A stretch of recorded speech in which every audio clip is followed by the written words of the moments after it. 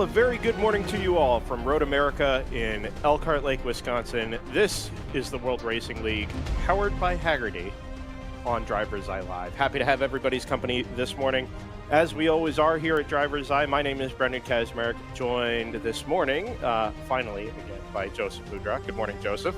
I'm here. I'm sorry. It was a weekend-long national nightmare without you in Mid-Ohio. But we're back with us again this weekend. Not on production duties this weekend, more on that later. Joined also by Scott Michaels. Good morning, Scott. Good morning. And by JT Tammy. Good morning, JT. Oh, goodbye, JT. JT even had the chance to sleep in this morning all the way to like 5:30. And still we are JT-less. But in any case, also joined by Gabe Howe on production, his second weekend with us, and I can tell you we have some very nifty things coming along this weekend to go along with that. We've got our 8 hours of racing today, as we always do, 8 hours of racing tomorrow as well. But for today, a field of something like 75 cars will take the green flag around this iconic 4.048 mile natural terrain road course. They call it America's National Park of Speed. And I can tell you from having spent all of yesterday here setting up cameras, wandering around the venue, that it is exactly that. We've got our 8 trackside cameras, a whole host of onboards to come to put the driver's eye in DriversEye Live as well.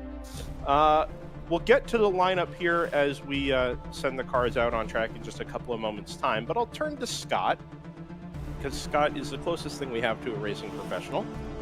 Scott, Road America, known for elevation changes, long straights, some longish corners, and some good braking zones.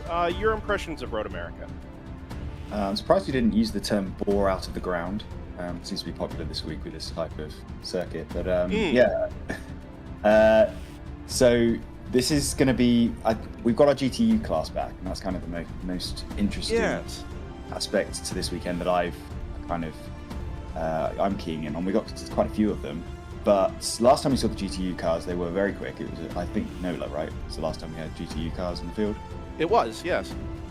Today, I don't think we're going to see the same balance because of the type of track we're at. Long straights with stop-start corners. The GTU cars, while they're going to be similar to how they were at NOLA, quick through the corners, particularly on the brakes, I imagine. I've heard that they're up to 25 miles per hour down at the end of the straights. Qualifying has shown that they do not appear to be the fastest class here this weekend.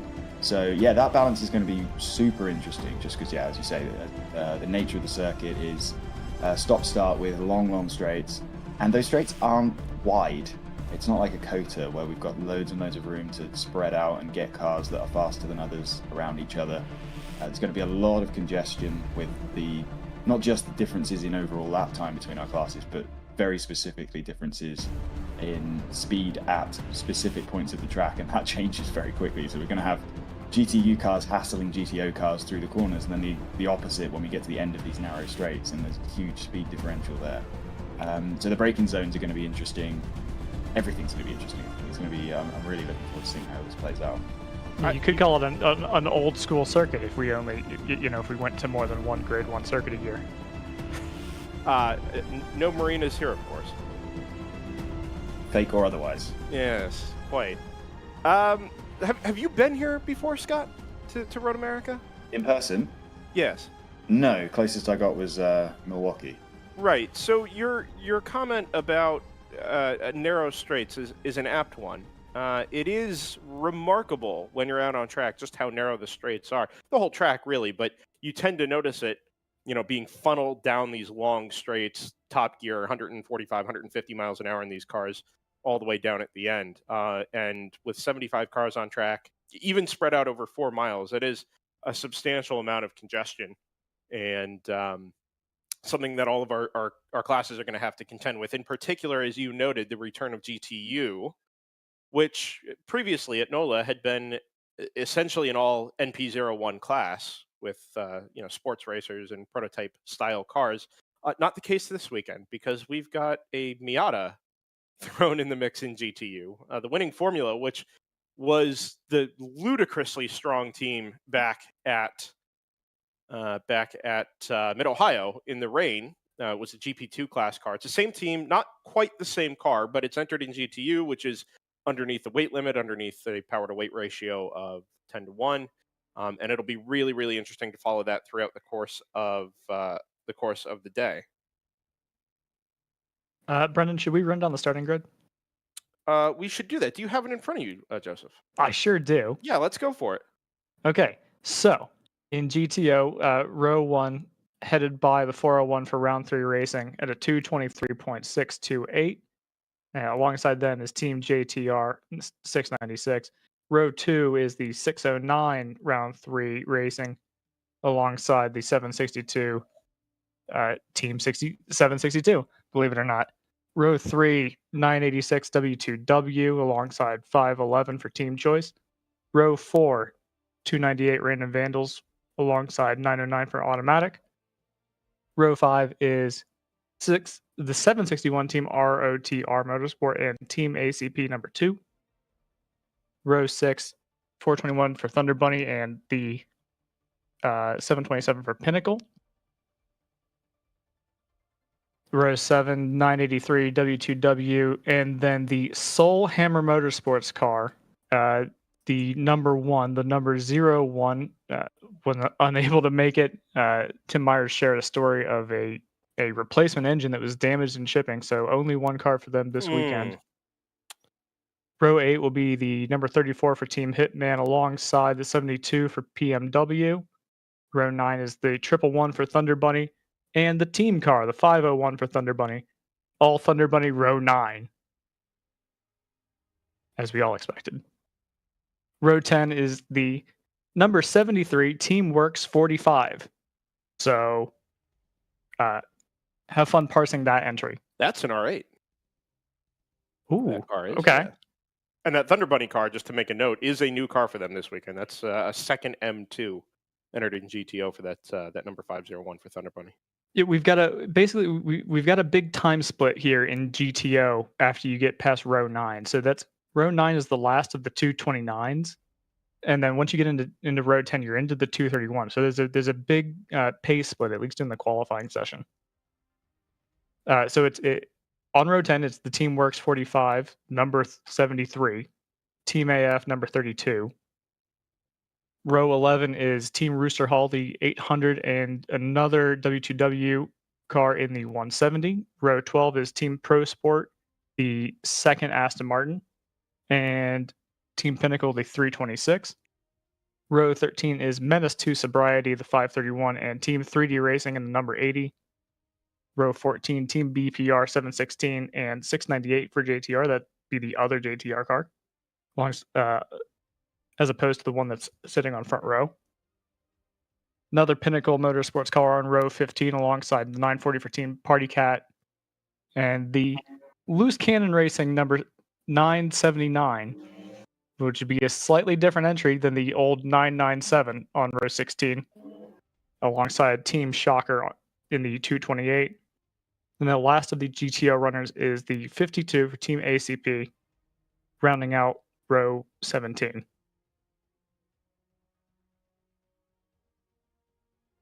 I don't know if we're going to get too many more pace laps, so I'm just going to do GTU, and then I'm going to wrap up, I think. And I'll do the front row of the rest of the classes.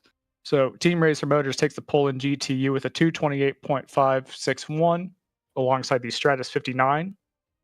That'll be the first row in GTU. Second row will be Team Capstone, the 555, alongside Team MLT in the 555. That's row 19. And then Team Winning Formula in the 190 and Team Stratus in the 58. And then Team 94 Motorsports, last car in GTU.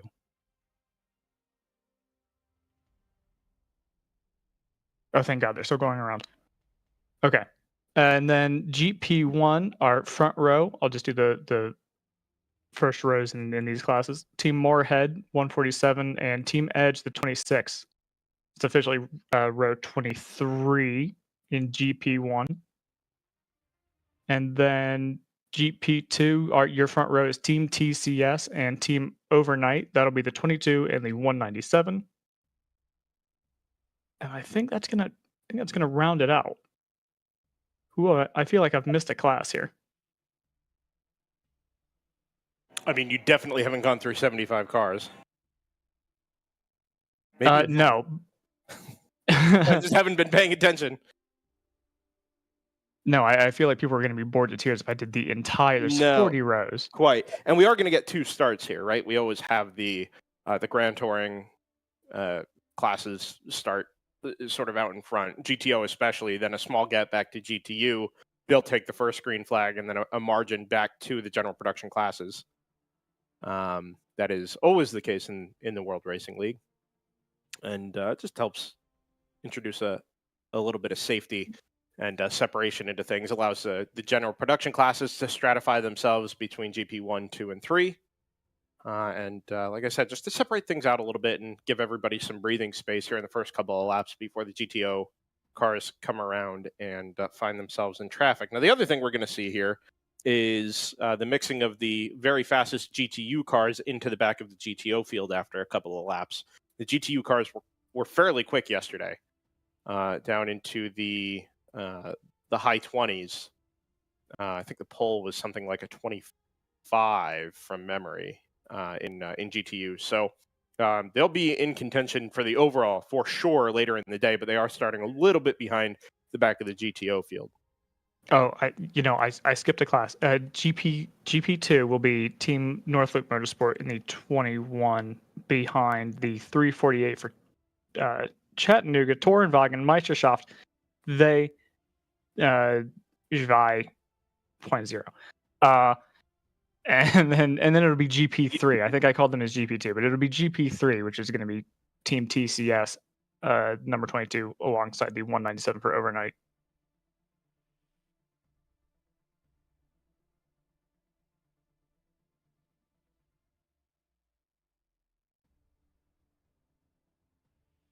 As you see on the on your camera feed at turn 13 and 14 there, the shot high above the final complex of corners here at Road America. The field is working their way onto the front straightaway. We've got a green flag shown on Race Hero and just waiting for the green flag itself to fly, headed up the hill out of the final corner and underneath the Quick Trip Bridge, such as it is at the moment, with a little Chevrolet bow tie right there with it as well. And if we pick up the turn 1 camera here in a couple of moments, we should see a field of 30 GTO and GTU cars crest the top of the hill. The green flag waves just to drivers left up at the top, and 3 BMW M4 GT4s will lead the field away to green in as my video feed does. That is just classic. Yeah, there it is. You see the flagman waving the green flag to start this race, 8 hours around Road America. A little bit of fanning out, but they seem to make it through turn 1 all right. GTUs in following close behind. There is going to be a little bit of a time overlap between the back half of the GTO field and the really all of the GTU runners. So that'll be something to keep an eye on.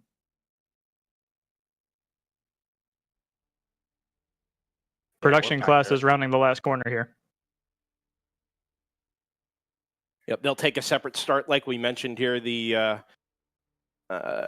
social media and starting crew up on the starters gantry here at the top of the hill. Oh, and there's a slow GTU NP01 there at the bottom of the turn 13 shot. It's the 55. It's the 55. It is. We'll cut back to the top of the hill here and catch the general production start. The remaining 40 or so cars, including the Thunder Bunny BMW 128 at the back of that lineup as well, have now taken the green flag. I don't think this car is going to make it back to the pit entry, guys. No, and it's got to go uphill, obviously, to make it into the pits. I don't think that's going to go anywhere. No, I think you're right. If we've got any shots from elsewhere around the track, Gabe, with the GTO leaders before they reappear back at start-finish for the end of lap number 1. There's general production field all the way down the long straightaway from turn 3 into turn number 5. race control log is fairly clean at the moment with the exception of that 55, so we're not missing anything out on track.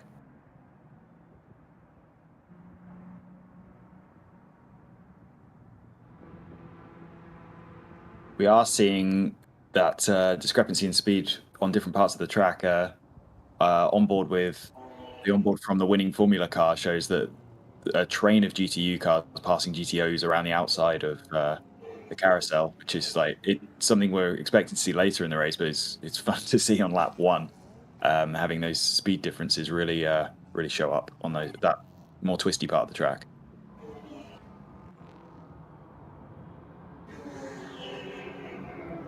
Still green at the moment. First lap for the number 401 race leader was a 2:29. So he's just getting the tyres up to temperature, I think. We were expecting to see faster laps than that further into the race, although this is as little traffic as we're going to see in the race. No, indeed.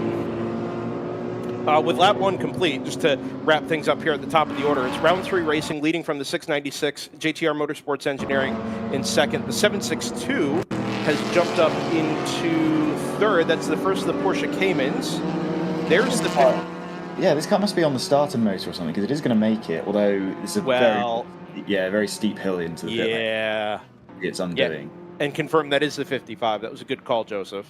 That is reported by the marshals to the race control log. Yeah, and that's stuck there.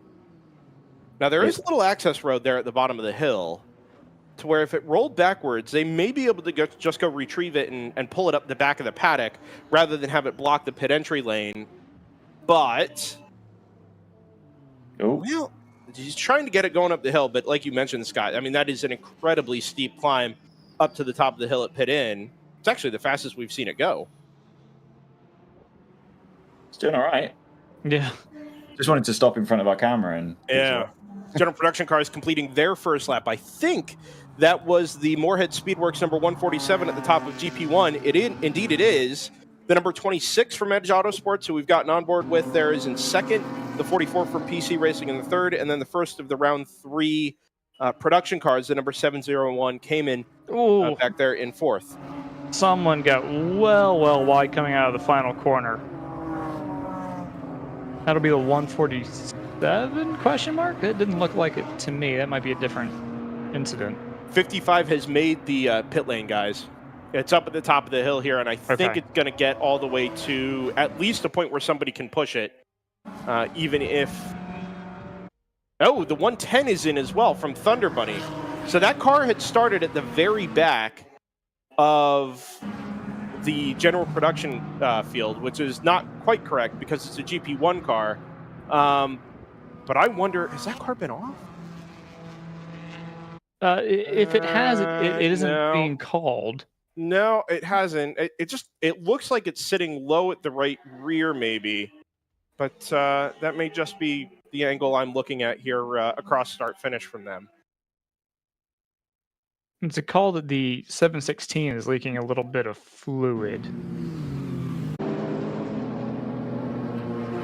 So this might be a good opportunity to go on board with the winning Formula car, because we have the top 35 cars are either GTO or GTU, and I would say that at least the second half of the GTO field is slower than the GTU front runners, and the winning Formula car is following another MPO1 through that second half of the GTO field, which is pretty exciting.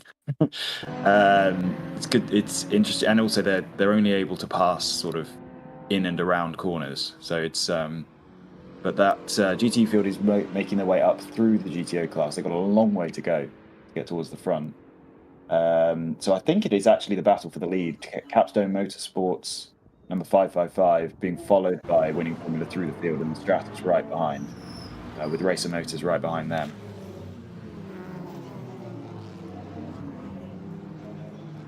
Yeah, this is our first shot looking up the climb up to turn number 6. Our timing tower appears to be behind here, so I'm not sure what the story is there. Meanwhile, at the front of the field, there has been a break made primarily by the top two. The 401 round 3 racing and 696 have got 6.5 seconds ahead of the 762 racing car. Behind them, we have an onboard with round 3, who are. It kind of looks like they're racing for the lead, but there's a 6.5 second lead gap in front of them, so that would be the race for the third. But yeah, those 2 lead cars have made a break, which is not surprising from the 696. We tend to see that every week, that they're very quick, and they've just set the fastest lap of the race, slightly quicker than round 3 racing across the line that time. Yeah. But we don't usually see this 401 being quite as competitive, at least not in my memory. So cool to see that we've got 2 very fast cars. But yeah, that's I don't know if the 762 is a bit of a roadblock at the moment, or if that's just the pace that everyone behind them has as well. Because that gap is now out to 9.6 seconds, so they lost another 3 seconds on that lap. Yeah, there are a bunch of quick cars behind that group, actually. The Random Vandals car is a really quick car, and we actually don't see them very often in the World Racing League, so it's nice to see Random Vandals here with us at Road America this weekend. Thunder Bunny, the 421, is back there as well, and that'll be a quick car throughout the course of the day as well. 762 was decent at Mid-Ohio, so I don't know, Scott, that they'll be holding anybody up, and obviously they were quick enough to qualify near the top. But we'll keep an eye on this as we jump on board the winning Formula number 190. This is the aforementioned GTU Mazda Miata, the only non-NP01 in the field. And here you'll get a look at the speed at the end of the straight on these GTU cars compared to what you'll see on board some of the GTO cars. 134 getting on the brakes is not bad. And he's very much hanging with that NP01 in front of him. Yeah, so these 2 cars are running 24th and 25th overall. It looks like they've actually found themselves a little pocket of clean air amongst the GTOs, and we haven't quite caught the production cars yet. Some of the GTOs have, but this group hasn't. So I'm going to be interested to see what these GTU cars can do in a clear run. Based on qualifying yesterday, I think they should be fast enough for the top 10 in GTO, and they're currently, as I say, running 24th and 25th, so we should still see them working their way through the overall field.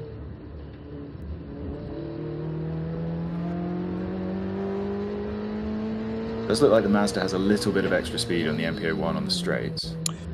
Yeah, which would be expected. I think this car is probably slightly heavier than those NP01s are. I say slightly. I think there may be a couple of 100 pounds in it. Well, you say that. I think there's actually a little bit of discrepancy amongst the MP01s. They don't tend to be, at least from my discussion with some of the teams involved, they don't tend to necessarily be straight out of the factory. You just dump it on the track. A lot of these are modified versions of MP01. Ah, right. They will be, while they're all going to be running the same power to weight, obviously, because WRL is a power to weight series. They might have taken slightly different approaches to that power to weight, and some of them will be running heavier and more powerful than others. But yes, I think the Mazda will be heavier than the heaviest NP01, if that makes sense, and therefore more powerful. And yeah, we can see that on the run to Canada corner. They're closing in nicely on the MP01 ahead of them. 348, Chattanooga's had an issue. It's listed in race control as a wheel issue. They went 4 off at turn 5, and it seems like they've taken the shortcut. So that's early problems for the 348. So yeah, just to back up what I was saying before, it looks like the fastest car on the track that time may well have been the winning Formula this Mazda were on board with, but they did have a completely clean track. Exactly the point, Scott. The Random Vandal car, the 762, and the number 421 came flying through start-finish here 3 wide with a couple of lap cars just trying to pick their way through traffic with the throttle absolutely buried in the climb up the hill. And that will almost certainly be costing them time elsewhere around the track. And obviously is going to lead to, some time loss relative to what the GTU cars are doing as they've fallen sort of back off the back of the GTO field. Yeah, I mean, the JTR 696 BMW was nearly over 5 seconds off of its fastest lap on the last lap, so we're buried deep into production traffic, I think, at this point. The gap from second to third is out to 10.7 seconds, which actually isn't expanding as quickly now, but that, I guess, is to be expected because the lead 2 have got further into production traffic at this point. But there is still a bottleneck behind that 762 car by the looks of things. We we do have an onboard with the 609, which is in that train. And yeah, fighting its way through GP3 traffic at the moment. It's Canada corner. Here is the traffic you were talking about, Scott. Now the capstone car, the number 555, and the 190 we're on board with, starting to work through it around the back of the circuit here at the carousel. Meanwhile, 696 has managed to make gains in traffic. It's now only 6/10 off of the race lead as they came across the line last time, and back down to very representative lap times as well. Oh, opportunity here for the 190 with the 555 getting balked at the apex of the kink. They're going to go too wide, but I think everybody's going to get blocked up down these, as you mentioned earlier, Scott, these narrow straightaways here. And as he pulls to driver's right, he goes through into the GTU class lead. Yeah, that was just a case of being in the right lane at the right time. This Mustang in front of them is clearly a much slower car, but they've been sat behind it for 3 corners now, I think. And yeah, the winning Formula car just picked the right lane and through to the lead. Well, and you wouldn't expect this Miata to have any real pace advantage down the straights, even relative to the general production cars, which will do, 125, 130 in a straight line. These GTU cars have got to make their, they've got to make their speed in the braking zones and at the corners. And look at this; it just draws away up the hill onto the front straightaway. It wasn't even that. It was the winning Formula car had a run off the corner, and within a second, the Mustang had overcome. There's it. the capstone car. Yeah, so they must have got an even better run. Yeah. They were right behind the Mustang through the apex, so I guess they got just mistimed it a little bit. But yeah, that's a change back for the GTU lead again.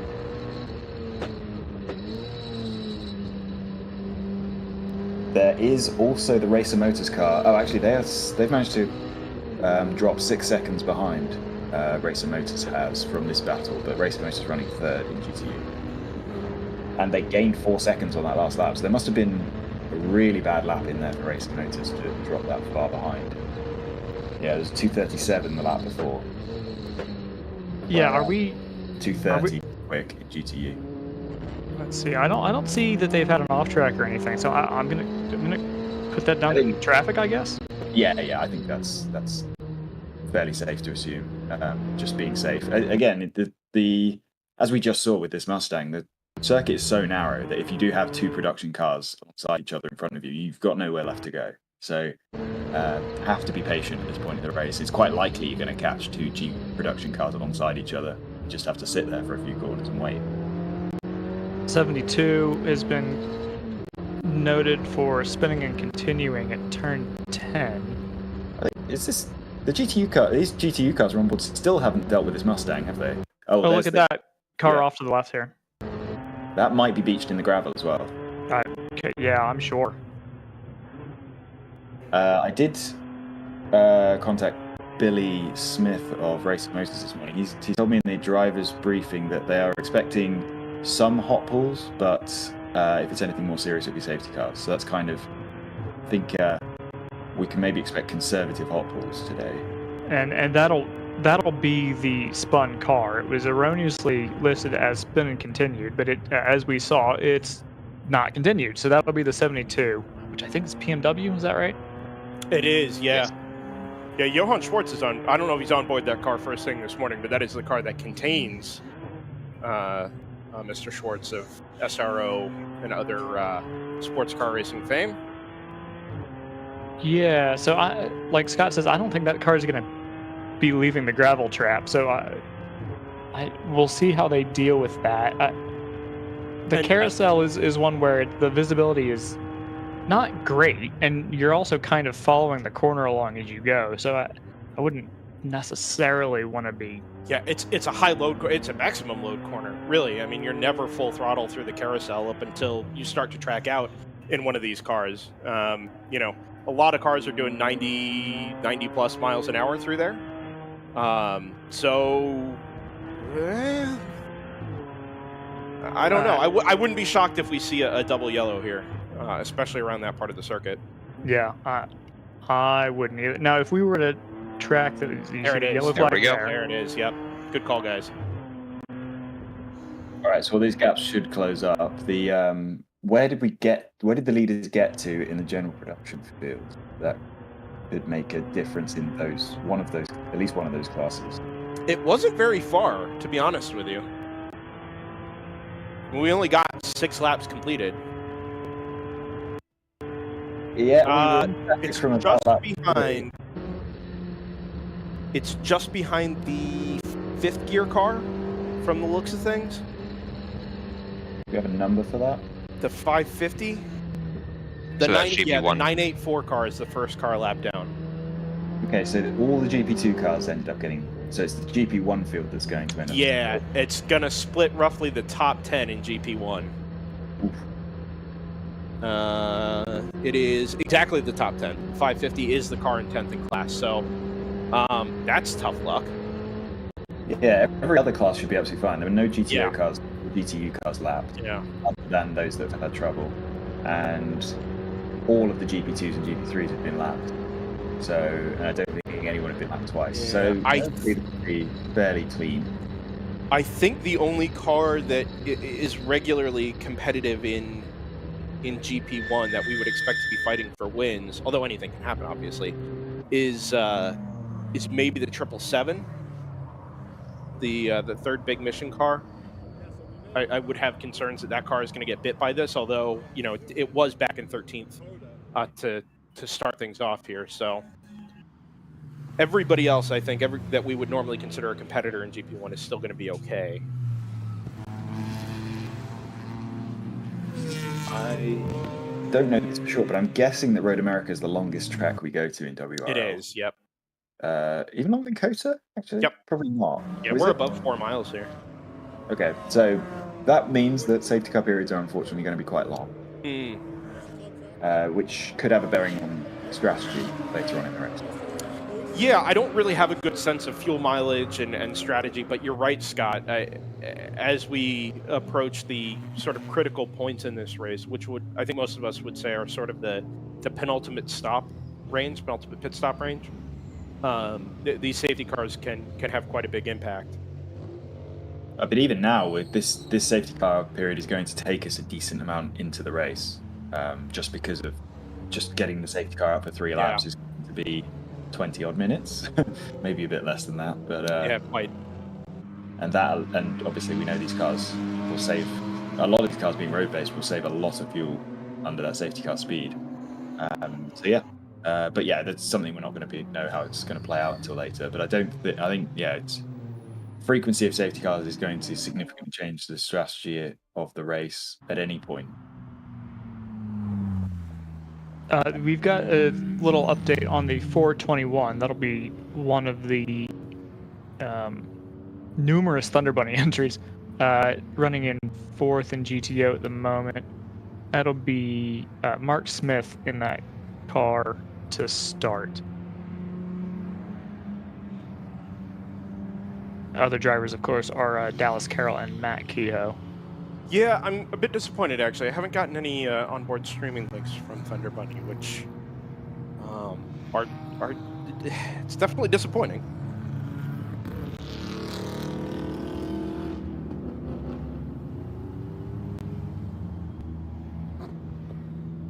Got a couple pit lane infractions already. One for the 348, which came in with the wonky wheel. And I think on their way out, they were caught for speeding in the pit lane. That's just a warning because it's their first pit lane infraction. It's their first infraction of that type today. And then the 58, which came in, I believe, to fix a faulty transponder, got a warning as well for being over the wall early.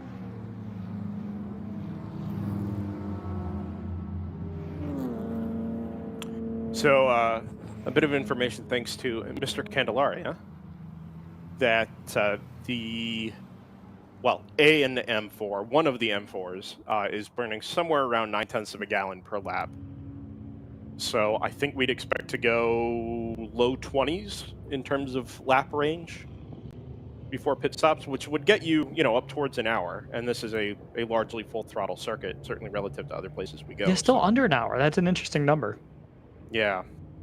Now, it depends on the exact fuel capacity for these cars, which is, of course, determined by power, which is itself a function of weight. So there may be some slight variation there. I've got good news for you, Brendan. They are. Yeah, go ahead. They are actively in the Thunder Bunny camp. They are actively. Oh, sorry, that's not the Thunder Bunny camp. Yeah, it is. Excuse me. All right, I'll triple back on that. In the Thunder Bunny camp, they're working on an onboard solution for us. Fantastic. Happy to hear that. I can't imagine they don't have feeds of their own down in the pit lane. Brendan is less disappointed in you now. Thank you. I'm never disappointed in Thunder Bunny. You kidding me? Contrary to what was said 2 minutes ago. No. It was disappointing not having them, but I'm not disappointed in them for not, making them public. A little bit of a stack up here at turn 14. Yeah. Hits from 4th place. Sorry, which car was that? Oh, the number 2. Number 2. Yeah.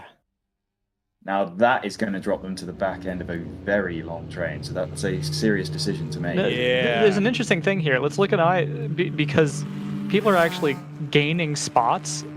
So you'll see a weird thing in timing if you're watching either racer.io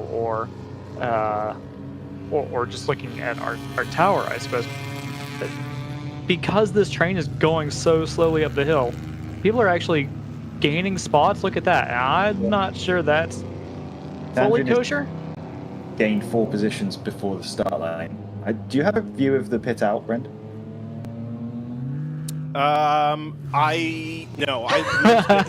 Scott.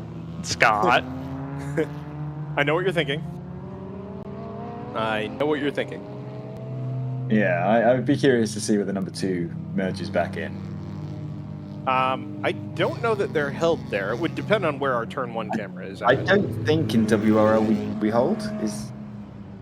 That's going to do it. Oh, we have exit. There we go. Is that them coming out the pits now? That is them. Yep. So they are 3 or 4 cars behind Racer Motors. So they have dropped a significant number of places. That'll be inside the top 20. Racer Motors. But it's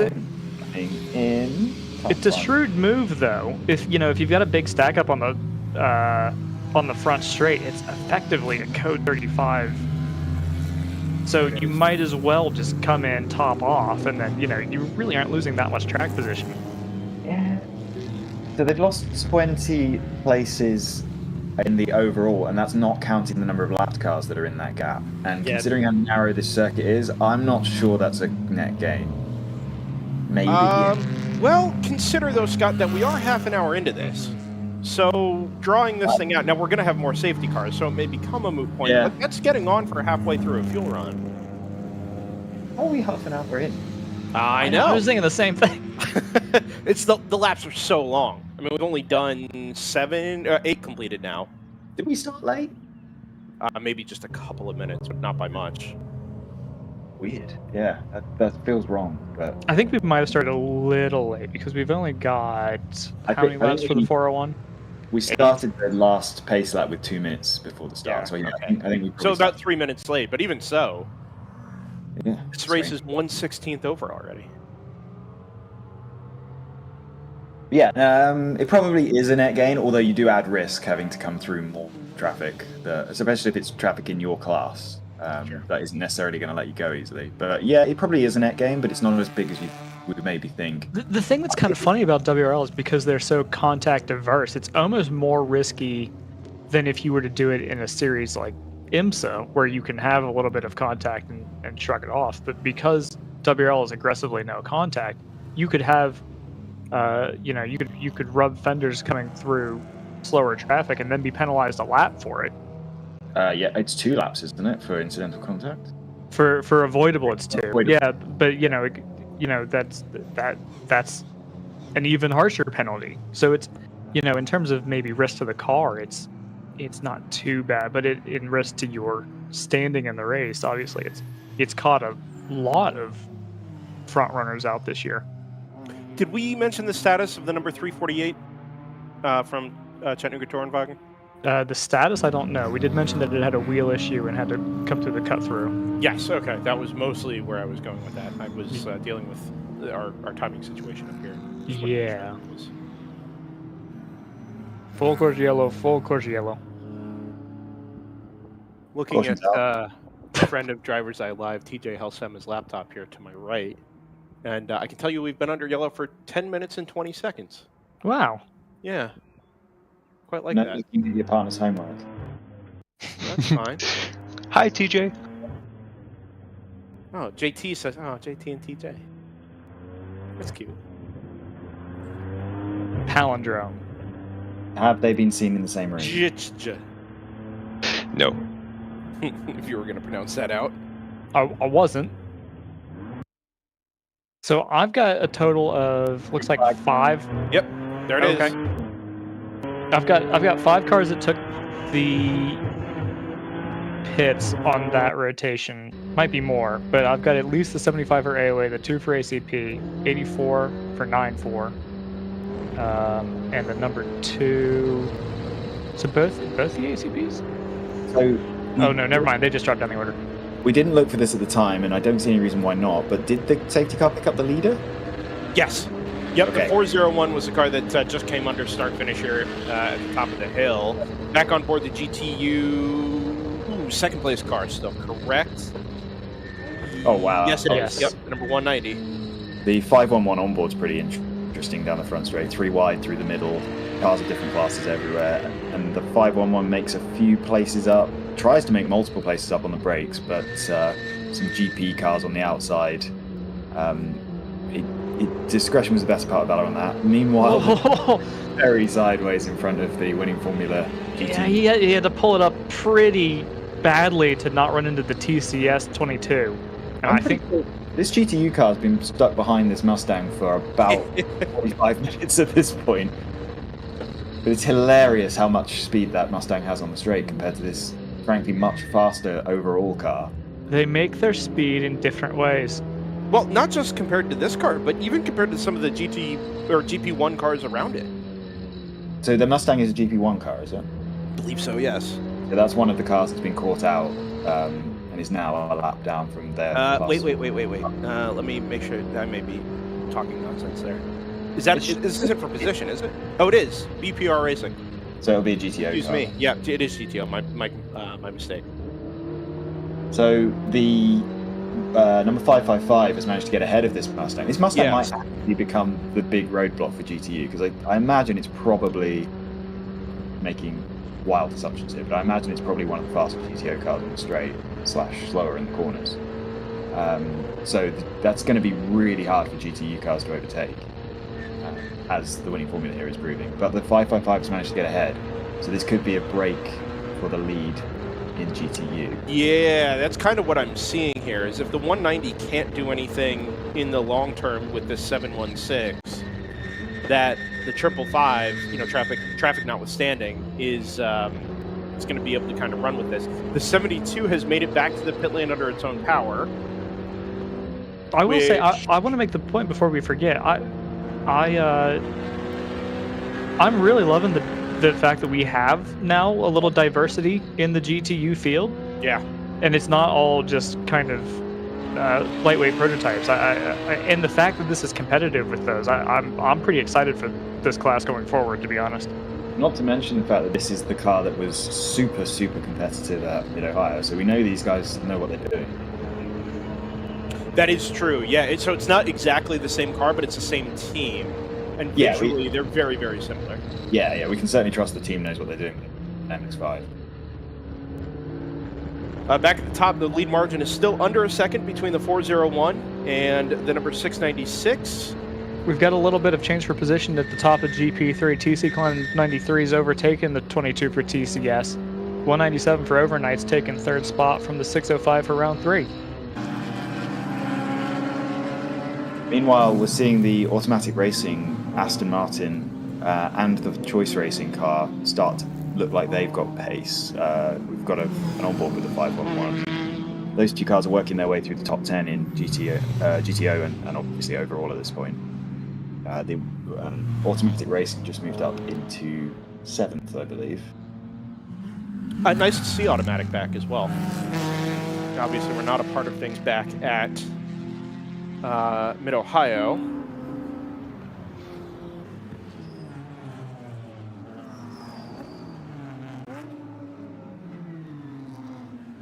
So I think the 72, I think it'll be returning to the track. We'll need to take a look at that, but it did come through in the pit lane last time with a bunch of gravel stains on the sidewalls of its tires. So I don't think they've changed anything there. Most of our entries are, I guess I shouldn't say most, we're still seeing a lot of fast laps. So with the churn of the full course yellow, sort of moving cars around on track, we've got a few, the 55 for MLT's back out. It's set up personal fast lap. 348's come back out. So we're starting to see some of the cars that had strife early on basically able to run these fast laps again. So that's good to see. 421 for Thunder Bunnies, retaken 4th from Random Vandals. Actually, Random Vandals is falling down the order. I wonder if they... Yeah. So, have we seen Random Vandals in we've seen them elsewhere. I don't know if we've seen them in WRL before. So that's kind of exciting. Yeah, they're new to me. I mean, they've run in other series before, stepped up to do some SRO stuff. I think last season or the season before when they purchased the M4. And then, we see them here this weekend, which is fantastic. That is a super competitive team in obviously a really competitive car. I mean, the top of the GTO is a lot of M4 GT4s, but it's nice to have, the quality sort of bolstered again up at the top. And they are an endurance racing team at heart. This has sort of been their bread and butter even before they did the SRO stuff. So it'd be good to keep an eye on that number 298, sort of forest green. Another car to keep an eye on might be this 22 for TCS, who was leading GP3 a couple laps ago and has now fallen down to 3rd behind the 197 for Overnight. Yeah, but it's still less than a second off of the class lead, so it's technically lost positions, but I wouldn't be terribly concerned over a second or two. That can just as easily, happen in traffic. Somebody makes a late lunge, and you're, caught offline or something like that. These things can happen in Speaking of traffic, production classes. Yeah, quite. 3 wide off the exit of turn 5 there. A second or two I would be concerned about is we're seeing a repeat of what we had before the yellow flag, where the 762 is 2 or 3 seconds a lap slower than 2 cars ahead. So that, and bottlenecking up everyone behind. So that gap is looking like it's going to keep extending out, but obviously it's going to keep closing up if we get more safety cars. But yeah, I think we've got a bunch of cars who really, it looks like, need to get past the 762. It's stopping the field being able to keep up with those leading 2 cars at this point by the looks of things. It might just be that everyone is that pace, but it really does look like they are absolutely rammed up behind the 762 car.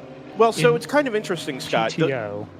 Sorry, I'll just make this point based on what I'm seeing out the window. Those 2 leaders are BMWs, and then the 3 cars behind it are all Porsche Caymans. Now, an Aston in there. Well, the 3 cars, right? So the 762, the Thunder Bunny, and the WGW car. So I guess technically the 2 cars behind the 762. But I don't know if that's just a difference in the way these cars are suited to this particular kind of track, or what the story might be there. The winning field, by the way, still hasn't dealt with the Mustang. As they come side by side up the front straight, and the Mustang just drives away. That was the other gap that is definitely forming between GTU first and second place. But yeah, as I mentioned before, I think the Aston has a lot of pace. I think the driver's being patient getting through the GTO traffic, but he is working his way through the top 10. So I'll be interested to see what happens if and when they manage to get up behind 762, and hopefully, if they are faster, it would be nice for them to get past and see if they can chase down the leaders. Oh, Racer Motors has taken second place now in GTU. So the winning formula not being able to deal with the Mustang has now lost a position. We'll see if the Racer Motors car can do any better.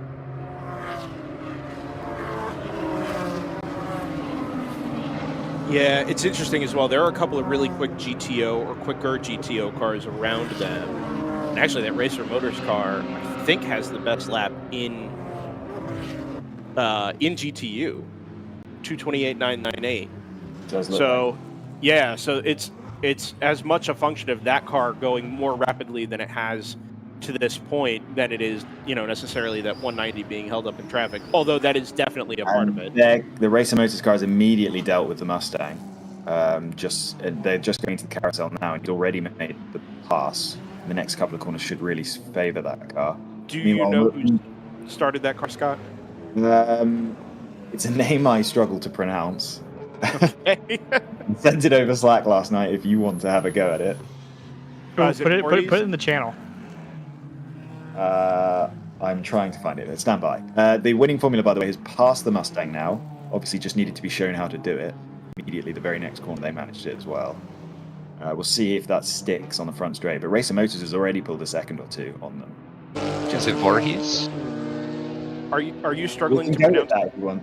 Jared Voorhees, Scott? Sure. You're so English. My accent does not play well with that name. No, it's not. It could be Avery Towns. Yeah, if Scott's struggling with Towns, we've got bigger issues.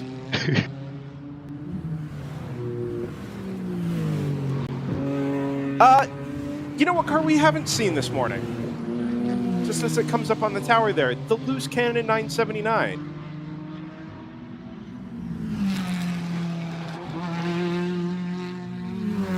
Yeah, I was.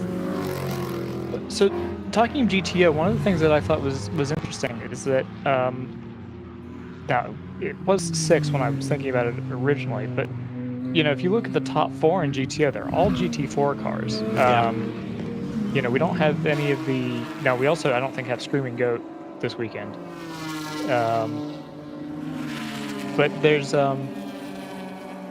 We were expecting Screaming Goat, weren't we? I think they said they'd be back for America. I think they said they wouldn't be back till Daytona. Oh, okay. That feels vaguely familiar. Yeah. But I was just going to make the point that it's. I wonder if there's something about. Obviously, a GT4 car is going to be pretty stout regardless, but I wonder if there's something about this track in particular that lends itself to the electronic management of a GT4 that because you've got these relatively slow corners followed immediately by very, very long straights. And I wonder if that's just something that a sort of professionally prepped race car is you really get an advantage out of that. We're going to want to keep an eye on this GTU lead battle, because from the winning Formula car on board, I can't even see Racer Motors anymore. They're just gone. Yeah, and like we mentioned, Scott, I think that is mostly just a function of how quickly that Racer Motors car is going at the moment. And I don't know if that's just it was caught up in traffic after the full course yellow, or, they're waiting for things to come up to temperature. But it has really turned on the jets here in the last 4 to 5 laps or so. To the point that I think you're right. I think we're going to get a lead change here in GTU in the not too distant future. Yeah, they've got a lot of clean road at the moment, and that car looks like it's 2.5 seconds quicker than the Captain. They're all going to be. Whoa, big traffic here on lane 1. Yeah, the Racer Motors pulled 5 seconds on the basically right behind. So yeah, we should see that lead change fairly soon, depending on how Racer Motors deals with this next group of traffic. So that was a 27.4 for them. Fastest lap of the race is a 25.3. But the 27.4 is easily fast enough for third place. So that's quicker than 72 is bottling up the rest of the GTO field now. I'd be interested to, and I do plan on going down to the pit lane later, but I'd be interested to go have a conversation with some of the GTU guys about what role the slipstream may play in their ability to make lap time. Automatic Racing, by the way, up to 5th now. They've made another place in that last lap, so they are again slowly picking their way through the GTO field, and I'm pretty confident they're going to end up. In fact, there they are right now behind the 2 Caymans of 762 and W2W Racing. So that's really the bottleneck at the moment in GTO. I'm pretty confident once Automatic makes their way through that, they're going to start. I don't know if they've got the pace to start making inroads on the leaders, but they should be able to establish themselves pretty comfortably in 3rd based on the pace they're showing. On board with the number 511 from Choice Racing. Not sure which of the choices on board that car at the moment. I saw Will in the in the data. Oh, there it thing. is, bottom Yeah. left. Yep, it does say Will. So that would be Will Nice looking Choice. speed. That's maybe the best onboard we've got at the moment. Yeah, I think Mr. Candelari is going to be doing some A/B testing. I think to figure out because this is a Sentinel system also, is, and we know firsthand how difficult the coverage can be around this track. Well, so especially so around does this part TJ of to the your right, circuit. as a matter of fact. Yeah, around the back of the circuit as well. It's particularly brutal. We can ride with this for a little bit because this is a part of the group of interest in GTO at the moment. Yeah, it's pretty funny looking at the timing screen as this group comes across the line because they all update at the same time. They're just, you've got this big 14-second gap between second and third place, and then everyone up behind 762. It's all the way down to the 9th place. Yeah, I think if you're in this 3rd to 10th group here, 3rd to 9th, let's say, because there's a little margin behind the 511. Automatic were side by side with W2W across the line. So yeah, you could see it going up the hill there, just a couple of cars ahead. My point is, I don't think you get too concerned about these margins going out. We've got such a long lap here that your chances of going a full lap down are really not very high.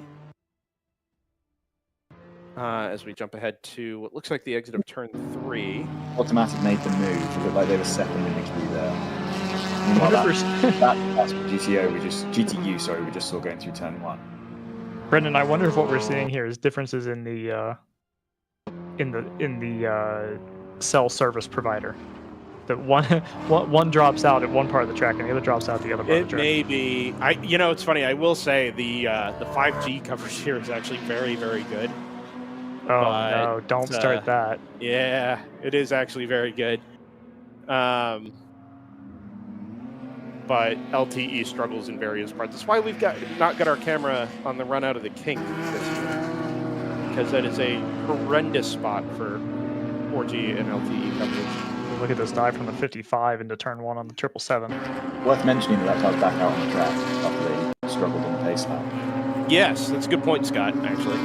New leader in GP3, 197 is going to overtake TC Klein. So that's a climb up from, I think they were 4th at the restart. So it's a good run for the 197 in this last 20 minutes or so. The overall race leaders have closed up, by the way. The JTR car was the second faster on the last lap. They've just come across the line now, set basically the same time. So that gap's 1.4 seconds. But as we expect JTR on the long run to have better pace 401, so we'll have to keep tracking that. Meanwhile, we should be automatic racing at 10 seconds, move up on the timing screen into 4th, assuming they haven't managed to deal with the 762 yet. Let's wait for time to update on that one. Yeah, there they are. But they are 0.04 of a second behind, so imagine that's side by side going into turn 1. So one of the questions that this 762 situation is kind of presenting me with is I don't know what the pace of the cars behind that car actually is. Right? Are we watching that battle now? The Aston is ahead. There it is. Yep. The Aston's up to 3rd. It is. Yep. That's moved on. Already pulled 3 car lengths. Right. So does that automatic car have the pace of the leaders? The leaders are down in the 27s. And everybody that's caught up behind the 762 has been in the mid to high 28s for a little while now. As the 727 is into the pits, which I think is the lead Pinnacle car.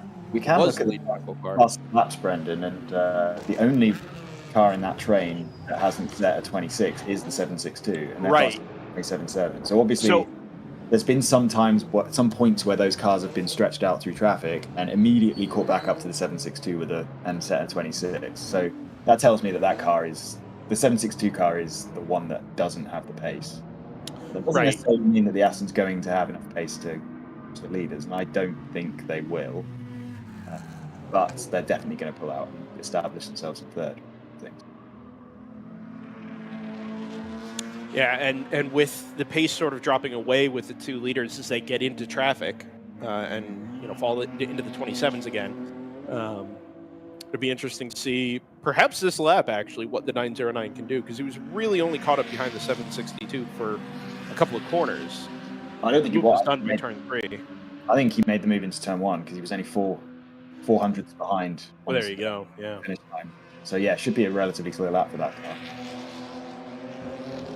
There are the 2 leaders through the shot at Canada Corner, and we'll wait for, if we can, on one of these shots, I want to wait for the number 909. Yeah, he's pulled 10 car lengths already on the. Oh yeah. Two. Yeah, there goes In GTU, by the way, those cars I think they were either nose to tail or side by side because there was less than 2 tenths between them across the line last time. The Capstone Motorsports and Racer Motorsports.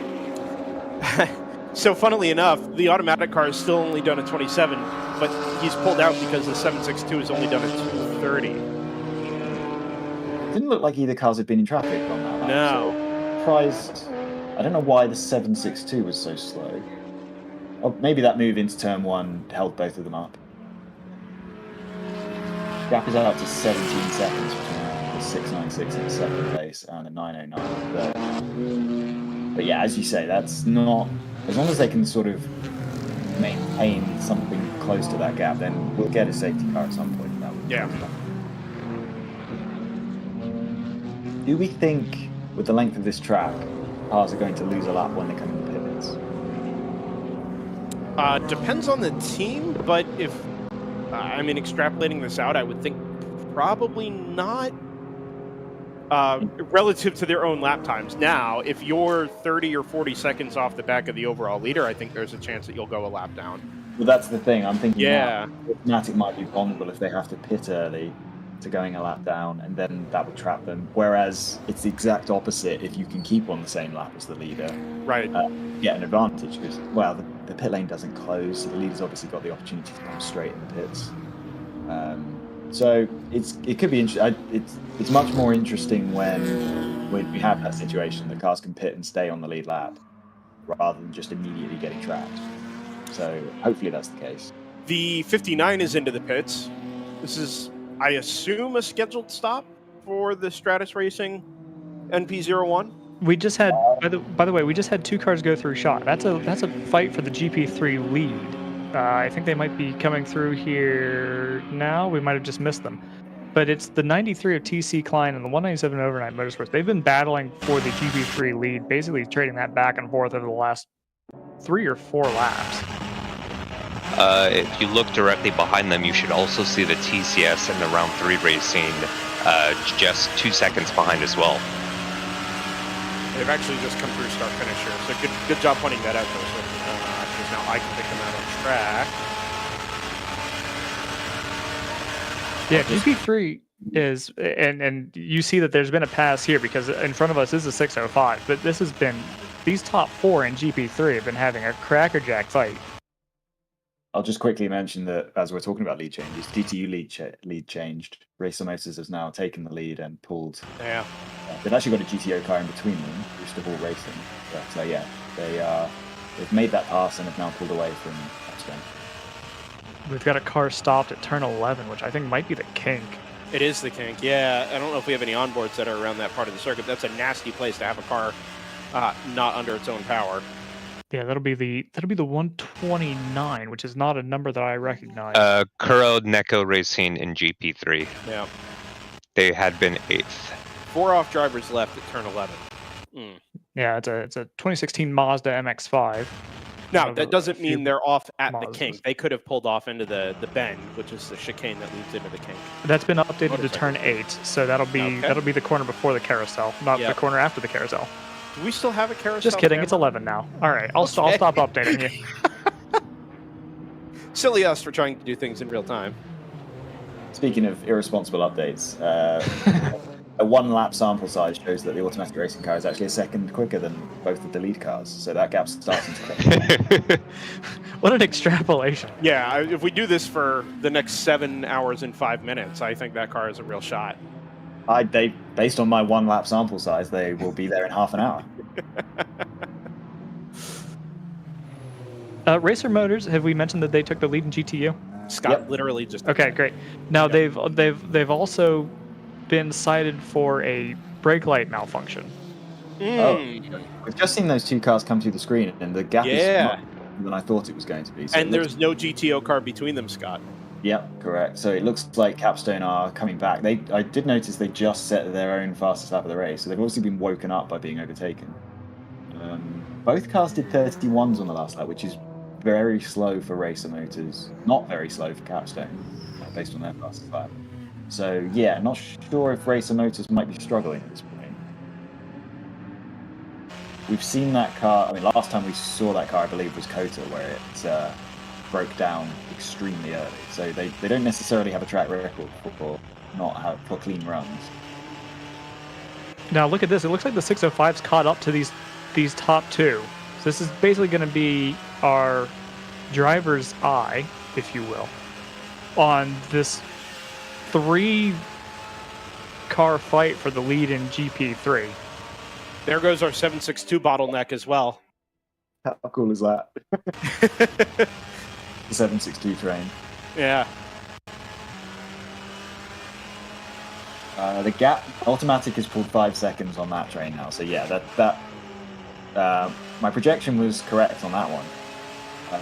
Last lap, Automatic had a relatively bad lap, 29. So it didn't close up on the leaders. So let's just tie up a loose end here briefly. The 52 is into the pits under green for its first stop of the day. Now that's just under an hour, but it's set directly behind, at least in timing, the number 2 as the 555 is in. That is the second place car in GTU for, again, I presume a scheduled stop. But that number 2 is the only car in GTO, or a factor in GTO anyway, that pitted under the full course yellow at the half-hour mark. So I want to make a quick point about this GTU field, specifically about the NPO1s. Yeah. The 2 cars that are leading are actually the older NPO1s in the field, which I think might be, I don't know what changes they've made, but if they are relatively stocked, I think that'll be the smaller engines. So I'm curious to see what a couple things. A, if the pace is any different over the long run, and B, if the fuel runs are any different. I think you're right about the size of the engine, at least in the Racer Motors car. However, calling that car stop is not. Well, but you know what I mean. Like, it hasn't been like gutted like some of these. You know, it hasn't been swapped out or anything. Oh, 609's gonna. Oh boy. I do know Billy has done a lot to try and work on the fuel mileage of that car, so I don't think the fuel mileage that car gets is representative of that age of MPO1 stock. 609 made a move on the inside of the slower 605. It's round 3 on round 3, and it opened up the door for the 22, who's come back through to second and is going to be right behind the 197 for Overnight Motorsports. You see the TC Klein cars retaking the lead in GP3, and that you'll see that change reflected when they cross start finish. By the way, Brendan, I didn't miss your point, and the number 52 is now, at least while they're on board, is just exiting the pits, so they've lost a full lap. So they're going to end up way behind the two. Right, but they've lost a full lap relative to the leaders. Yeah, but the number 27 has not lost a full lap relative to the leaders pitting under the safety car. They lost about a minute. Right, so that was right there. Anyway. That was kind of my point there, is they lost time, but they didn't... it hasn't really cost them all that much. No, I think it is definitely a net gain. I was questioning whether it would be, but by the looks of it, admittedly, they probably only took half the amount of fuel that the 52 has taken, so that would be a longer pit stop for 52. Yeah, but not by a lot. It's absolutely a net gain pitting in the safety car. So, yeah, I'm now questioning why everyone didn't do that. Well, now we know. Yeah, now we know you need to, because, yeah, that's much faster doing it that way. I mean, we address the point during the safety car that there's a risk of penalty if incidental contact is still a lap and avoidable contact is 2 laps. So you want to try and avoid that if possible, but I think you just have to assume that you're going to be able to get through traffic clean because, well, we'll see. I'm kind of filibustering while I wait for the... Well, we're going to have to wait a full lap for the 52 to come across the line again and give us a gap, but it's going to be the best part of the lap, even on the number 2 car, I think. I'm going to add one more caveat to this discussion about pitting under yellow, although it is one of our favorite discussions. It kind of depends on where you are in the pacing order, because if you're 30 cars back or 20 cars back, instead of going from one or top 5 in the pacing order to 30, you're going from 30 to 70 or 30 to 60. Right? There's that element of it, and then there's also the element of there's the element of where's the field stacking up, because in this case they stacked up on the start finish straight. That's true. Yeah. I don't really understand why we get these stack ups where the cars just stop under safety car. I mean, it happens in pro racing. You actually see that stuff quite frequently around road courses. I notice it a lot more here.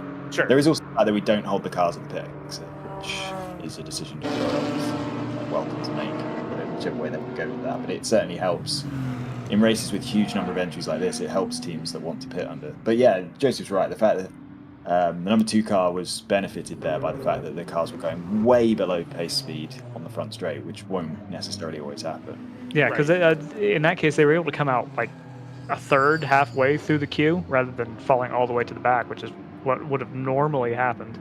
Seeing some more pit stops. We've got Choice Racing and Wilf Win, number 983 in. Yep, it literally just pulled in front of me here, that number 511 from Choice Racing. 21 for North Loop Motorsports just put in, your leader in that class has just put in its fastest lap of the race and the fastest lap in GP2 by 8 full tenths of a second now, hour into this race. So just to finish off the discussion on the 2 ACP cars, the number 2, which pitted under yellow, is running 13th a minute off the lead, and the number 52 is running, so far down I've lost track of it again, 38 and well over a lap off the lead, so probably a lap and a half off. So yeah, a couple of 90 seconds or so, just making a stab in the dark guess at what the gap is between the 2 and the 52. The 52 will have half a tank more fuel, so that will take up quite a decent chunk of that 90 seconds, but definitely not the whole lot. And also they're vulnerable now because they're a lap off the lead. Got a scoop courtesy of that number 21, by the way. They're running Continentals today, the Extreme Contacts. You heard it here first. You hear everything about WRL here first, Scott. Well, as long as you are aware of our brand presence and social media. That's very true. Social media is a strong way to put that, but fair.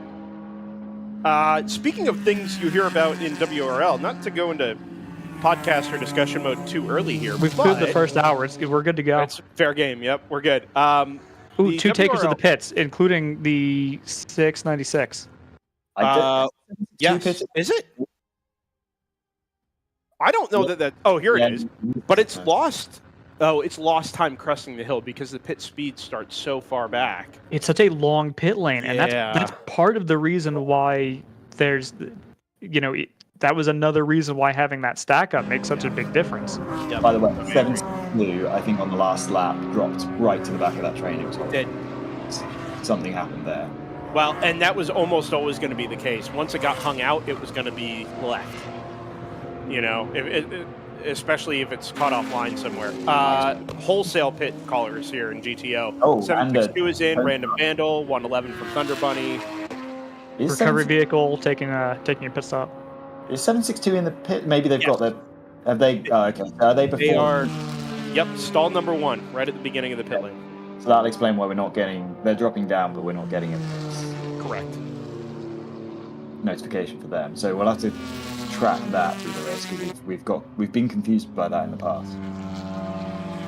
But I do think they dropped to the back of that train before pitting. Pretty sure that happened 2 laps ago. Why is the turn 1 camera suddenly now perfect? Oh, well, obviously they moved the cell tower. I guess. Have we noted that the 6 is coming to the pits? Racer Motors is in the pit. No, that's it. Wow, that's a GTU car that's made it over an hour. Now, I appreciate the full course yellow and the role that played in it, but it's still considerably longer than anybody else at the top of GTU. Not true. Is that not true? Out there. Well, it's considerably longer than any of the other NP01s. Yeah. Well, that is going to be important, obviously. Oh, we've got a car in the paddock rather than the pit lane. It is the 511 Choice Racing car. Oh, no. What a shame. By the way, the Spun in PO1. it's the 55. It's the 55. Is that? So that's the car that's lapsed down because it had Yeah. trouble. Yeah. And they've been there for a couple minutes actually. So something's wrong with that car. I wonder if it's seized up on the way in or something. So as the leader comes into the pits, we'll need to keep an eye on this because a full course yellow, I think, here would throw things into a little bit of chaos. Here's an important element. Some of these GTUs are going to be, I think you guys made this point earlier, some of these GTUs, especially with the smaller fuel tanks, are going to be able to make a pit stop without losing a full lap. And if you're able to basically stay on the same lap as the leader, yeah, it's the 511 in the garage. If you're able to stay on the same lap as the leader and you make your pit stop, you might actually be in an okay spot. The problem the GTUs have is that they're still overcoming the fact that they had to start behind all the GTOs, so they're at a deficit when they come in the pits. I do know that Racer Motors car is expecting to be able to make pretty quick pit stops, so that will be interesting to see if they manage to stay on the lead. 401 to the pits, leader into the pits, so that's elevated the 909 automatic Aston to the lead temporarily in GTO and overall. And that helps the GTU cars because that's about 15 seconds less far ahead. True, it's a good point. Although an incredible pass on a course vehicle. Yeah, you can pass a course vehicle. You just can't pass someone else while you're passing a course vehicle. But that does. I think the only car that we've still got out on track stranded is the 55. I don't know that we ever picked up the 129, which I think has made it around. I would suggest at this point they're planning on hot pulling this car, otherwise they would have thrown the safety car by now. Yeah, I well, agree. so I was just going to make the point as the pit stop started. The 15 AOA MX-5 came in on a hook, not just on a flat toe. Got it. The front two tires were up in the air. So that car has obviously been pulled from somewhere, and they've done that entirely under green. I'm a little surprised with how long they've left the car, not on track, but adjacent to the track down there at turn 5, especially knowing that at least one of their safety teams is currently occupied with another car. Well, I kind of think they're only sending out one safety team at a time, and I think that might be the key. Point. But they've just decided to leave the car there next to the track as we get the GTU leader into the pits. So there's a couple things I want to bring up about that 190. We've been following, well, not we, but Race Control's been following a little bit of drama with that car. So they reported about 20 minutes or so ago that the front bumper was coming loose on that car. Overall leader in as well, 909. And about 5 minutes ago, they reported the splitter was getting worse and also that it was putting out a little bit of smoke. Now, that might be a little bit of tire rub from the bumper coming loose. But keep an eye on that car. They might be able to take this pit stop to, maybe a something's come loose that they can fasten fairly quickly. But if not, that might result in a long pit stop for that car. So keep an eye out for the 190, your leader in GTU, before they pitted. By the way, there's a cracking battle for the lead in GTU. All of the MPO1s seem to have come out of the pits together. Racer Motors and Stratus just overtook 9.4 Motorsports on that lap, or the 9.4 were effective leaders. We'll see where winning formula comes out of the pits. But first of all, none of those cars stayed on the lead lap even before the Aston pitted. So that answers that question. But they all came out of the pits together, which means that they're all having very similarly owned pit stops. And now Racer Motors have retaken the effective lead from Stratus, which I don't think that Stratus car has been very close to the lead in GTU before the pit stop anyway. 9.4 did a 242, and that's not an outlap, so that driver might be taking some time getting themselves up to speed. The 696 has jumped the 401 on these pit stops, guys, and it's not close. Actually, just to finish that point, I don't think 9-4 pitted under safety car, so that car is just slow. It's doing 239s and 240s, so that's actually Racer Motors and Stratus pitting and then catching the 9-4 car. Your erstwhile race leader, the number 401, has lost heaps of time to the 696 on that pit stop rotation. There's cars in between them now, but 30, almost 40 seconds? Yeah.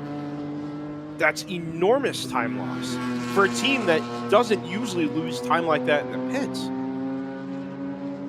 So we'll need to track all those cars that were in the 762 train and see if they also lose huge amounts of time. I'll be honest, I didn't have that list. I know there was a will to win car. There's two, and they're running like completely different numbers than they used to. In GP1, we've got a change for the lead. Big Missions overhauled the 147 from Moorhead, and that appears to be on pace. That's in GP1. Did I say GP2? It's GP1. Yeah. So we've had our first two cars who pitted under yellow cycle through to the lead now. So that's another strategy element we'll have to check. I didn't notice that the Rotor Motorsports car, the TCR, the Volkswagen TCR, that's to have in the lead. But they've cycled through to the lead because they pitted under the yellow. As did the two. So first and second. TCRs are always very interesting from fuel mileage perspective. So that could be fun to see if they can stretch it out as long as some of our GT4 cars that we're running in the front of the field can for this next pit stop. Well, so I wanted to make this point that, we have a couple of cars that we've identified as being very, very good on fuel in GTO. Screaming Goat and PMW are two of them. But they don't, the 29's not here. The Screaming Goat car's not here, obviously. And the 72's been in the gravel. I think JTR are now running third. They are a minute behind Rotor from the field, and therefore 40 seconds behind. Guys, we've got some drama on the backside of the circuit. The 122 has made contact with the wall around the kink. There's a waving yellow here. That'll be the Honda Research West Civic. The newcomers to the World Racing League. The winning Formula car has the hood, if I'm to use the American word, up in the pit lane. I don't know if that's routine. I don't know if that's how they fuel the car, but it could be an issue with the leading GTU car. Pro Sport Aston is into the pits, the 143. Actually, according to the winning Formula's telemetry on their onboard, their current lap time is over 7.5 minutes, so I think this is an issue. It is, yeah. They're actually still... It's funny, not funny. I can't see them because they are directly underneath the starter stand from my perspective. Is this the 190? Yeah, it is. Here they are. Nope, that's not them. Sorry. That is... Well... Oh, it might be. It's the 85. It's the 85 is called out as being a slow car. The 190 has not been called out anywhere. So that they're leaving the box now. Okay. They didn't seem to be in any huge rush with closing the bonnet. So, but their current lap time's over 8 minutes, and they've obviously only just started it. Well, remember we've got two calls for them with a front bumper that's coming askew, and then also smoke coming out. So I'm sure they were doing a lot of investigation. That's gonna take them out of contention for the win, at least for the moment. There is a geyser of steam coming out of the front of the number 89. Is that the Libre car? I think it may be listed as a 189. Oh no! It is the 89. Yeah. That was a fast old approach to the pit entry from whoever just took it. I didn't love that. Yeah, as long as you've lifted. Okay. Libre had been running. We're not concerned because Max is clearly lifted. Sorry, the winning Formula car is now behind the wall, driving to the paddock. Wow. Okay. Definitely out of contention in GTU. So that's going to leave the NPO ones to fight it out, as we had in NOLA, basically. Yeah. Yeah, there they are. It's under its own power, but obviously something's wrong with that car. So at the front of the field, JTR have closed up 5 seconds on the leader on that. So meanwhile, Tangerine Associates running second also closed up 4 seconds. Well, remember that the 696 is the effective leader. Well, I guess that may not necessarily be true because now everybody's pitted once. Look at that. That was the 605 going down the inside of, I think, the 197 for overnight? Yeah, I think so. That's passed for second in GP3. Yeah, if it sticks. Oh, Autosport Aston Martin didn't look super up to speed. No, the 401 caught it very, very quickly. Yeah. And in a place it shouldn't necessarily be catching it. The last lap was 29.6, which is okay. It's not quite as quickly as that car was going before the pit stops, but that was its first lap out of the pits. I assume we don't have the 401 on board. I know that most cars have sort of struggled with the onboards this weekend. I don't have one for them.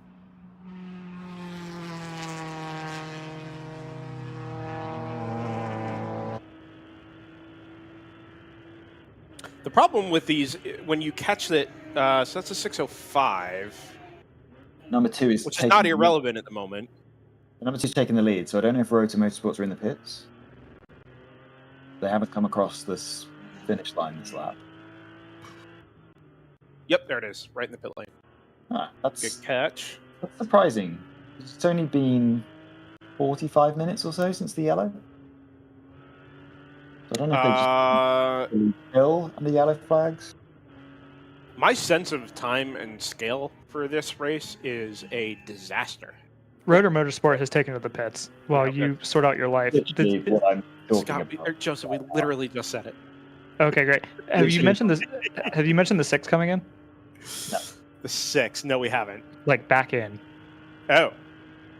Here's the 6. Are you sure the 6 is in? Are you sure the 6 exists? The racer motor 6. Oh, that's the number, isn't it? Yes. The one car you have any sense of attachment to. Oh, look at this! Look at this! That lining up a slipstream move into Canada corner on the 93. And this is that. This is the battle for GP3 lead. Yeah. Yep. He's looking, but he's not going to quite be able to outbrake him. GP3 looking more like Moto 3 this weekend. Well, let's stick with this because I can tell you that when we get to the front straightaway, things are continuing with this fight. You got to set it up here. The 93 wiggles a little bit on the way in, and he's just a couple of inches off of the apex there at the last corner. It doesn't look like it's costing him a lot, but you only need to be within shouting distance here. The 197, which is the car directly behind these two, is into the pits. There goes the 401 up the inside. The 605 uses the slipstream up the hill and pulls to driver's right. He kind of side drafts him a little bit. He'd actually kind of stalled out, and he managed to pull the 93 back, and he's going to go down the inside of turn 1, and he should be able to make the move stick. Yeah, that's job done. The outside is clear here. Also worth noting, the 401 has gone past the 909 and actually gapped it pretty quickly. So that was the move for 5th overall at the moment.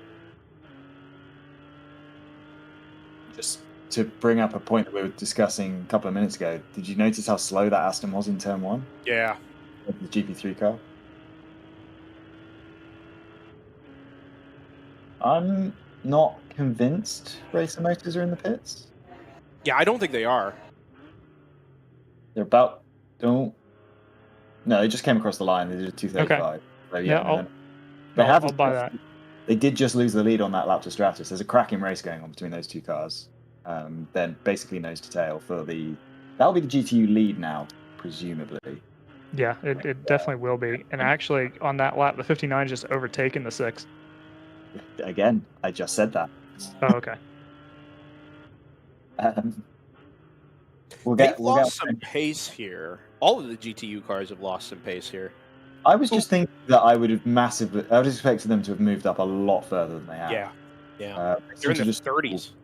Basically, since the safety car, they've stalled in that high 20s area. I will say Stratus were not running that close to Racer Motors before the pits. Guys, I have great news. We do have an entry in the field with a leading 0 in a number. Yes.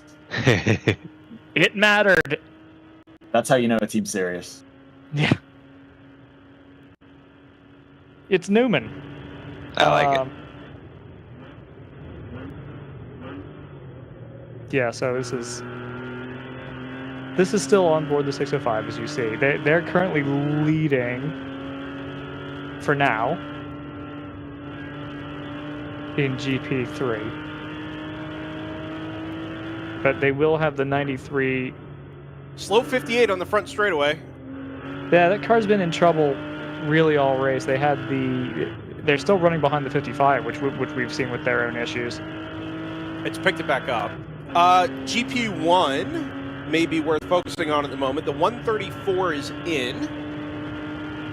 That's the big mission car. And the 147 is in as well. Oh my gosh, everybody's in. 26, 44, 147, and 134. That is your top 4, not necessarily in that order. All in together in GP1. So that's pretty remarkable. Which puts your lead fight very much head-to-head in the pits. Now, before I forget, this 147, it started the last lap in 2nd. It came into the pits 4th out of 4. So something happened somewhere around the circuit to cost that Moorhead car some time. And 2 positions. So basically the order that these cars leave the pits is going to be your GP1 running order. They're all pitted basically in front of me here. And I will call it like I see it. Yeah, I love that because historically, we really only see the differences in pit crews play out over the course of hours, right? We don't really tend to see it over the course of one lap. So this will be fun to see. No, and that's why I said it was remarkable. This is... Yeah.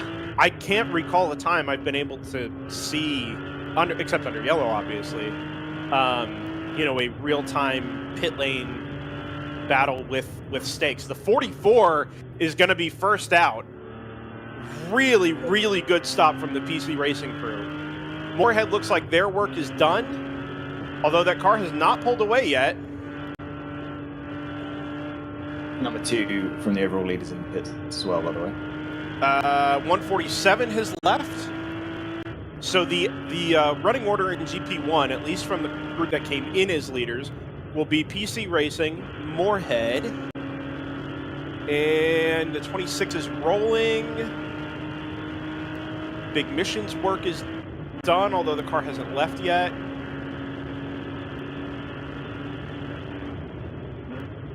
Nope, still not moving. Oh, and now a bunch of crew members run over the wall in the number 134 camp, and they're checking, I assume, tire pressures here. All 4 of them at the same time. There's an intervention vehicle in the carousel driving in the direction of the cars, obviously. It'll be the number 4 that they're going towards. That'll be the other PC Racing car. Yeah, which I believe is the X-Choice car. Certainly looks like the X-Choice car. And now the 134 leaves. So a ton of time lost here by the Big Mission camp. Brendan, also, I want to make one other point, Joseph. The 147, before it left, so it had finished all of the pit lane work and finished fueling, and then before the car pulled away, somebody jumped back over the wall, visually inspected the left rear corner of the car, and then walked away. And the car left.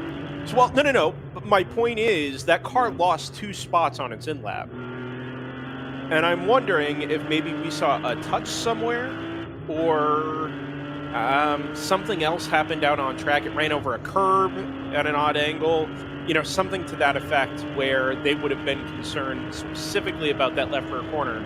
That happened in conjunction with it losing 2 spots otherwise very randomly on its in-lap. Yeah, it's interesting. I don't think I've seen a single... Well, that's a lie. I've seen 1 note of possible contact, and that was for the 55 that was stopped at turn 5 for a while. Actually, this is spicy. As I say that, the 134 is being looked at for possible contact. about 9 minutes ago. Yep, so that's kind of my concern. Is maybe the 134 and the 147 got together? That may also explain why the 134 was in the pits for longer than anybody else. The 147 Moorhead, by the way, has been now warned for speeding in the pit lane, going 5 over. We can start to look at the GTO field in terms of we've got one full round of stops with everyone done, so they've kind of cleansed down. At this point, we can really start to analyze who's got advantage, at least on strategy and in the pits. Well, It's very ironically, obvious. Scott, it's happened as the second, well, not the second round, but the full course yellow pit callers are now in for the second time. Well, that's why I'm. Oh, I see what you're saying. Yeah. Yeah, the number 2 is submarining through the field because it's just pitted, and that will be the last one. They actually just came across the line in 8th, so that's worked out pretty nicely for them because they're now 1.5 pit stops in, and they're still 8th on the lead lap, only a minute behind. So that's a team to keep up. But it was going to be that we noted at the time that the 401 lost 40 seconds to JTR in the pits. That was still consistent until the very last lap where they've just gone around 6 seconds quicker than JTR. So that gap is now down to 34 seconds. Well, you mentioned the intervention vehicle, Scott. I wonder if they got caught behind it or near an incident site. However, the other cars that were in the 762 train, by the way, 762 is now well up. They're 2 minutes off the lead. So I don't know what happened to them pit stops, but they're down in 15th. The other cars that were in that 762 train, they were 15 seconds behind that leading pair. Those cars are now, as in, we're talking about Will to Win, Automatic Racing, Thunder Bunny. Those cars are now about 7 to 10 seconds, round 3. So round 3 actually only lost 5 seconds to that group, but it lost 40 seconds to JTR. So JTR is the outlier, being way quicker than anyone else in the pits. So with them being the car that has the fastest lap of the race, albeit not by much, only by a few hundredths of a second over round 3, but seconds over everyone else, and having extremely quick pit stops, JTR is going to be really difficult to beat today. Basically, the conclusion.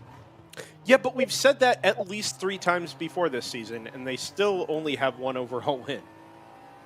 Sure. One of them was running out of fuel on the last lap, I think, that they lost the win. Nola, I'm thinking, or is my memory failing me? I wasn't present for the finish of NOLA, so I don't recall. Yeah, I'm pretty sure they were very close, if not in the lead, on the last lap and ran out of fuel there. But my memory is... Was it the 690? Actually had... I think that was the 609, Scott. Was it the other way around? Were they maybe the beneficiaries? Is that the one overall win they have? That feels... Let me check. Yeah, please do, because I don't trust.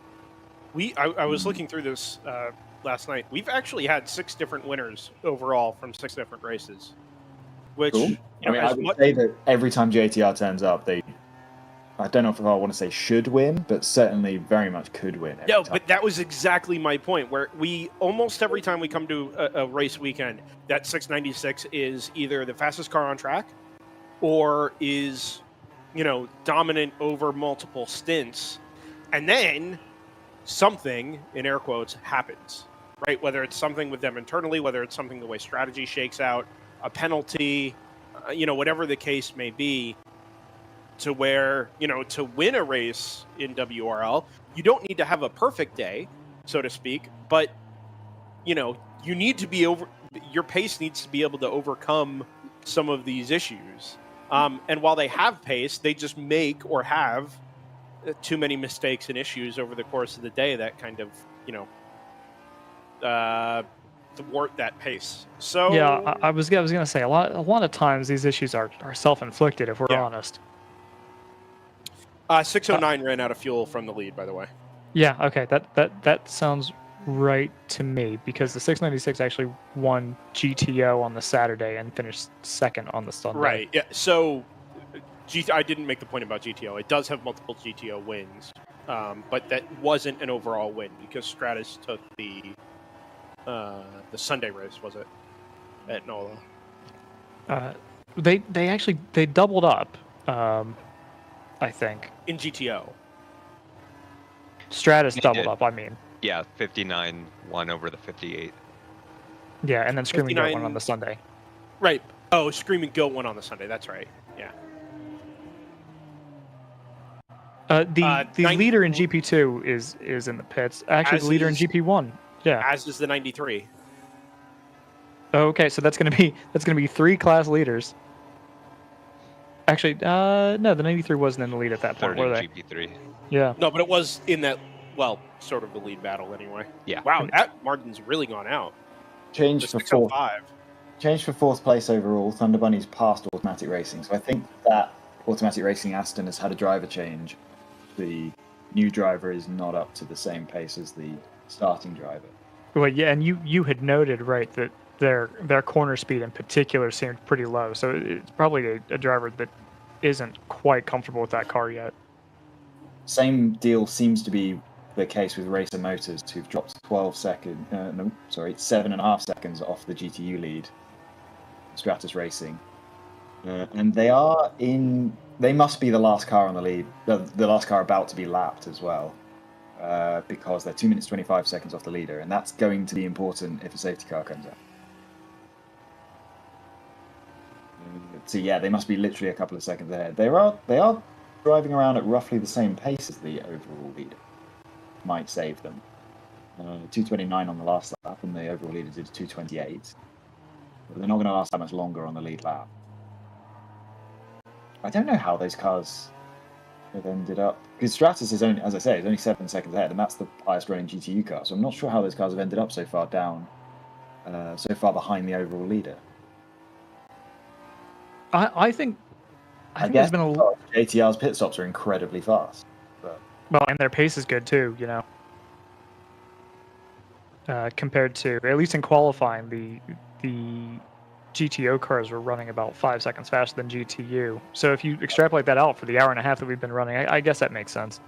So yeah, I was just watching timing as all of them came past, and it looked like JTR's time updated about half a second after Racer Motors did. So the GTU lead battle is about to drop off the lead lap. Racer Motors were much quicker than Stratus on that last lap, so that gap's closed down to 4.3 seconds. I think we've got the 84s coming for their second stop for 9-4 Motorsports at a third in GTU. I think they've come back out in third because all the runners behind them in class are out of the running, I think. At least temporarily. The 58's back out on track, so they might be able to pull back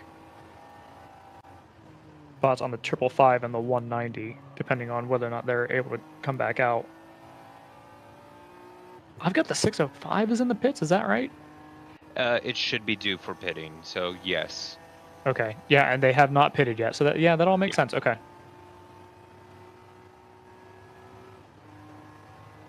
336 pits out of the lead in GP1, comes out in second, at least for the time being, behind the 44 for PC Racing. So PC Racing with that pit stop, where did they come into the pits? They were fourth, I think, right? They leapfrogged 3 cars in between their in lap and their out lap, and they've now taken the lead in GP1. I want to say 5th because I think the big mission had the top 4 pitted all together, I believe. Yes, that they sure did. So PC had been 5th.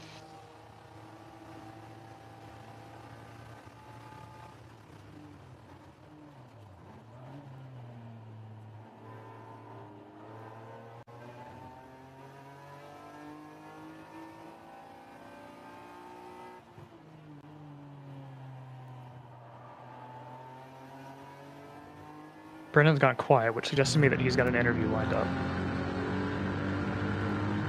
I fear. He stepped away for a second. Oh, did he? Okay. Yeah. The Libre's number doing 21. Yes, they are. The number 21 is the car that we're on board with now. That's your leader in GP2, North Loop. So CJ has been in the car for the beginning, I believe, according to the information we got on the DriversEye Live text channel. Flying. Yeah, so they've double stinted. They're letting us know they're running Continentals today. So extreme contact. LX. Yeah, but obviously, running pretty well at the moment. I'm not sure what the gap is, but I don't think it's been close. No, unfortunately, GP2's definitely pulled apart a bit today. They've been very comfortable in the front. A noticeable difference in pace. Yeah, it can be a little hit or miss with some of these. Well, really, a lot of the class has been kind of spread out. JTO's been running away with it. The only way that they're going to get overhauled is if they have some kind of issue, which, as Brendan's kind of noted, that is the thing that can happen. Oh, yeah. GP2 is the most, we'll call it sparse class this weekend. GP3's got pretty good attendance, which is nice to see, and they've been making a pretty good run of things. Yeah, 12 cars in GP3 this weekend. GP2, unfortunately, only 6 took the green by the looks of it. Libre had been quite a bit closer to North Loop in the beginning, up until they had that pit stop where they had to look over the car. I haven't seen the 196 out today.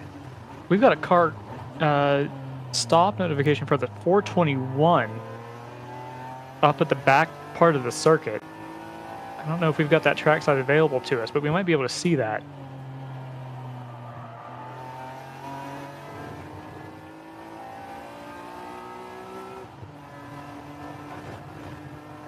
Yeah, that'll be up at turn 13. Being told that we don't have that car, so maybe they have continued. Or they're going now. Right. Yeah, that is listed as stopped and then continued. Great shot. I like it.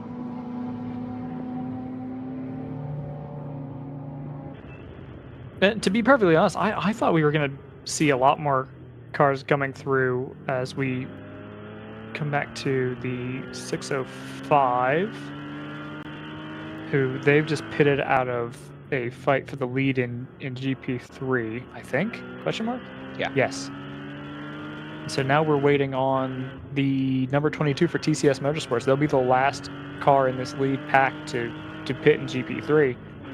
The fact that they've been able to run this for, if you look at the timing tower, about an hour and 40 minutes suggests that they've got some pretty good fuel economy. And so we'll see, depending on how yellow flags shake out, which, fingers crossed, we've done a pretty good job of avoiding those. Depending on how those shake out, that's something that could pay pretty big dividends at the end of this race. Yeah, who would have thought Mazda MX-5 would be so fuel efficient?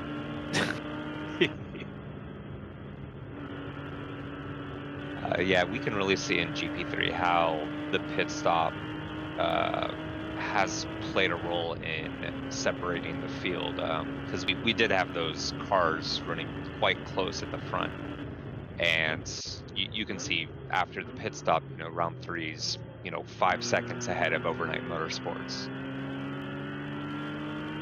Now, who are we behind here now? This must be one of the AOS. Yeah. Not the 85. 85 is a white car, so that would make that the 75? By my accounting? Okay. So this is cars in class. That's putting the 75 a lap down in GP3. Yeah, it was running 7th currently.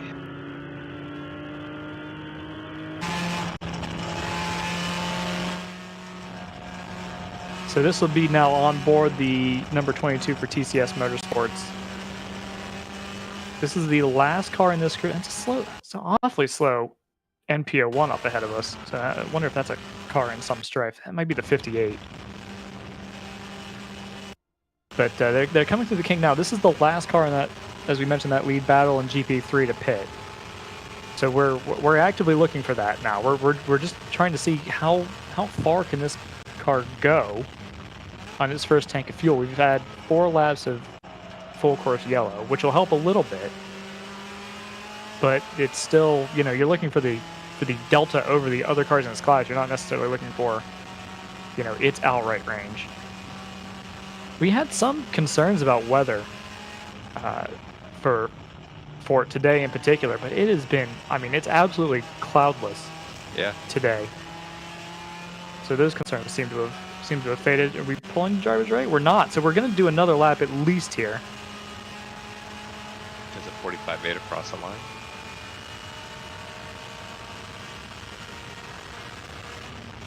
That's a time very similar to what round 3 did, the 6:05 the previous lap, but overnight, doing basically a 44 flat.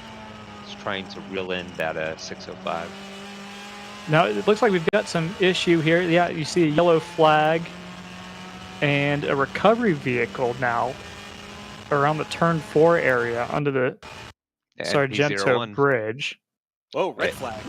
It looked like a golf colored NP01. Oh, it's the Racer Motors car. It's a 6. Oh, out of the lead in GTU. Red flag is for an incident at the kink, I'm being told. Oh, okay. Yeah, we haven't seen that yet. Red flag there will be... That won't necessarily be because a driver's in trouble. And No, we're not... There is remarkably little room to maneuver back there. Yeah, right. And so if someone's come to the kink and then... Yeah, do we have any onboards that may have stopped around that portion of the track? I was going to ask about that. Yeah. We should at least preview it just in case it is a little bit of a horror show out there, to be honest, because that is a fast old part of the circuit. And even if nobody's in trouble, it can look like an awfully dramatic accident. There's no... I don't even... Have they installed safer barrier over there yet?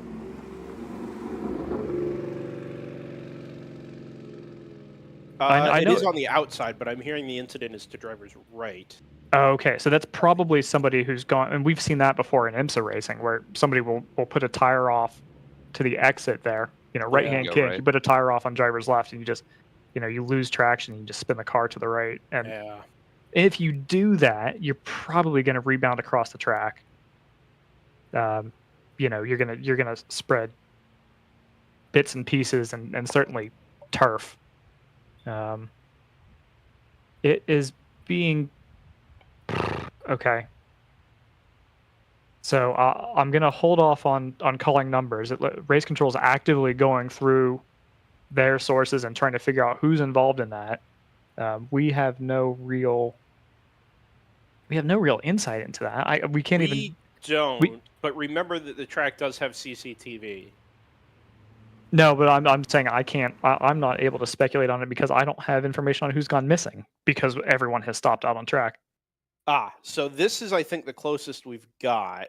And this will be past the scene of the incident, I think. Yes, I think you're right. Unless is that a piece of? It's tough to tell with the cell service, but it looks like that might be a piece of bumper to the left here. Yeah, that's what I'm seeing. I'm thinking anyway.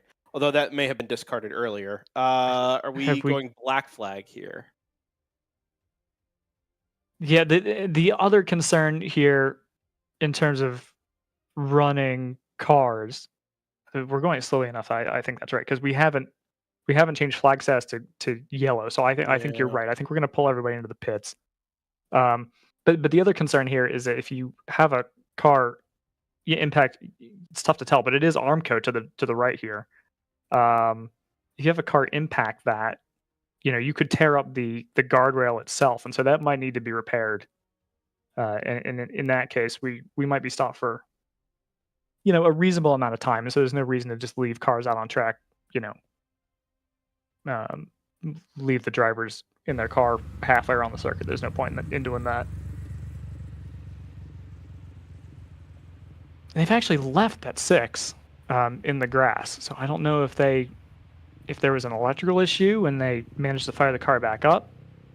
I'm surprised they didn't at least pull it back onto the racing surface, unless they just had to scramble to attend to that incident down at the kink.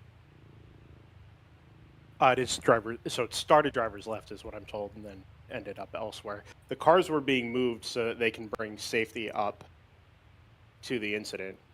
So I'll tell you what I've got in terms of what's being reported race control. This is pending because it's coming from corner workers, and this is not.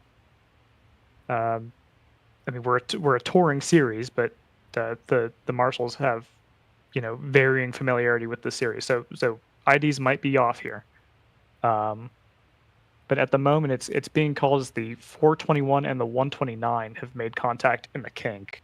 421 will be Thunder Bunny. The 129 will be Kuro Neko Racing in GP3. that'll be a Miata. So that's obviously if those are the two cars that are involved, that's a pretty decent. It's a GTO and a GP3. So it's a pretty big speed differential.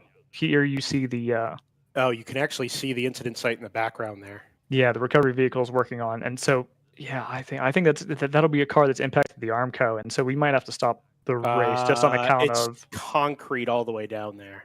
Oh, okay. I thought I don't saw know that we Armco. have any exposed Armco here left. Actually, I think it's all concrete.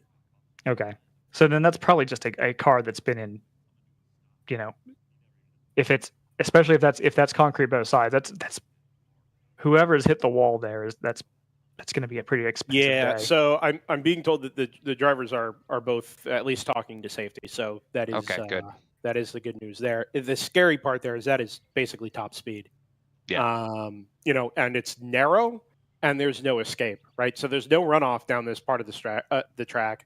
It's the narrow straightaways that Scott mentioned at the top of our broadcast this morning. And you're doing, I mean, in a GTO car, $135, $140 by that point. And it's winding. It's not a straight. It's Right. There's quite a bit of movement around. There's So your sight lines aren't any good either. Yeah.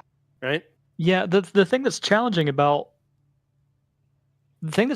in a race like this is a GP3 car and a GTO car will have such different capabilities around the kink, right? And you're making a judgment call if you're in a GTO car. You're both parties are making a judgment call, right? GTO is trying to figure out if they can clear the GP3 car before the kink. The GP3 car is trying to figure out if the GTO car is going to send it and whether he needs to run off into the gray. So it's a really fraught corner. So it's good to hear that everybody's okay, but that's going to be an expensive day for somebody, unfortunately. Also, the GTO could be, trying to line up the exit as fast as possible. And if there's, any sort of wiggle in front, that can catch them off guard. Yeah, it's exactly because that GP3 Miata is not going to be a downforce car, right? So if it gets a little bit crossed up, it's and like you say, the GTO is trying to time it. You could end up just kind of gassing it straight into the back of the poor Miata. So who knows for sure? Obviously, we're obviously speculating pretty wildly, but to reiterate, sounds like drivers are talking to the teams. We don't have any updates on whether or not anyone's been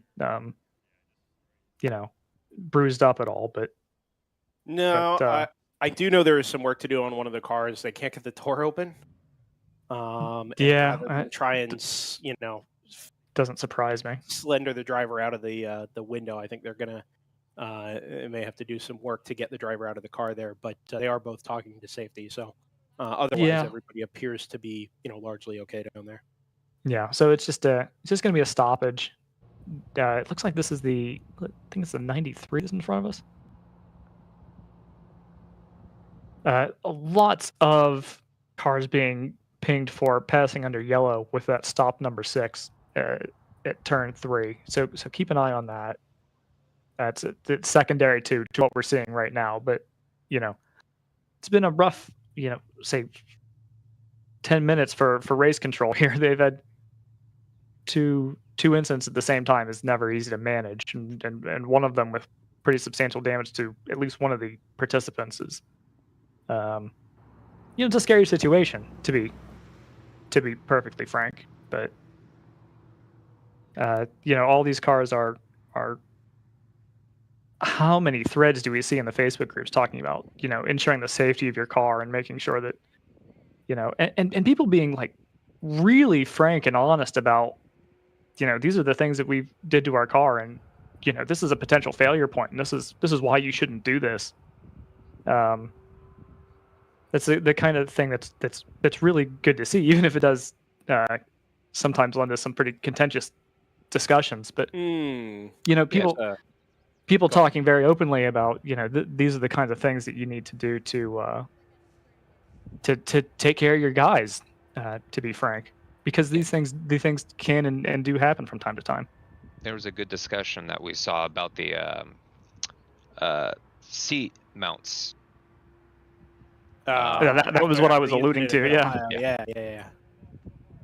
No, I mean, look, this is still, it's still racing, right? And things do happen, but it's not, the regulations here aren't so rigid as to lock people into specific solutions, right? The car is designed to be safe, and the roll cage is meant to be, up to a certain standard, but everything else is, left up to the teams for how they make their drivers safe. And if they find, somebody goes with a particular solution, they find that it's insufficient, it is absolutely the right thing to do to share that information. And the paddock here is not so competitive as to be, withholding, especially of safety information. So, are we in a position to knock out some commercial business while we're here? Yeah, I would say we're in a great position to do that. So yeah, if Gabe, you let me know when we're all queued up and ready to go for that, and he said yes. That's what I was. That's what I was. There we go. Okay, I didn't know that meant ready. I thought it just meant we could if we wanted. So with an hour and 50 minutes gone now, with some change under our red flag, first red flag of the day, here with an incident down at Canada Corner. Everybody appears to be largely okay. We are going to take this opportunity on DriversEye Live to step away, pay some bills, and come back on the other side, and hopefully begin a resolution and a step closer to racing at Road America for the World Racing League, powered by Hagerty. We'll be back in a moment. Okay, all right. Hard stop at 6 today. We need alignment by then, people. Here's where the rubber meets the road. Have these initiatives moved the needle, at all? Well, let's shift gears a minute. We're really kind of at the apex here. Well, we gotta stay agile. I said we fast-track the pivot. Can we circle back? Keep everyone in the loop. Focus, guys. We're in a race to the finish, all right? We need to put the pedal to the metal. We need to nail those hairpin turns, cross that finish line, and take that checkered flag. Yes, Josh, yes! Start your engines! Woo! Ready to hit the track? We've got you covered with the world's largest motorsports calendar, track day insurance, and more. Hagerty. Let's drive together. It's your Uncle Cooper. Truck owners who run Cooper AT3s are some of the most dutiful people I know. Even if that duty is to haul a load of this stuff. It's not glamorous, but it's their duty nonetheless. So if you and your truck are constantly tackling the regular duties of the day, go with a tire that can handle them all. Oh, man. I stepped in it. Go with the Coopers. Cooper. Sentinel by Candelaria Racing Products is a comprehensive motorsport video system incorporating live streaming, local recording, picture-in-picture, flag status, leaderboards, data overlays, and more. Perfect for endurance racing, sprint racing, and HPDE. Sentinel includes everything you need to get started. With the ability to control the live feed from the cloud and GPS auto start, you will never miss an on-track moment. What are you waiting for? Get your Sentinel today.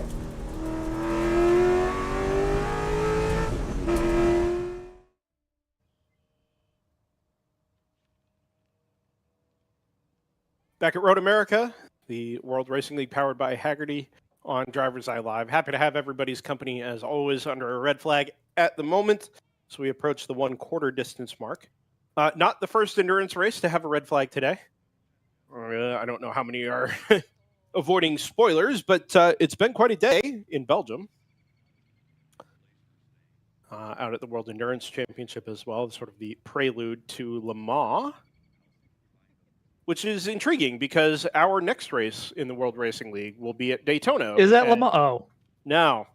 No, it is at Daytona, and it's our one big endurance race for the year, right? So rather than being a dual 8-hour weekend, it is a single 14-hour. No 24 hours this year for us, but, it's also takes place on Le Mans weekend, which I'm going to have to talk with RJ about for the future. Being occupied during Le Mans is not really my thing. No, it'll be fine. That's come over to Columbus. I've got triple monitors. We'll make it work. I think I'm going to have to be in Florida. No. Ryan will do it because he's not. He wanted to go, but he also said he wanted to go to Road Atlanta, and I will very happily just let Ryan go to Road Atlanta. I like Road Atlanta. I'm excited for that, but if somebody else wants to do that, that's fine. I do like Daytona. It's a unique place to race. It's a unique opportunity for us. Up in the comms booth, up high above start finish, 14 hours into the night.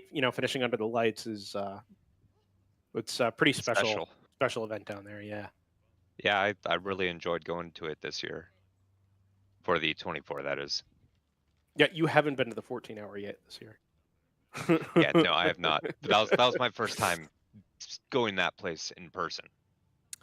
So, just a brief observation while we sit and wait for this situation to resolve down at turn 11. They actually took the safety vehicles away from the number 6. Yes, they did. Yeah. Yeah, I don't know if anybody mentioned that, but I had noticed that the two trucks that were down there with the Racer Motors NP01 both left and were sent up to turn 11 to assist with this recovery. I also noticed that before we went to ad break, while we were under the red, they brought a tractor with a forklift out from the turn 13 cut to go counter race back up to turn 11. So I wonder if they've got some barrier work to do with a leading edge or something like that to get everything realigned. Yeah, there are no tires down there. So. I wouldn't be surprised. Obviously these are the reason they're not behind earth and banks is because you want them to give a little bit. Oh, absolutely. So it's you see that they've got a little bit of a slope there if you're looking at that cross section. But you don't want them to be completely rigid, or else you'd put so much more energy into the cars when they have a high-speed collision like that.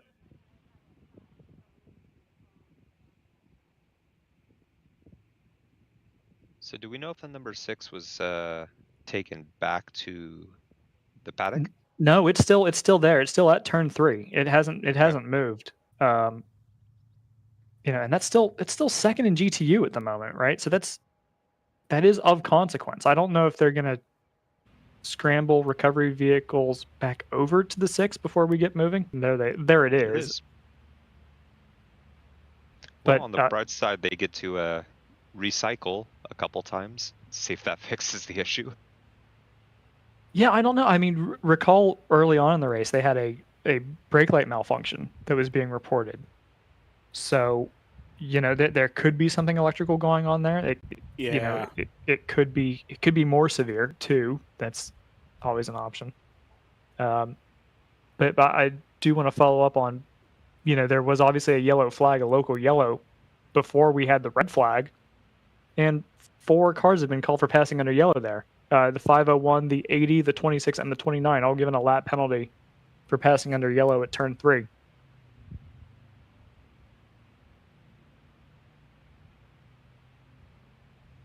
Naughty.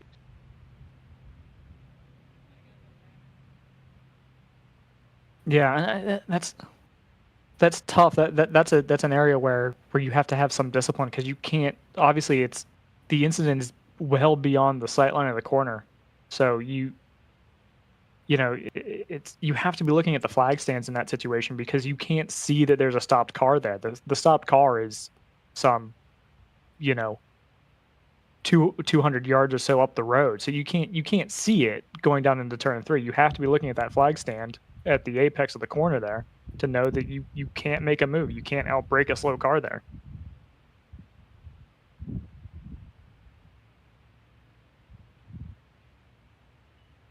Yeah, fortunately, one thing I've noticed here, occasionally you'll go to a racetrack and you'll see the flag stations and you'll kind of wonder, like, okay, well, where am I going to actually see that flag, right? Because it's not necessarily where your eyes are going to be trained to go. It's set up more for visibility on behalf of the flag marshals. Because they need to be able to see post to post, is what you're getting exactly. So if you were to put that to driver's left, where maybe initially a car would be looking, they may not be able to see all the way across the track down to the Sargento Bridge, which is where this camera is. But at turn 3 and a couple of places here at Road America, actually, the flag stations are at or near the apex.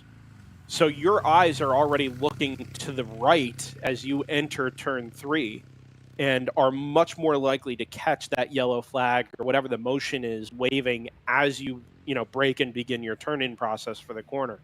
Down at Canada Corner, conversely, I've seen flag marshals on the inside, but currently they're stationed to driver's left. So as you're braking and looking at the braking markers down at the end, you see a waving yellow flag, and then you begin your braking and your turn-in.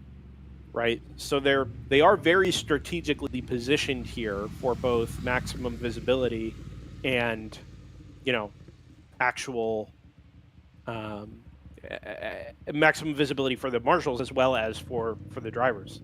I'm not a Road America marshaling expert, but I will share an anecdote. At Road Atlanta, for example, the final corner, right, as you plunge down that big hill, your eyes are trained initially to catch the bottom of the hill, and then they go right to the apex of turn 12 to pick out the exit of the corner behind the inside concrete. So as you're coming down the hill there, your eyes would be trained to look to the right, but there's no flag post to the right. The flag post is on driver's left on the outside up on top of the support pit lane, the driver's left pit lane at Road Atlanta. At pro races, where they do have a little bit more marshaling staff, and they actually put a mirroring flag post on the inside of the corner, but you can't see anything past the corner itself from there. So you're relying on the cross-track marshals to give you a signal for a yellow flag so that you have the adequate coverage down the straightaway, but also drivers can see the dang flag at mid-corner. So I don't know that I don't think we have the staffing here to do anything like that this weekend. But at other events and other tracks, sometimes the marshal visibility and the post-to-post visibility that Joseph mentioned doesn't always jive with putting your marshaling post in a corner or at a portion where a driver is most likely to see it. Back to this incident that we're looking at here, we can give an update on the Thunder Bunny, the 421. We got an update from that team that Mark Smith was still he was the opening the lead off, I guess, driver in that car. So he was in the car at the time of the incident. He has been taken to medical. He's fine, but they're going to take him for additional evaluation. Still waiting on a definitive update on the driver of the other car. We know that they were having trouble getting the doors open on that car, so that's going to take a little bit longer time. Obviously, damage to the driver's side door. You want to be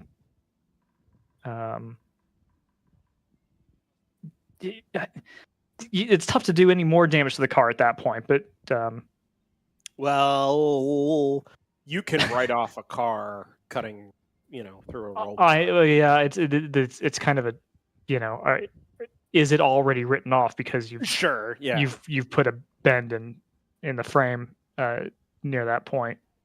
But waiting on more definitive word on the driver of the 129. Worth noting here, we're up to 24 minutes on the red flag.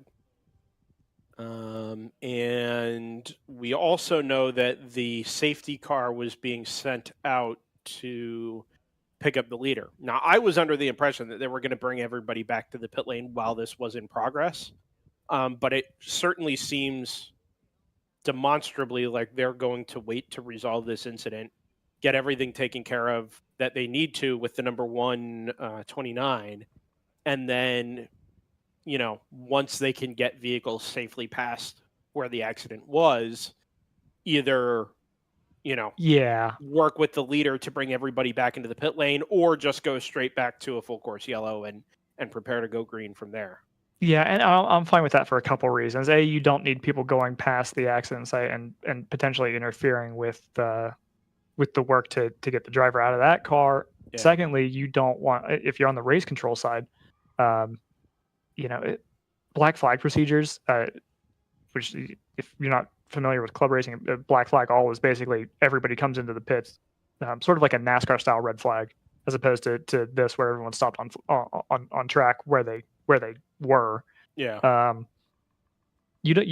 That's its own kind of fraught procedure, and we ran into that at Barber because of the mandatory hour break on the Sunday. Those are always honestly kind of pains in the neck for everybody involved. So it's if you can keep everybody, we're in Wisconsin, so it's not like Florida where people are like baking in the sun.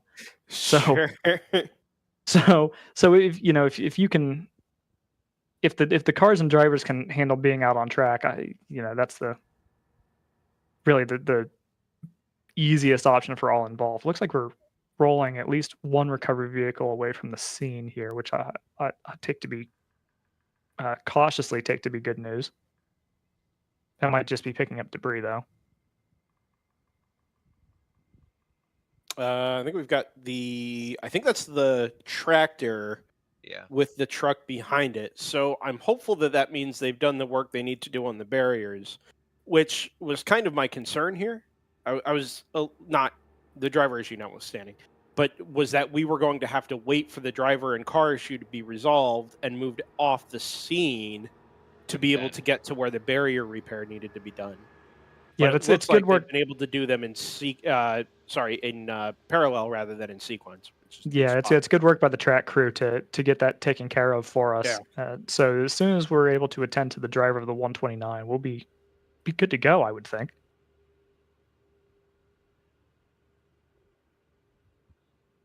If you're tuning in late, you've picked a pretty bad time. We've had an incident down at a two-car incident down at the kink. The details of which we don't totally have at the moment, but we expect it's, two cars have gone into the wall. It's not just one car nudging another car off the track, but two cars have gone into the wall at the kink. One driver, okay, being taken for checks. The other get some damage to the car, so they've been unable to extricate the driver. But is conscious and alert. Yes. Yeah. Yes. So yeah. It's a good clarification. But the main concern is just making sure that we take our time, as we need it. Nobody's in a real rush right now. So.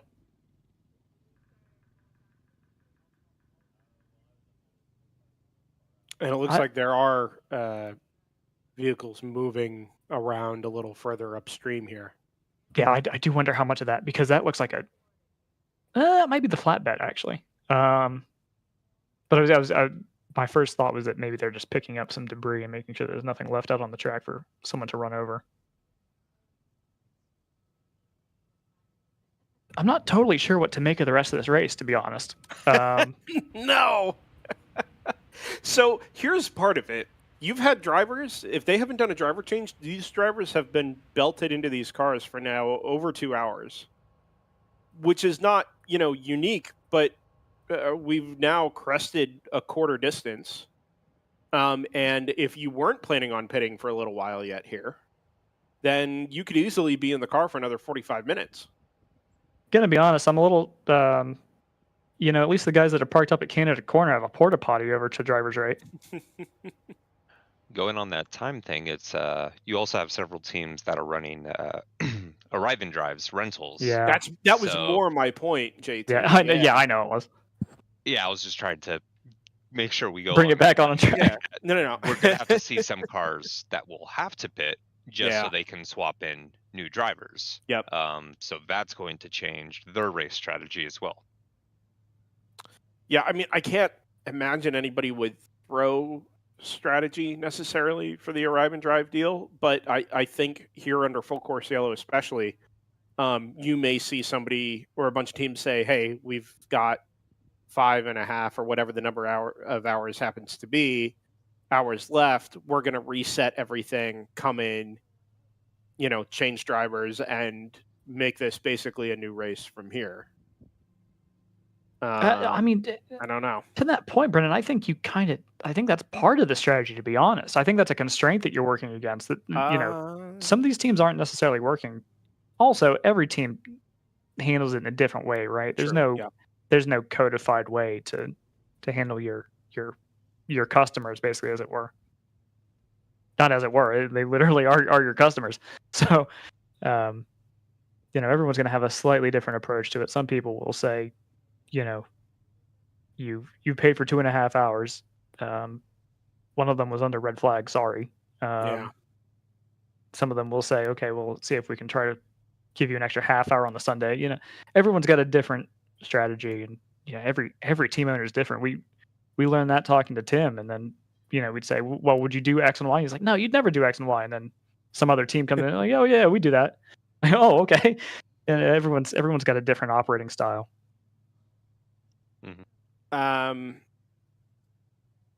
don't know if we made this point, but the 421 being involved in this incident, that was the 7th place car in GTO. They were running 4th for a while. Yeah, so that is going to have, I mean, it will change the face of things up in the top 10 or so overall, regardless of how strategy shakes out. And I only noticed that, scrolling through and looking at what the gaps are like, who is going to need to pit here, or who is best off pitting. I think just about everybody that pitted under green at the hour mark is it would be smart to pit when we do go back to yellow. Yeah, I tend to think so, right? too. I mean, they did 22 laps on the first stint. We're up to 36. So if you don't pit here, you're going to be in about 8 laps anyway. Never mind the time lost. You know who this is going to be huge for, actually? So when this came out, we were cast your minds back to to before the red flag came out. We were actually following the number 22 in GP3 to try to figure out when they were going to come in for their first stop. They haven't pitted yet. They are, I think, are the last car in GP3. Might be the last car in the field to not pit yet. At all? No, they haven't pitted at all. The 944 that's sitting in 4th in GP3 also hasn't pitted. But remember, we had that 4-car fight for the lead in GP3. 3 of those cars have pitted. The 22 has not. Yeah. So they'll definitely be in here. Yeah, impossible to imagine they wouldn't, barring some sort of wild miscommunication, which has happened. Well, I don't know if anybody's playing this to this level, but the one circumstance where I maybe wouldn't is if you have the leader between you and the second place car. Are we going to get wave rounds? No, and that's the point. There is no wave round. So if you pit under yellow, you're... If we don't have wave rounds, I'm not following your point then. Sorry, let me think this one through a little bit better. Okay. Let's see. In the Sorry, other no. classes, If you're behind the second place car in the pacing order, that's what I meant. Although you're going to catch the back of the pack, so yeah, I think it's a wash. I think you just come Yeah. in. No, you're right. Yeah, I think you're right. I think you do just pit here. Scott's back. You miss a lot. I left as the red flag was coming out, and I was like, as Has the Racer Motors car got back to the pits? No, it's still off driver's right in the grass. So we worked out that they had basically, because it was a 2-car incident at a fast part of the track. When the red flag came out, they pulled the recovery vehicles away from that car to work on the accident at the kink. So yeah, almost very lucky timing, but not quite. Yeah. So the question is, do they go recover this car before we go back to green, or do they send it full course yellow and then go get that car? I don't know. I was thinking about that.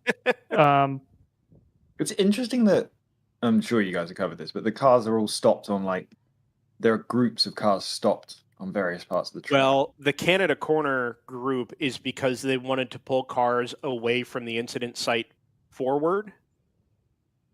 So these were much more naturally spread out. And then as they pulled safety vehicles up and needed to kind of clear an area to get everything taken care of around the 2 kinks on the back straight there, they asked, maybe half a dozen or 10 cars to pull forward and give more room for the safety vehicles to maneuver and operate.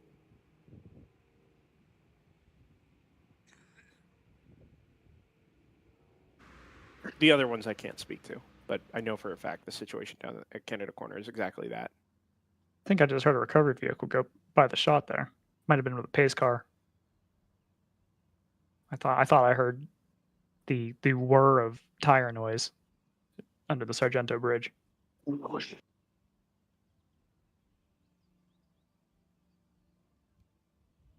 do we know what happened? We know who it involved. So the quick recap is that it was the 421, the Thunder Bunny car that had been running in the top 5 in GTO. And they appeared to have come in contact with the 129, which is a GP3 Miata, at some point in the kink. We're really not even sure if it was on the way in, on the way out, some kind of miscommunication. But in either case, both cars appear to have impacted the wall. One driver out and at the medical, I think infield medical for checkup, seems fine. Other driver talking to the crews, but they've got damage to the door there, so they haven't been able to pull the driver out, and they're taking their sweet time, understandably, in doing so. All right, so it happened a long way down the straight, didn't it? I don't know if it happened a long way down the straight. That's where they ended up. Yeah. They ended up far too far down the straight for it to have actually happened in the kink. Yeah. Like they're almost in the braking area for Canada.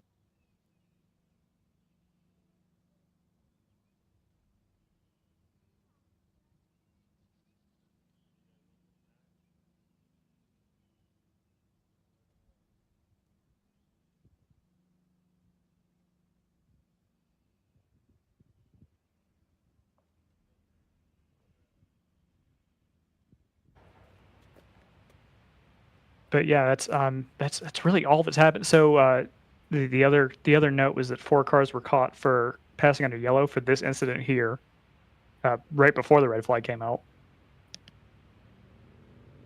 And so we filled time by talking about how difficult it was to set up flagging stations.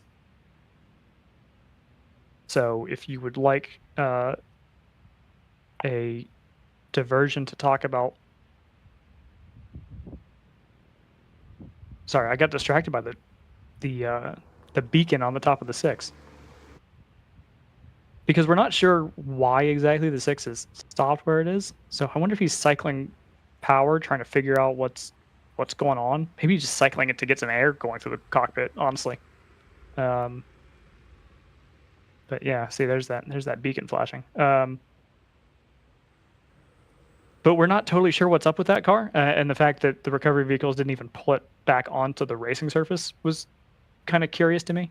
So I wonder if there's a driveline issue, and then maybe they can't get it rolling for whatever reason.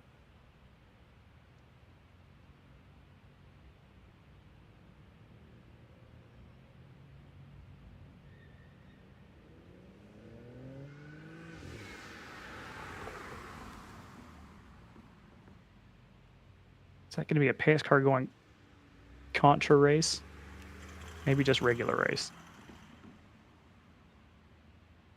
No, this is on the bridge, Joseph. Oh, of course, it's a drive over The bridge. drive over bridge. I thought it was. I honestly swear to God, thought it was just a pedestrian bridge. No, it's a drive over bridge. That'll do it. Never been to Road America. Yeah, well, okay, so that was a recovery vehicle that we just saw go out of shot, Yeah. going through basically the cut through into the infield.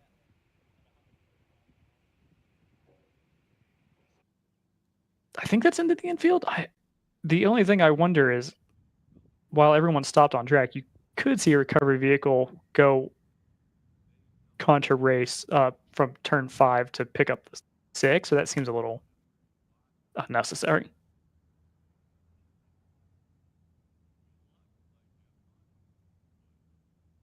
Now we're going to be coming up on a full. It's what, 40 minutes now. Red flag. It is 39 minutes and 48 seconds. So well done. Well, if you go to the little website that I sent you, you can see the timestamp. Good call. Yeah. Well, that's cheating though. Okay, so they've pulled an ambulance away, so that will presumably be at this point. I'm sure they'll be taking the driver for checkups, if nothing else.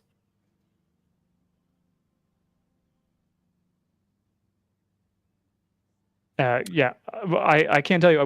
We've kind of entered the cleanup phase. So that vehicle will take the access route also.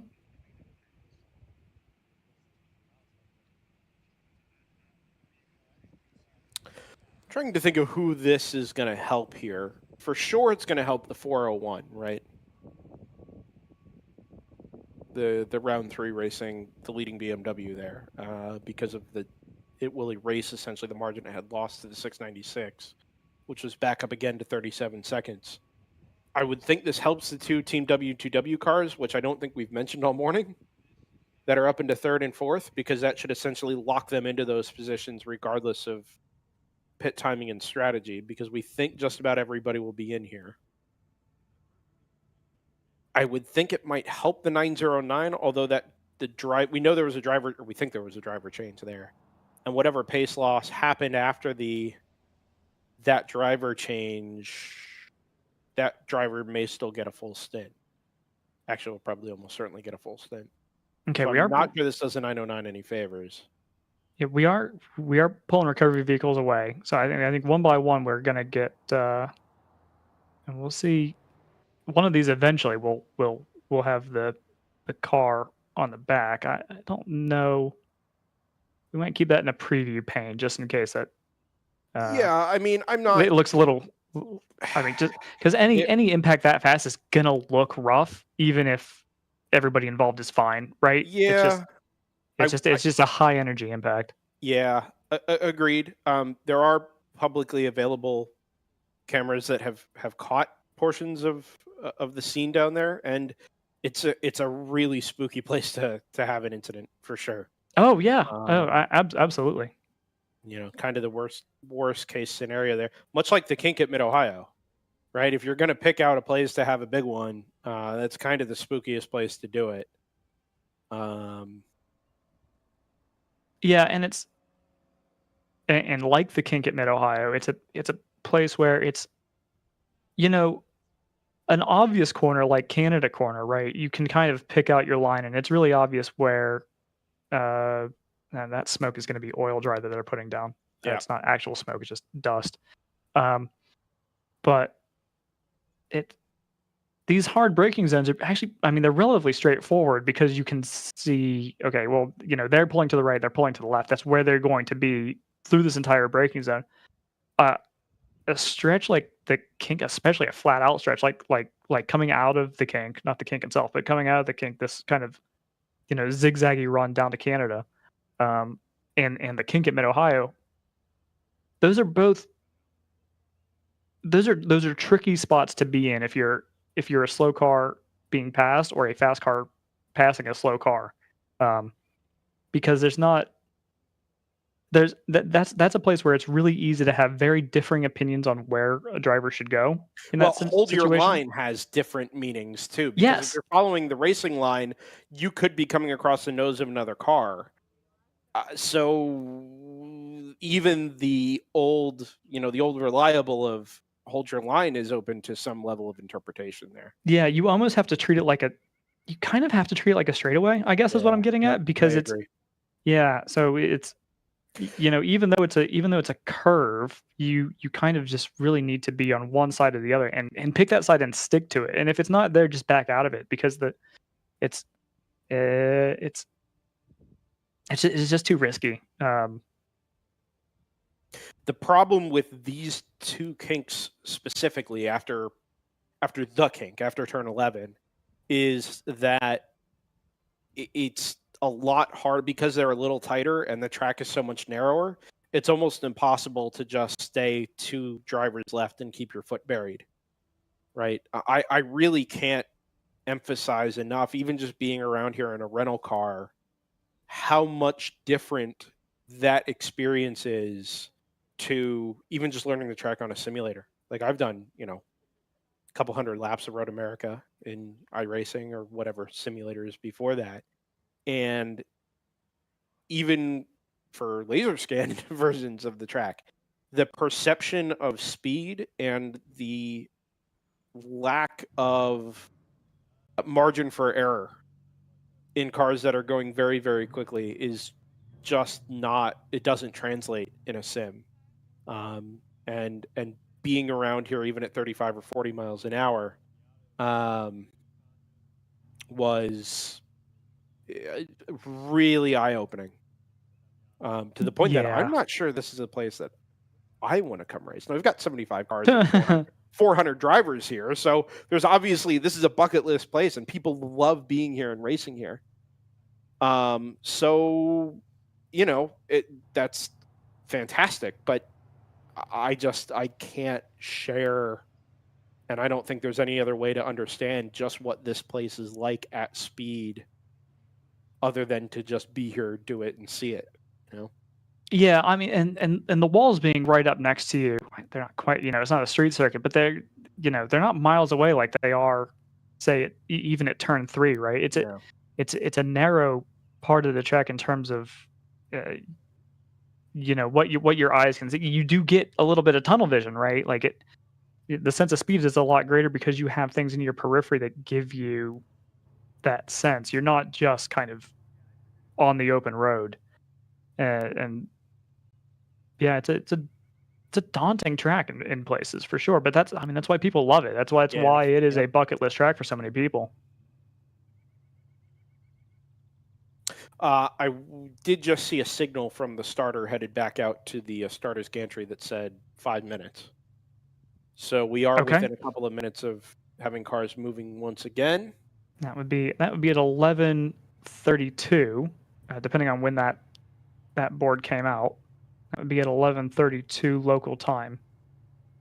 Well, this was probably 2 minutes ago, so we'll be closer to, bottom of the hour, maybe, 31, somewhere in there. Now, that's obviously also an estimate. I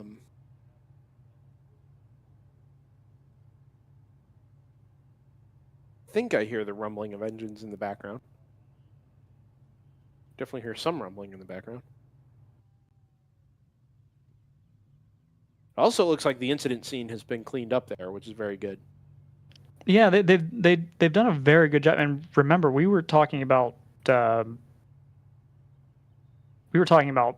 pieces of concrete wall being moved here too. And that was one of the first things to be done, ironically. Yeah, I mean they knocked that out super quick. Yeah. So good work for everybody involved to take care of the track and take care of the competitors here. We've got marshals checking in on the drivers. How you doing, bud? Well, and this may be, hey, I'm going to be out here in about 2 minutes. I'm going to give this signal, and I want you to go ahead and start, and then everybody will follow in line from there. Yeah, because I don't know.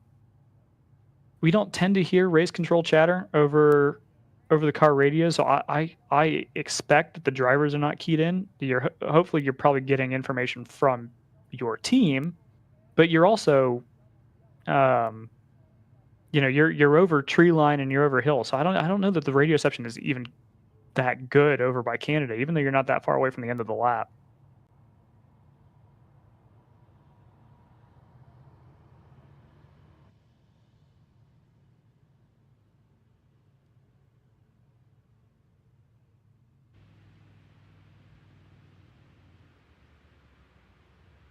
And I was just going to say that we are also going to have a resolution on the number 6, the Racer Motors NP01, and somebody's read my mind. Because there you see recovery in progress for that Racer Motors step. Yeah, okay, so they are going to take care of them before we go, presumably before we start rolling again. I was trying to figure the odds of them forgetting about the 6. We keep panning back to it, so we're trying to keep it in there, just in like, their periphery. Yeah. Oh, there's another car there. Yeah.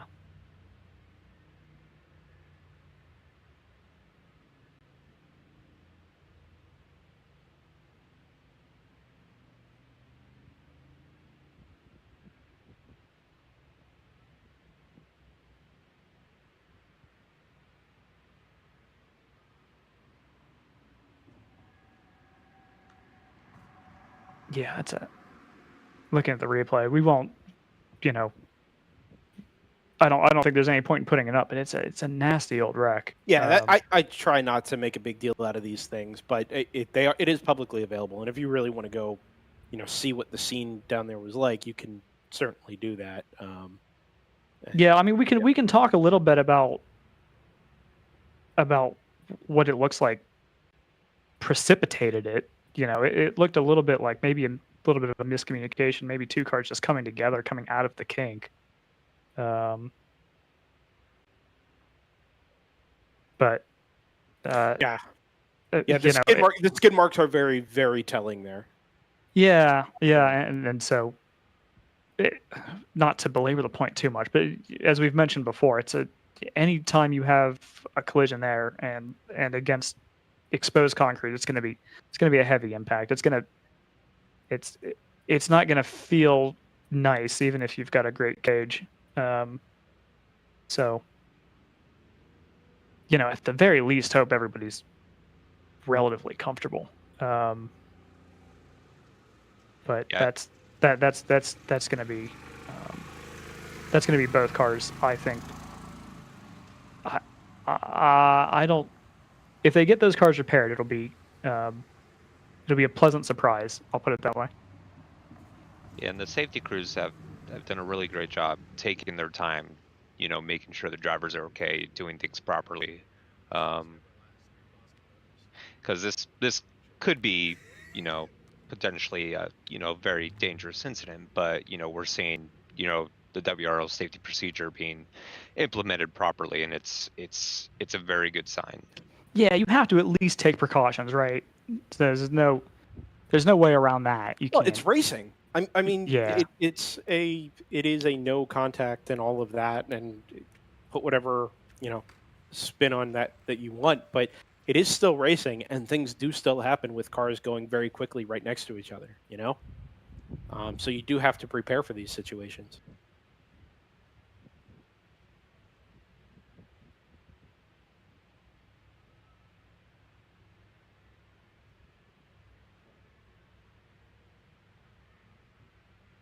All right, so we've made it to that 5-minute mark and have not yet had cars restart engines here. So I think what we'll do here is pay some more bills so that we don't have to do it later on, catch ourselves up on that front, and then come back on the other side to hopefully what will be a moving safety car in 696, getting the field back into some form of order so we can go racing again here from Road America. Reminder that this is the World Racing League, powered by Hagerty on DriversEye Live.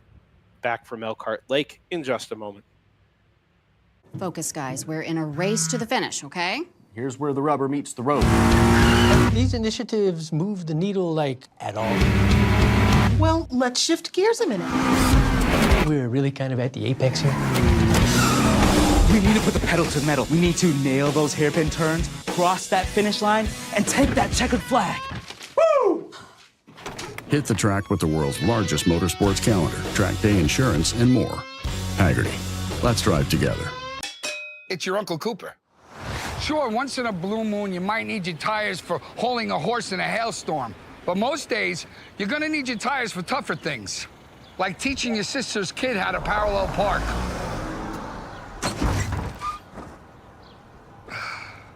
Thankfully, these Cooper Enduro Maxes aren't just tough, they're everyday tough. Okay, there's a lot of improvement. Go with the Coopers. Cooper. It's your Uncle Cooper. Your SUV is a multi-purpose tool, like a corkscrew fish scaler. And that means your tires should be multi-purpose too. Like these Cooper rugged Treks. They're tough, but also run smooth as butter. And with dual sidewalls, it's like having a multi-tool that can look like a completely different multi-tool. Don't take that idea, by the way. I'm gonna patent it. Go with the Coopers. Cooper. Back at Road America, the World Racing League, powered by Hagerty on DriversEye Live. Not quite back to movement yet. I'm being told that they need to get a different safety car. Interesting. Yeah. The 6 moved. Oh, Yeah, well, the 6 has been moved, yeah. So all of our incidents then, as far as we know, are in are resolved, right? I don't think we have any issue other than the pace car broke. That's the 6 on a flatbed. So that car was dead stick. That was the reason they didn't move it onto the surface, I think. It's interesting. I don't know that I've actually seen anybody on a flat tow yet. I think everybody's either come back on a flatbed or on a hook. Oh, No, I'm not sure. But I've seen a lot of cars on a hook so far today. Oh, I want to make one last point about the cleanup here with this incident at the King. I think a big part of the reason why this has taken so long is a function of just the driver's side. The car basically came to rest with the car up against the wall on the driver's side. So that's another reason, you've got to move the car if you don't want to, So it's just a complicated deal all around. So I think that'll contribute to some of the length of this.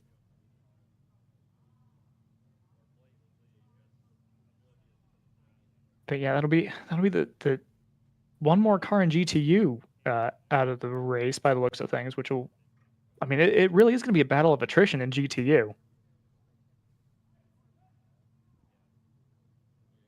That just reminded me of something that Scott mentioned yesterday, which I'm going to put in text. The Class GT unreliable? What? I like that. The thing that's funny about that is that, well, I guess you can't really draw a sample size because there's only one non-NPO1, right? But that, it's really everything. Like it's something about maybe just having the neck like wrung out of a car that's underweight that seems to be causing problems. I don't know if it's these cars that are ballasted up or are done so in a way that bolsters them too, or if they're just beefier cars in general. But yeah, the concept of minimum weight should be basically gone now, right? Because unless you've got an engine, you can't get an engine down to a certain amount of power with restrictors or whatever. But other than that, Well, there was the thing about, I don't know if you remember this. This is a while ago, but Pirelli World Challenge, the K-Pax McLarens couldn't run at Miller Motorsports Park because the BOP was such that they, right. Yeah, because they had choked the turbos and they literally couldn't run the engines. Yeah. Here's another thought as well. Let's also remember that while the NP01 was at least to some degree designed to be able to do a 24, 25-hour race, just because of the organization that, commissioned it, and it had done it, these aren't, as Scott mentioned, necessarily stock NP01s. Right? There's a lot of additional work that's been done to these cars in the interest of finding more pace and making them more competitive. Originally against the GTO field, but now in what is still a very open GTU platform. Right, you're not having to run a stock or a spec NP01. You can buy new parts and come up with a solution that works a little bit better for for WRL racing or gets you more pace or whatever the cases may be. So, it's not just like this is a subpar design or parts that are failing for any particular reason other than, maybe somebody's trying to be a little too aggressive in the pace they can get out of these cars. Yeah, I mean, who knows, right? I mean, these cars are they're not quite instrumented to the point of, hypercars or anything like that, right? So they're not, every time you have a failure, you're kind of having to do some kind of like manual root cause analysis still. I mean, it is old school in that way. You don't really have, and you don't have a team of 100 people who can pore over, and do, okay, let's put this piece under a microscope and see where it fractured, and Yeah. I mean, maybe you can a little bit, but Well, certainly not to the same degree. Even to some level, the GT4 cars, the cars that are designed, to go racing on large scales, will have some level of diagnostics available to them, right? And Yeah, it's not that you have no information. No, and we know the Audi TCRs, right? They that ran with Hammer Motorsports last year. That there was an Audi engineer, assigned to be on call whenever they were racing, not necessarily at the track, but you still had that resource to go get very solid information because your car matched, the concept. A lot of teams here are not going to have that, especially if you're taking something like an NP01, although it could be literally anything. It could be an M3. You're taking a car that already doesn't have a ton of running in endurance racing platforms, and then you're changing a bunch of things about it. So it's, fundamentally a slightly different car. The Honda Research West Civic is back. It's just pulled out onto the hot pits. That was another car that was cited as actually making contact coming out of the kink. Yeah, somebody mentioned that earlier, and I assumed it was gone, like done for the day, maybe done for the weekend. But it's here. I did too. It's here with no damage down the left-hand side. Now I'll need to see it as it pulls away to see if anything is different about the rear of the car, because it does look slightly less like a Civic than I thought it might. But in any case, it is remarkable that you can go make contact with something down at the kink and bring your car back out on track in 2 hours. The thing about that is if it's just you running wide, whether it's either you put it in too hot or somebody ran you wide, you can kind of steer it on the grass a little bit. So however that happened, I think the answer to that is it was a great job by the driver of that car to keep it from being a more substantial impact. Sure. Although I would have expected to see some damage down the left-hand side, and that's just not the case. Yeah. Unless it wasn't called as car-to-car contact. So 11 could be down the straight as well. That doesn't necessarily mean it went off at the kink. Yeah, was it called at 11 or 11A? Or are we making? Actually, no, they're calling that Alpha, aren't they? I don't know exactly where Alpha is. That has to be. That's got to be. That's got to be phonetic alphabet Alpha 11A, right? That could make sense. Although they do have something listed as 11B, so I could be completely wrong.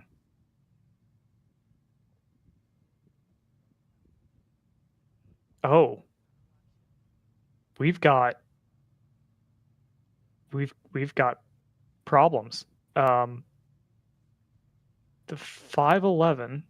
I'll give you more as it comes in. We've got cars that are going to be disqualified here for working on the car under the red flag. I was wondering about that when we talked about the Honda West car coming back out. That is one of them. That car is done.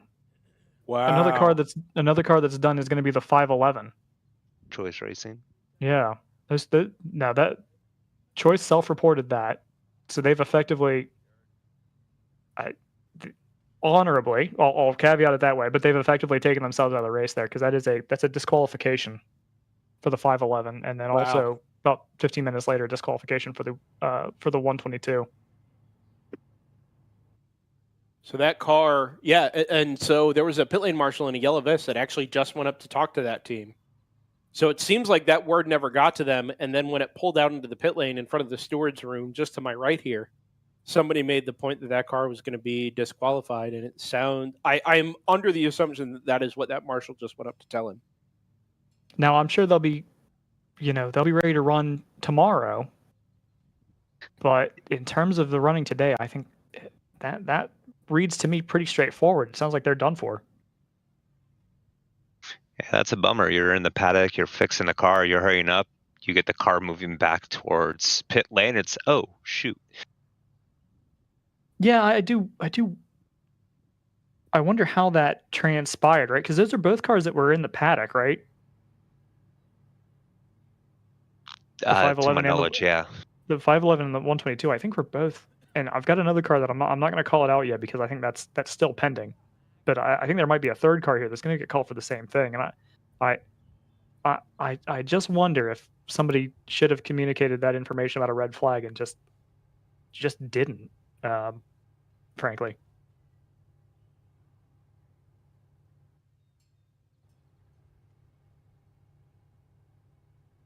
So it's really drama on drama here. I want to make one other point here, by the way. Yeah, go ahead. The qualification thing. The safety team having to leave the 6 may have saved Racer Motors from themselves. Because if that car had been brought back to the pit lane, in and around, they would have worked on it. They might not have known. Yeah, work on it. Well, just in the heat of the moment, you're in contention for a class win, and all of a sudden your car stops out on track. Like, hey, we got to get this thing back to the pits and figure out what the problem is. Let's say it does get brought back to the pits by an available safety team. They drop it right at your paddock. Your first inclination is to take the bodywork off and go figure out what the heck happened. Meanwhile, the track's been red flagged for 15 or 20 minutes. That's a ton of self-control that I don't know would be going through my mind at that exact moment. No, yeah, I mean, you've almost got to have somebody. You've got to have at least one person on the team, right, who's in a position of communication with everybody else in the crew, who knows that rule book inside and out. I mean, that is absolutely critical. Because the third car. Oh my God! Okay. We're going to have a slew of these cars. I mean, it's almost going to be half the cars that were in the paddock when the red flag came out. It's going to be that bad.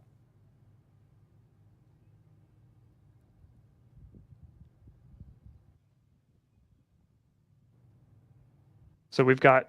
I'm going to add two more to that list. And I think maybe you're seeing it. It's the 190 winning Formula Miata in GTU, also disqualified working on the car red flag. Another GTU entry in the 555, the Capstone Motorsport. Same deal as the Choice car. Reported that they had been working on the car during the red flag, and they also will be out for the rest of this race. I don't think we're done. So 2 GTUs, right? 2 GTUs. 4th and 5th at the moment. Yep. The 58 had been having issues. The 55 MLT Motorsports car started out bad and got worse, and hasn't been seen for some time. No, I mean, it was stopped slow on the pace lap, and then it was spun at turn 5, and it sat there for 3 laps, and they got nothing done. So yeah, that's the 55. It's a rough day. Yeah. Tough way to spend a day at Road America. But anyway, so we've lost the 190 and the 555 now, both of which were battling for the lead against each other and the Racer Motors car at one point. Mm-hmm. Yeah, now, I mean, the Racer Motors car is stopped on track or had been stopped on track. Yeah, after the pit stop rotation, we legitimately had a 4-car fight in that class too. I mean, GTO has been kind of a 1-car show since about 5 laps in, but in GP3 and GTU they've been pretty interesting fights. That that is going to go away now with some of these penalties, and also the number 6 dropping out with a mechanical, or at least certainly losing time with a mechanical.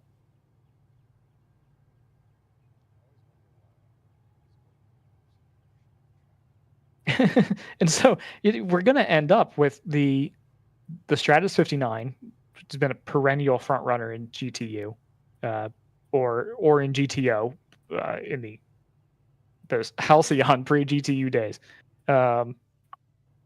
and also the 9.4 Motorsports NPO1, the number 84, which we've caught it on camera, not really being up to pace, but it is still out there.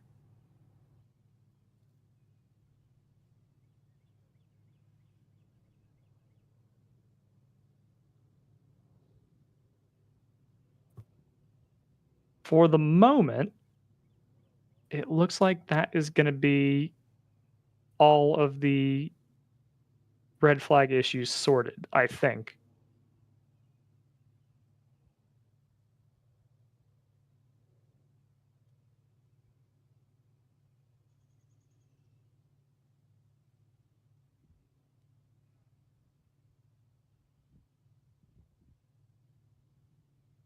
Brendan, I'm going to guess, is in deep conversation with somebody in race control at the moment. I am. I'm getting the skinny on the pace car issue. Oh, that's right. I forgot about that. It happened so long ago at this point in my mind. That's why we're still under red. Wait. Because we don't have a running safety car. But if they work on the safety car, they're going to have to DQ the safety car. That safety car is going no further. Apparently, it being sat out on track, there's an electronics issue, and that particular car has... The safety car is heat-soaked. That particular car, which I won't delve into, apparently has an electronic gear selection, right? Rather than a manual Is the gear. safety car driver Will Power? Potentially, they have to physically lift the safety car up because it's locked in gear. Oh my gosh. Okay. That's why this is taking so long. It's not hey, we have to go get a safety car, or hey, we have to tow the safety car off the track. They have to physically lift the safety car. They've got to get manual jacks out there, lift the car up, and then put it onto a flatbed. Uh-huh. Unbelievable. That is... I've never seen this at a racetrack. When it rains, it pours, honestly. Mm-hmm. I'm imagining the flatbed pulling over, taking the 6 off so it can go rescue the safety car.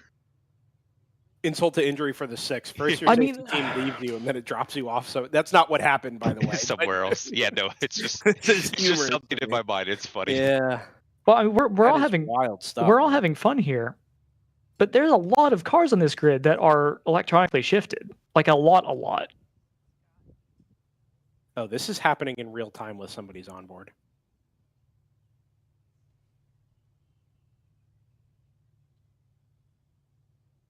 Wild.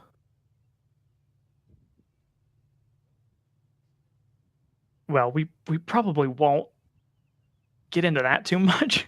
No, don't have to. I'm just saying that it's a thing. It sure is. But yeah, no, I seriously, I want to make I don't know if anyone's been running their cars to get AC going, and yeah, I mean, I although I think most of these cars have window nets, right? So really, you're just kind of enjoying the onset of spring in Wisconsin.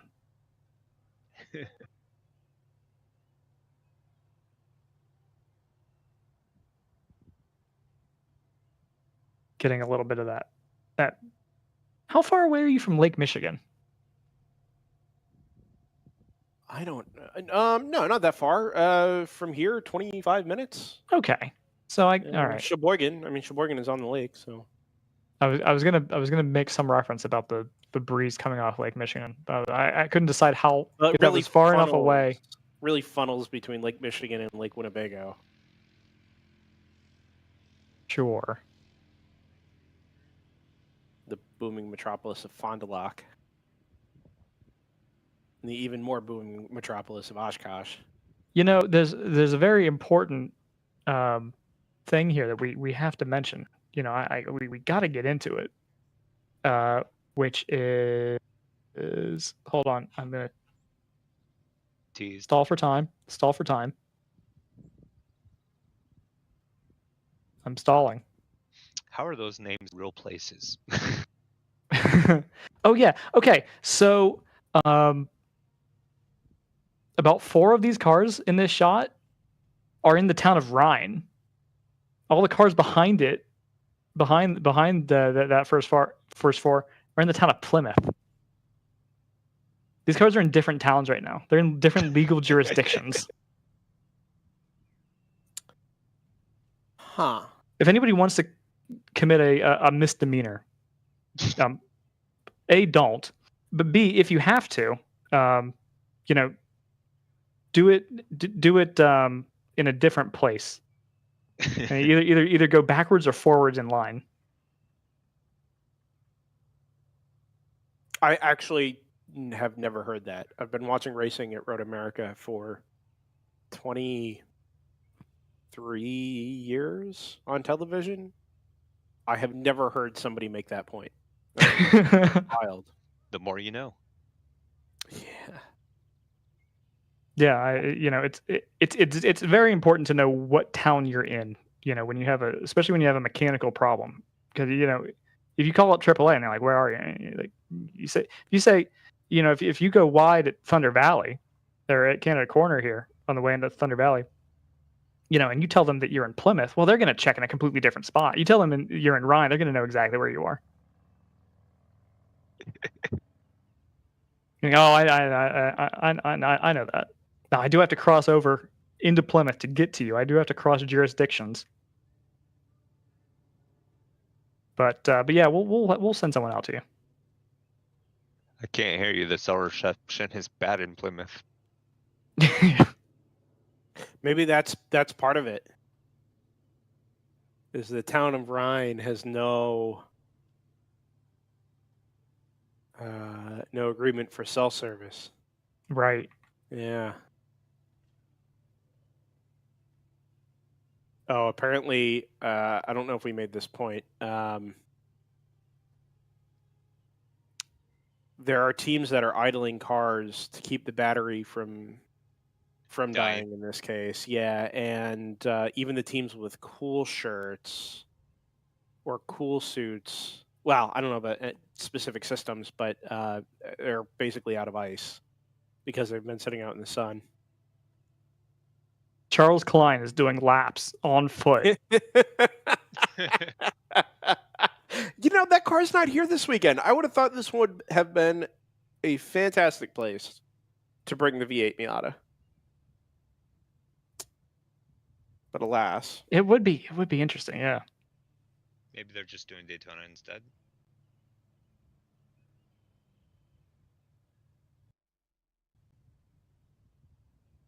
Apparently got a new link for Gabe. Courtesy of Todd Presser and Presser Tech.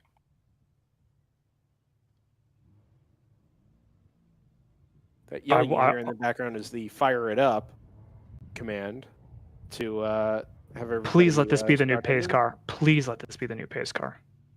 Get an ATV out there.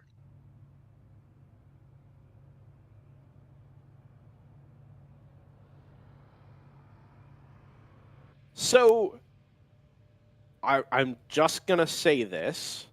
Uh-oh. We mentioned the heat soak and all of that. I hope everybody can pull away under their own power. That's the point that I was making. Is it seems like we're out of the weeds, right? But we're absolutely not. I mean, this is arguably the most fraught part of a red flag is getting the car started back up. Yep.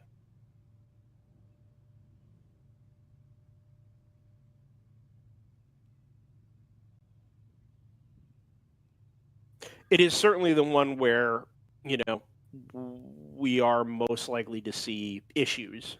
Yeah. Right? And when everybody's stationary, everything's, straightforward and you just let it all, pan out. But now you're asking 60 some race cars that have all sat in the sun for an hour and some change to, refire and start moving again. It's not super dissimilar from being on the false grid.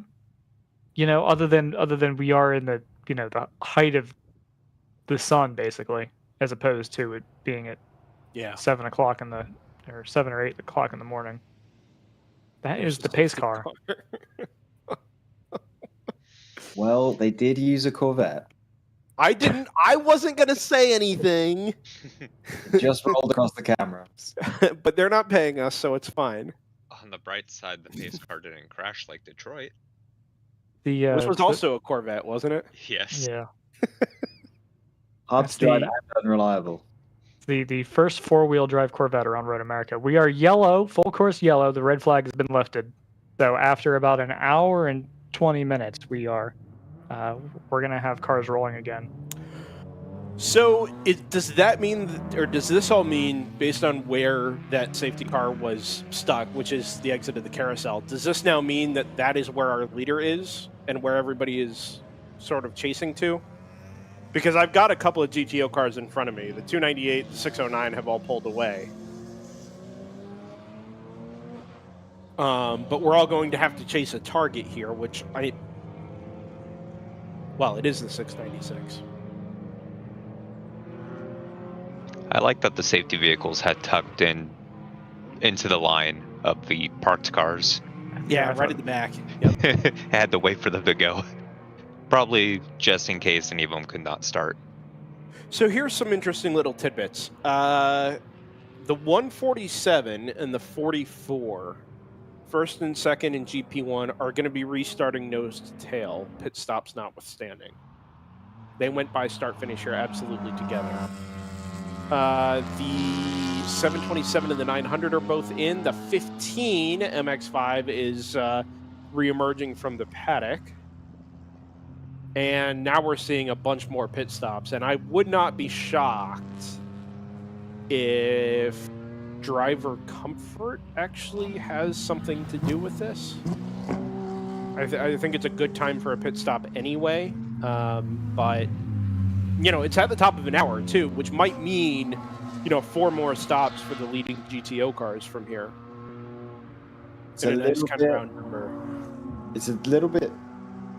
annoying is the wrong word, but it's odd that they've allowed them to pit, considering that there are massive gaps in the field. Oh, that they didn't. They didn't bunch them up first and then open pits or whatever. Yeah, we don't really close the pits. Yeah, I was gonna say I don't think there's a procedure for closing pits. It's very easy for someone who happens to be on the back of the train to take advantage of that random fact. The 55 is re-emerging. Now, I would have some questions on cars re-emerging from the pit lane here that weren't prepared to re-emerge while we were under the first yellow, right? So the 15 is one of them, the 55 is now another. Was there work going on underneath the red flag that allowed them to be ready to go when we went double yellow again? I don't know for sure, but... Yeah, that question seems rhetorical, yeah. Seems unlikely that they were just about to leave the pits and the red flag came in. Yeah, I mean, I concur, but I obviously don't know the answer. Yeah. So here come the leaders and the pace car. Pace car is down the front straightaway. 696 is in. The number 1 is in. The 944 from Presser Tech is in. It's going to be an awfully packed pit lane, Brendan. It is. NRG is in. The 58 from Stratus is in. That is the more troubled of those cars. The 134 from Big Mission is in. Oh boy. 401, second place overall into the pits. 84 is the MP01 from 94 Motorsports. They're in. Should we maybe list the cars that aren't in? So therefore, well, I'm trying to pick out the ones that are most relevant to the on-track situation at the moment. Well, the 986 isn't in, so they're going to take the lead. Yes, concurred. 2 is not in. That's interesting because that was one of our few cars that pitted under the first yellow. Well, but it means they were in more recently than everybody else. Yeah. How recently? Right, so they were only in at 29. We're now up to 37. Right. So that's going to play out nicely for them.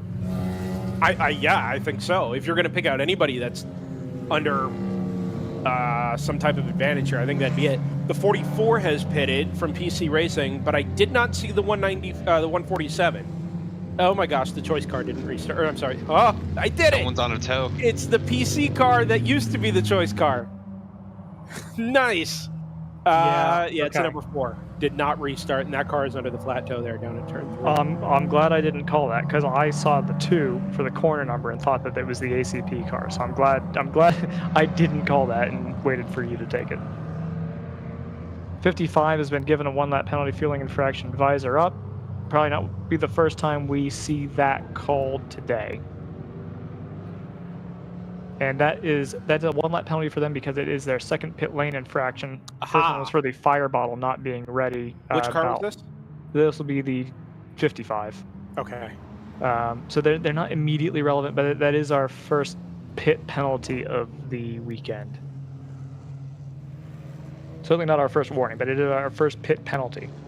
The 22 was in, which is relevant in GP3. That was your second place car? That was the leader for the red flag. Now the second place car. Though they were due. Yep. Yes, they were the only car to have not pitted in that leading group. And Presser Tech, I think. Presser Tech also. Presser Tech also is in, I believe. Yeah, they're still in. I think one of the last things I called before I went off for breakfast was that the GTU leaders were about to be lapped. Like, literally, they had the leader right behind them. Obviously, the Racer Motors car is no longer relevant, but Stratus was also one of them. I'm looking at the front of the safety car train that Gabe is following around, and I don't see the Stratus car in there, so I think they may have just sneaked onto the lead lap. Although timing isn't necessarily agreeing with me right now. Pit lane warning for the 609. That's a relevant car, although they're not up at the point. It's a relevant car because they had qualified. I think they... Oh, I'm thinking of the 401? Was on the front 401 row? that was on pole, yeah. 609 was second row. Okay. So still a relatively quick car, although weren't that fast in the opening phases. But they've been given a warning, so their first pit lane infraction of the day, for restarting before the fuel jugs are back over the wall. The big mission car is still in the pits, and they are working on the right rear corner of the car. That may just have been a tire change, but it seems like an odd time for a tire change unless they picked up, a piece of debris or something. Are there 2 Corvettes? Yes. Okay. I was like, they got that car going. It's amazing. That thing got off the flatbed quick. Yeah. There's Anyway. also a Corvette on the entry list, so maybe they just grabbed that one. Just throw the lights. Stickers on it and went for it. We are about to go back to green here, gentlemen. I like that. Yep, That green sounds flag waves at the tremendous. top of the hill. The 348 is going to lead us back to that green flag. Confirmation that the Stratus car did not stay on the lead lap. Okay. Corvette number 2 into the pits. We've got takers of the pit lane, including Hitman. Yeah, they came by once, for sure. So that's a little interesting. Although they haven't really been super competitive today. I will be There's very... a 696 being held up by one of the GTUs. I mean, that's a gaggle. Yeah, it'll be interesting to see how this works out for the 696. It doesn't actually look like the pit stop has cost them all that much. They're only 15 seconds behind the overall race leader. So while, absolutely speaking, the 986 is a beneficiary here, I don't think it's really handicapped the 696 all that much, if at all. Because they now also have the pit stop advantage, right? They've made, actually, is that true? Do they? No, they both made 2 stops, but they have pitted later. Okay. So,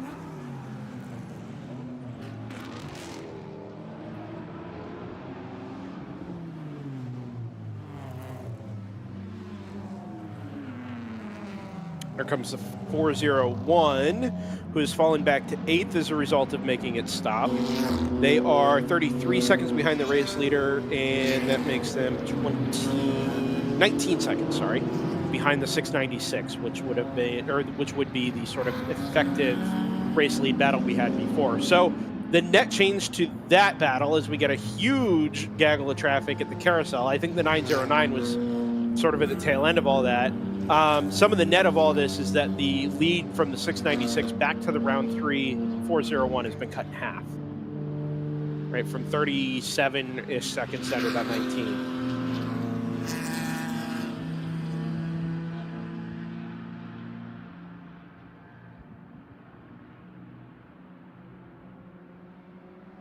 Ten cars on the lead lap, although for some reason the 983 has ended up a minute 22 off. I guess, or was that car that was just in the pits?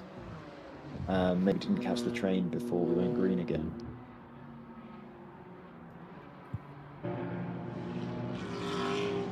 All of those cars are GTO, so we're not in a situation like last time where we had GP1 and GP2 cars keeping themselves in the lead lap.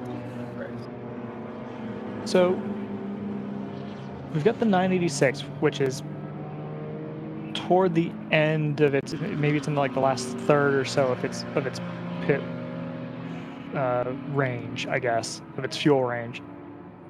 That's leading GTO. The 2 is in marginally better shape, but not by much. It's gonna turn into a weird kind of fuel strategy game here. I don't get the sense that this is like a race at Barber or VIR where you can just kind of wait on a code 35 to make your stop. So it feels a little risky to stay out. I don't know if you've made that point explicitly yet. No, but I not explicitly. Indirectly, I made it by saying that it's not handicapped the cars that pitted all that much. Right, okay. Right, particularly the 696 and the 401. They're all within shouting distance of the leader, which, in turn, obviously means that if you haven't pitted, you haven't really gained all that much. Now, you've got track position, which isn't the worst thing in the world, but, here, as long as you're on the lead lap, you're kind of within shouting distance, and within half a minute is certainly, that can be made up in a stint. Be made up in 6 laps, really, but yeah, sure. Depending on traffic. There are a couple of position battles still at the top here. The 298 from Random Vandals has the chance to take second from the number 2, the Team ACP Tangerine Associates of BMW. There's also the 111 leading a train of cars, although I think they just overtook automatic on that last lap. Yeah, I think so. That's for 6. Ironically, they're also right in behind that 762, which was itself the leader of a train earlier on this morning. Well, they're not right behind, they're 6 seconds behind. So that car isn't leading its race. Sure, I meant in the standings, but yeah, no, exactly. Yeah, 3 of the 4 cars in that train have onboards. We could potentially follow some. So, here's something interesting. I'm not entirely convinced that being disqualified means you can't be out on track. Yeah, I'm just noticing that as well. If you're looking at the 122. Yep. I'm like, Random Vandals is taking second place. Yes. And the JTR car is right behind them. Yeah. So is it possible that's under appeal? Even I know it says final, but we've had it sometimes that just means that's final. It is pending. possible. Final and ready for guild. So you do what that means. did they need to be on board at the end of the stint? Maybe, but I think these were all cars that were in the garage. Oh, yeah. No, it was a joke. Oh. I get it. Automatic racing is kind of submarine through that route. Down to 8 cars per ground through racing. Yeah, we saw this after their first pit stop, Scott, didn't we? Where that car just wasn't quite up to pace to go head-to-head with anybody. And it wasn't quite, it was obvious, but it wasn't quite so noticeable there because you had bigger gaps between cars. Here, everybody's kind of compressed because of the full course yellow. Also, for what it's worth, the hour and 20-some minutes I said was our total flag time. I think that's just total caution time, based on the screen I see next to me here. So, slightly off on the total red flag time. nevertheless, total caution time is 1 hour and 26. This it's number 2. Not for the Nice. first. Yeah, right. This number 2, not for the first time this year. The ACP. Actually, was it the number 2? I feel like it was the number 2. Somebody correct me. But they've been reported for blocking, presumably by the 298 that just went around them.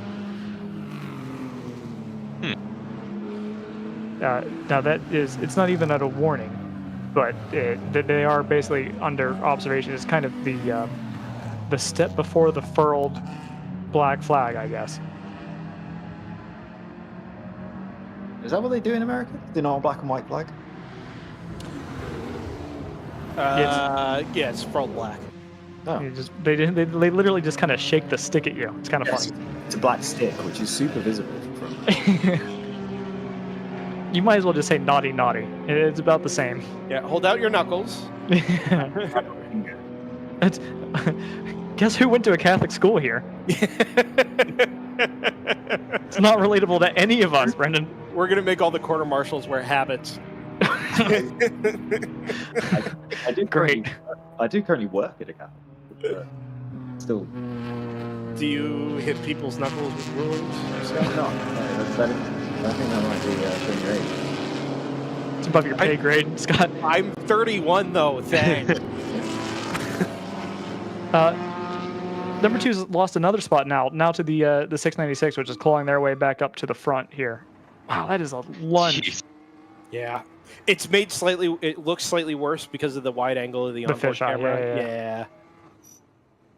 I do kind of like. I mean, I don't know how intentional. I don't know how particular they are, but it does put the cars in front, even though we're at a weird angle. It puts them like center punch in the screen. So good work to whoever set up that camera. Good. It's up to 3rd place overall. Yeah. So move done on that number 2, and they set chase after the Random Vandals 298. Everybody pretty much in the same lap time bracket at the top. 228. Moorhead GP1 leader that we just went by. And yeah, and that battle did separate itself in GP1 because of the pit stops. The 44 yet to come through start finish, but I think they've lost a pretty decent amount of time here. Yeah, we're going to see some pretty wild gaps in the timing tower for a while until cars catch up, because there was an 1.5-hour red flag. So if you see that, they're probably not quite an 1.5 hours behind. So there goes the 44. It's 1 minute and 45 seconds. But again, that 147 did not pit. Oh, and we've lost the Thunder Bunny on board because they've gone around the back of the circuit. Yeah, I'm trying to see if we've got any. It looks like the AOA 75 is about to overhaul 3rd in. No, that can't be right. That's I must be misreading something. Oh yeah, Yeah. They'll be overhauling 5th in GP3, not 3rd. Yeah, they've got a slight pace advantage over the TC Klein car. Looks like we're about to get the change for 2nd overall, as the 696 came across the line, 1/2 second behind 298. Yeah, remember the. Actually, when did we get a stop from the 298? Click button, get answer. 20 laps ago, so they're about due also. So the 298, the 986, and the 2, I think, are the cars that we've called out as owing us a stop. The 2's a little bit better off, but only by about 5 laps. Okay. Well, so we know it's got range over the other 2, presumably. But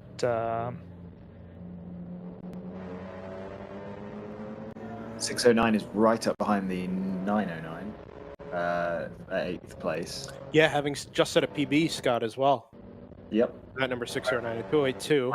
The 909 is way off its fastest pace. There are no scale going down to turn 5 right now. I imagine 609 is just going to outbrake. No. The Aston places itself right in the middle of the track. Stop that happening.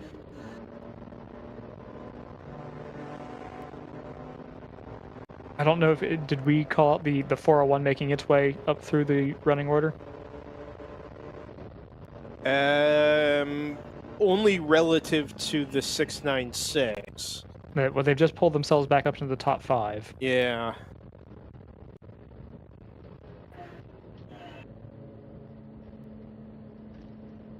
I'm curious to see the progression of the Soul Hammer car in the field. Yeah. Go ahead. No, finish your thought. Oh no, well they've just pulled in about 9 seconds in one lap over 15th in class. I don't get the feeling that car is slow, but they've definitely, it feels like, had some teething issues in the early part of the season. So I'm anxious to see how they get on here. Well, I mean, you say it's not slow. I'm not saying it's a function of maybe anything other than, driver getting up to speed or whatever, but it hasn't cracked the 230 yet. Yeah, it's definitely not fast. Yeah, that is sub GTU pace. I wonder what's going on, if they're just something isn't switching on right with that car. It's not GTU pace, it's GP1 pace. Yeah. Like the Moorhead car has a fastest lap.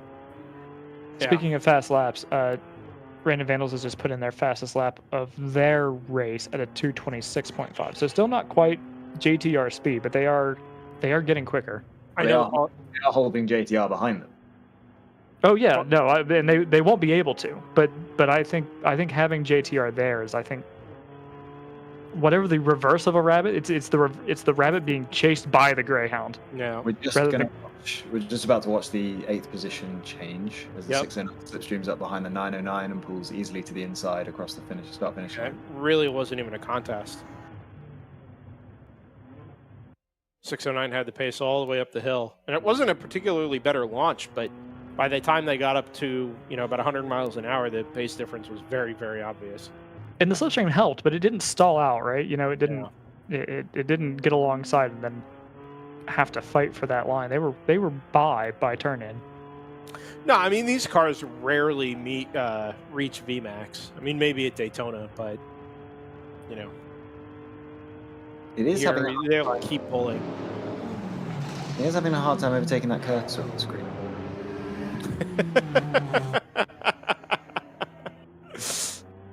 Oh, so it is. I thought that was mine.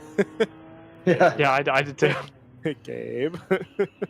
I don't think it's Gabe, because when we change cameras, it. Oh yeah, no, I think you're right. Then again, it's not on my screen. Yeah. I know it is.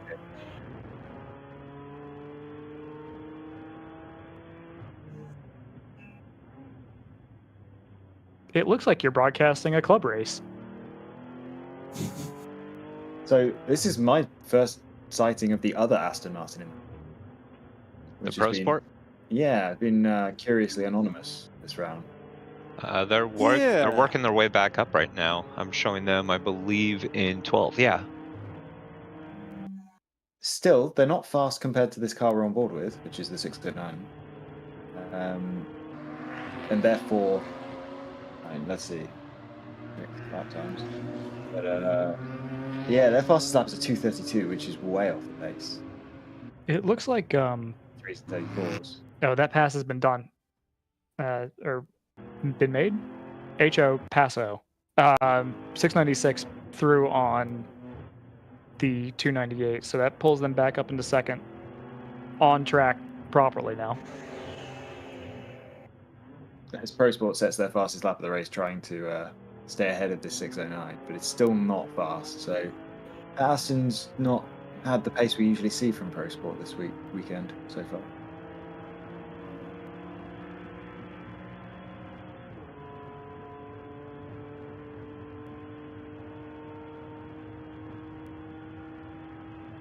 Yeah, I'm looking for tight battles on track. The 111 is basically held station behind the 762. We should be seeing the 75 AOA pass the Lexus of 94 Motorsports for 4th in GP3. It's a good GP3 field this weekend. There's a full 13 cars. Have they all turned laps? They have. So that we've had 13 starters in GP3, which is good to see for the would we call it the cheapest class? I think you're the certainly Affordable. the least expensive class to run. Yeah, that's Kind of hope so. I'm only seeing 12 cars. Do I have a weird duplicate somewhere?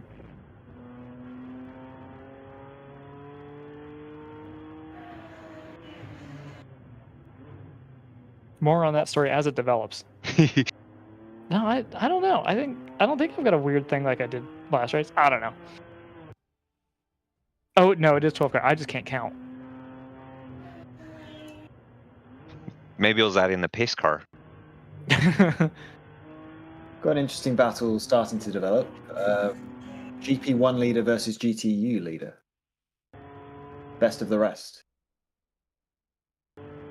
That is interesting. I mean, they are awfully similar on pace this weekend, GTU and GP1, which we mentioned earlier is kind of a surprise because GTU obviously won overall at NOLA. Yeah, they we weren't really seeing that earlier because we have a split class start. So the GTUs started well ahead of the GP1. So we were seeing the GTUs coming up through the GTO field, but it wasn't as obvious that some of the GP1 cars were doing the same. I say some of. Right now, it looks like it's literally just more. By the way, I think that 298 has taken to the pits because that is falling like a cinder block in a 2-foot creek. Random vandals, yeah. Well, they were due, weren't they? Yeah, they definitely were. Is there a lap between GP1 first place and GP1 second? No, it should be about. Well, no, it should be about a minute 50. Oh, well, that's close to a lap. Yeah. That feels like they are due for the pits, though. Feels like they did get split by the safety car, unless one of them's pitted since the safety car. Who are these? Moorhead and PC.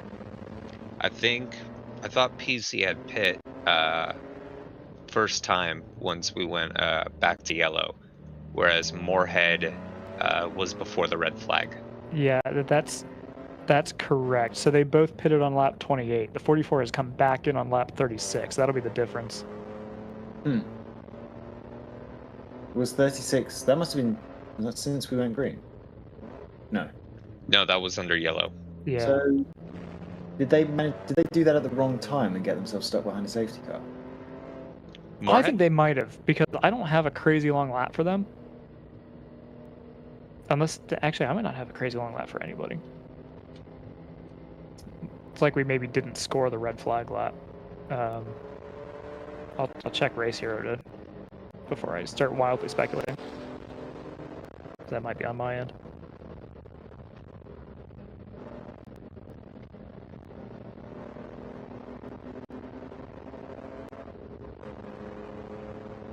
Yeah, I don't know. I'm not sure we actually scored that red flag lap. It shouldn't matter because everyone just did one.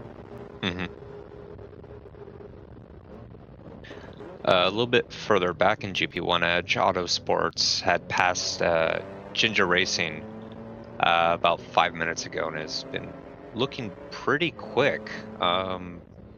Starting to reel in the round 3 racing car up ahead, down under 30 seconds of the gap now. Yeah, they just overtook Fifth Gear Motorsports. The 550 came in maybe about 3 or 4 laps ago. So they're making steady progress up the field. GP1 is always a class that threatens to provide us with a good race. Sometimes it happens, sometimes it doesn't. But there's a good number of stout entries in that field. Look at this, passing a train of cars on the inside in the braking zone into turn 1. That's the 609 running down in 7th. Is that right behind the 111? Is that 4th position? I think this might be 4th position. Yeah, it sure is. These guys are nose to tail, unless there's a lap between them. Is that what you guys were asking earlier? No, if it's the 111 and the 609 were on board, that should be 4th position. Okay, yeah, and so 609's now actually got this slipstream from the car in front. Is that the 762? Is this a 3-car fight? Yes. So that's Oh, closes right up in the braking zone for turn 5. They're going to move around the 9.4 Lexus. They've got an NP01 in front. I think that's actually another 9.4 car. So that's 1 spot gain for the 609. It's going to try to make it 2 in a single lap. Oh, look at this. Okay, so that is the 9.4 Lexus that they were, or NP01 that they were rounding up at the carousel. Taking a look at that from the onboard, that is hairy stuff, because you've got basically 4 cars all capable of completely different cornering speeds going around the same corner at the same time. And we're going to see them all pile into Canada Corner here. They're side by side. That's actually another slower car. It's another 9.4 Motorsport. Yeah, it is. Yeah. Okay, that's the 40, or no, is that the 401? Okay, yeah. So these guys are about to pile in now. Cell service being the death of us. Okay, you see them nose to tail going through turn 13. 762 is going to take a slightly defensive line, and the 609 is going to try to do the up and under. Or just get the exit. Yeah, because obviously the 762 is going to compromise themselves by taking this defensive line. Is that the 762 docking to the pits? Yeah. I think it might be, yeah. Tease. Okay, so that will be 2 spots in a lap then for the 609.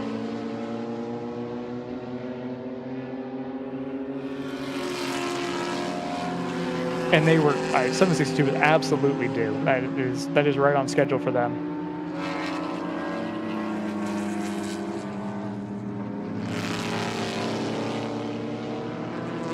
And if you're wondering why I'm not giving you a team name, I am. 762 Racing. Back on board the 609, now running top 5 in class. We expect them in about 11 laps. They're about halfway through their fuel run, so not expecting any calls to the pits within the next, say, 25 minutes or so, 25 minutes. So there's an intervention vehicle inside of turn 3. It's for the 298. It's for the Random Vandals car. Oh, so it wasn't a pit stop then, that car stopped. I think it might have been both. It's being dragged onto the track right now. No, they didn't pit. Actually, they weren't even... Were they due? I think they were sort of due. They were due. I wonder if they missed the stop. Or if they should have stopped and they just ran it dry, because they were about due. Speaking of cars that have stopped, update on Racer Motors. They broke a rose joint. They were able to look at the car from the side of the track under the red flag. So the red flag did in some ways save them, because they were able to get extremely prepared to make the change as soon as the car got back to the pits. Obviously didn't start working until the red flag was over. Right, so they took the opportunity to look at it, but they didn't actually start working. Yeah, they worked out what was wrong and prepared everything they needed to fix the car. Right now they're just resetting the tow, and they'll be back out on track pretty soon. So they are probably still in the running for second in GTU based on how that class has been going. Yeah, I wouldn't be surprised. I mean, they've got a ton of pace over the number 84 in class. The 59, I think, is going to be tough to overhaul unless they have their own issues. But I think they honestly might have a shot at the 84 on pace, because I think 9.4 is still working out how to get pace out of that car. Yeah, they're 10 laps behind at the moment. Probably do some responsible maths on that and figure out how long it will take to catch up. But yeah, they're a good. They can be 10 seconds a lap quicker than 9.4 Sports. This Pressertech car is. That would mean that they would need about 16 laps, 15 laps to catch 1 lap. So they need 160 laps of running. It feels like we're not going to run that many. Probably not. So they would still need 9.4 to have issues. Yeah. They're currently running. Well, they're not currently running, but they are currently scored 3rd, I believe. Plus, but I probably should.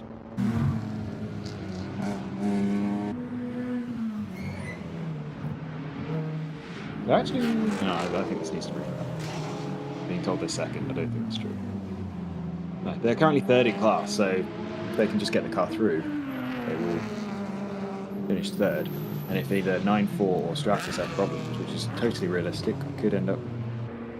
It's definitely worth them finishing. Let's put it that way. Good point stack. Yep. Top 35 in earnings points. Yeah. Get that provisional. Did they get a 5 points for leading a lap? That's the real question.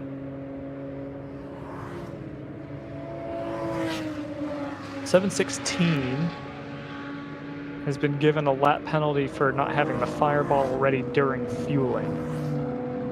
And obviously, it's a lap penalty because it's their second pit infraction of the day.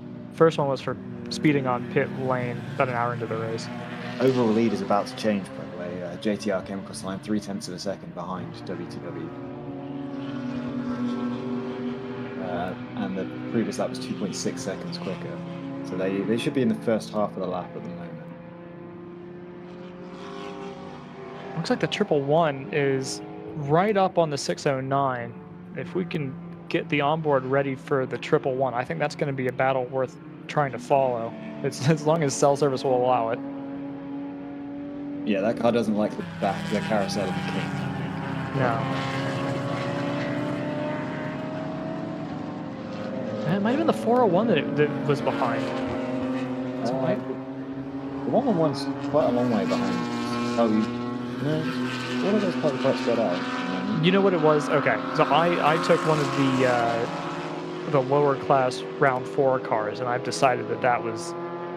I've superimposed every other round 4, round 3. I've superimposed every other round 3 car onto it, and so I decided that the 111 was closing up on the 609, which is the opposite of true. 609 is expanding that gap on the 111.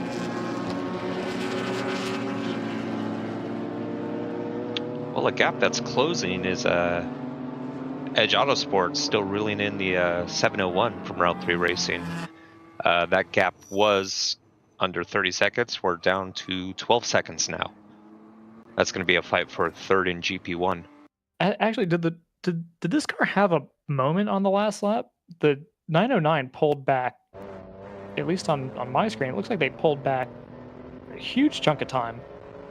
Not on the last lap. Just kidding. I can't read. I'm confusing my Astons. One car that did have a very slow last lap was 762. I don't know if we know why.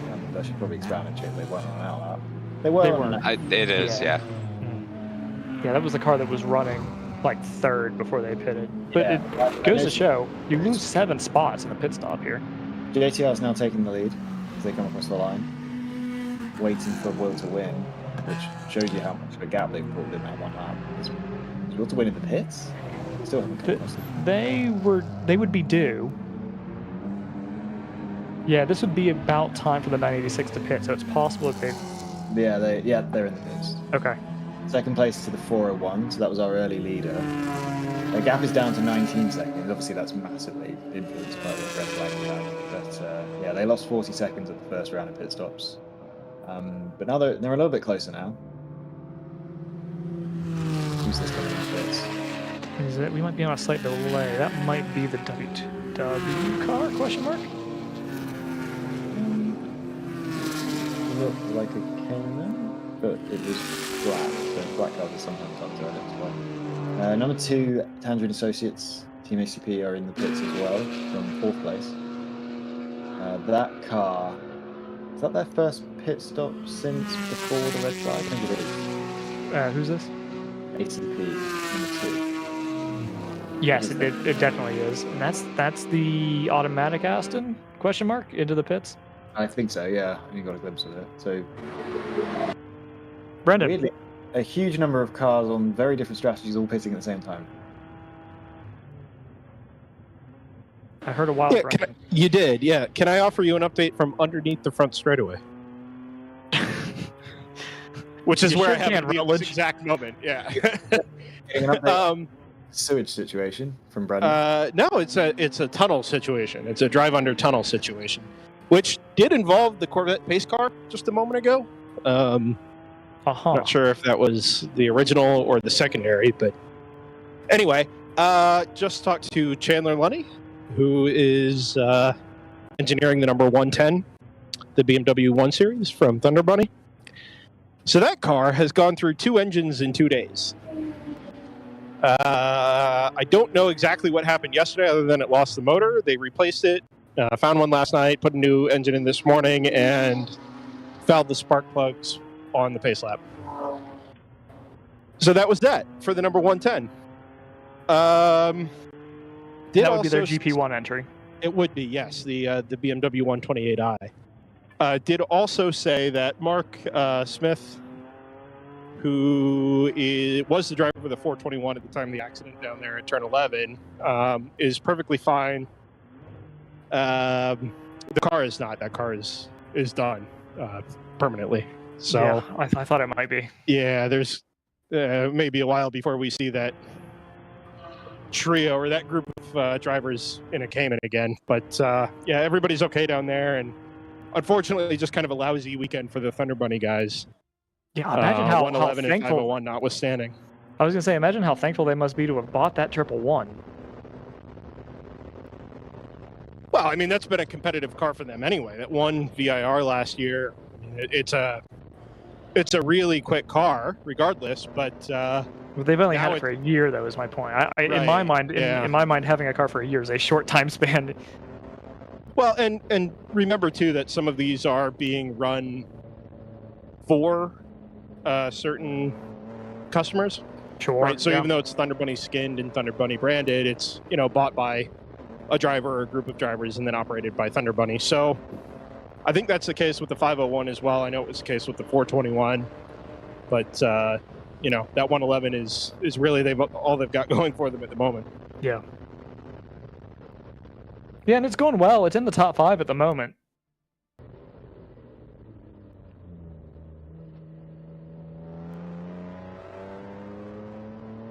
On board the 944 Presser Tech, which we did get a note that it's a 2004 Mercedes CLK 320 engine in there. So it is not a bone stock 944 by any means.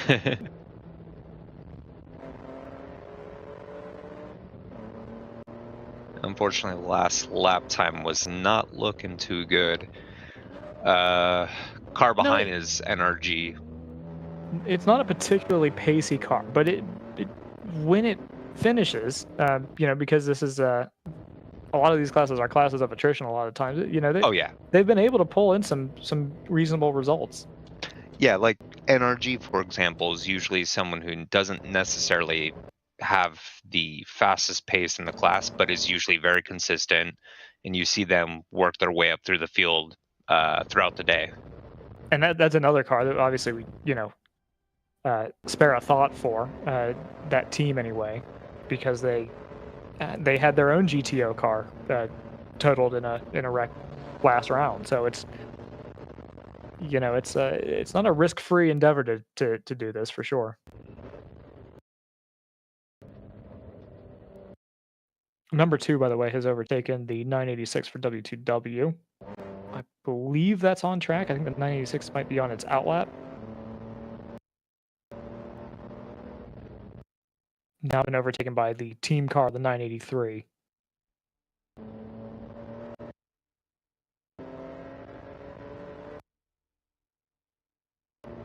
I missed at the 2 at pit. That just happened about a lap ago, so you didn't miss too much. Okay. I think they had been 3rd. But anyway, with this, with cars like this, with even if they're not fast, I like seeing these cars with, odd engine swaps and the sort of thing that you're obviously not going to see in a in a full pro series. You're not going to see somebody take their R8 and decide it'll work better with a Mercedes engine. So it's fun to see. Like it's good that we have entries like this in the field. Oh yeah. If I don't know if you guys are all set with video here yet, but I can tell you the 298, which is down here in the paddock, did just run out of fuel. Yeah. Yeah. Okay. They were due, so that made sense. Part of the reason they're losing time here, though, as they've just explained to me, is the fact that they need an official to be able to refuel in the paddock, because refueling is only otherwise approved in the hot pits. So they had to call an official, have them come around to the paddock, make sure that they could fuel safely back here, and then get the car refired and sent on its way again. So that is the status of things for Random Vandals at the moment. I'm a little surprised that they couldn't be just towed into their stall. Yeah. If not into their stall, then some venues will have a standard where they say everybody goes to the paddock regardless, just so it's a little more fair, a little more straightforward. But that car, as you see, has refired and is going to be sent on its merry way back to rejoin after what I'm going to assume is a couple of laps worth of time lost here already. We've just had the leader in GP1 come into pit a hair early, but that'll be Moorhead Speedworks pitting on lap 51 after about 24 laps of running.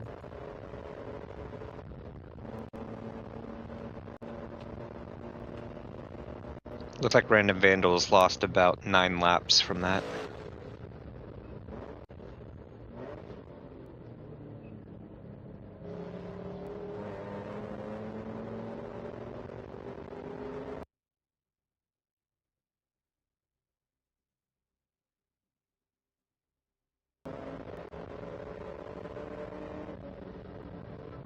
I've got the 609 in potentially, so we are going to start to come back. We've had enough green flag running now that we're going to start to come back around to normal pit cycles, which I'm very excited for that for coming back to a just normal sort of racing flow.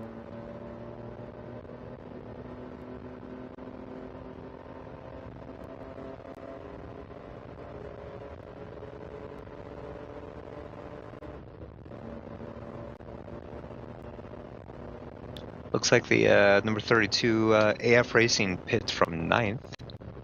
That's someone I haven't seen before. New GTO entry, running a BMW M3.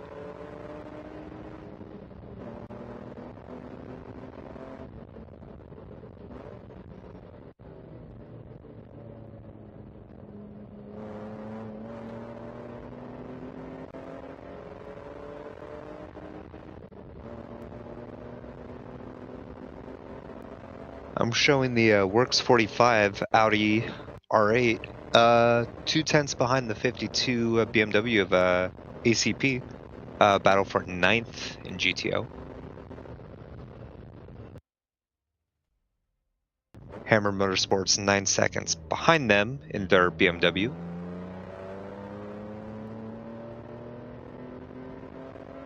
Have you called out Edge yet? They've got a big pace advantage on P3. I know you talked about them a little bit ago.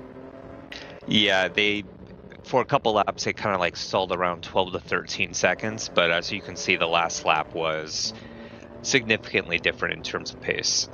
It's now 4-second gap. Moorhead finally pits.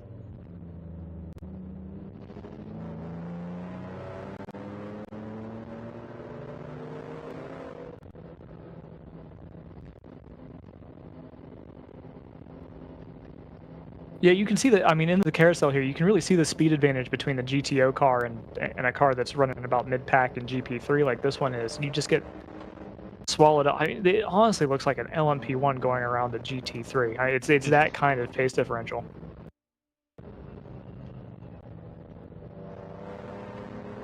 And now you've got, a GP1 car that's got to, you've got to kind of tiptoe around these guys because you don't want to have a miscommunication at high speed and have a big accident.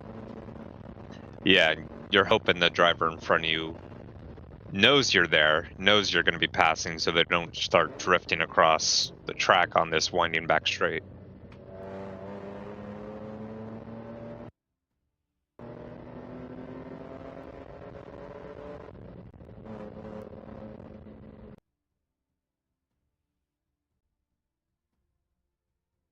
Yeah, PC Racing does inherit the lead in GP1, but I think they also should be doing about 7 laps. I got 8 laps time for them. Okay.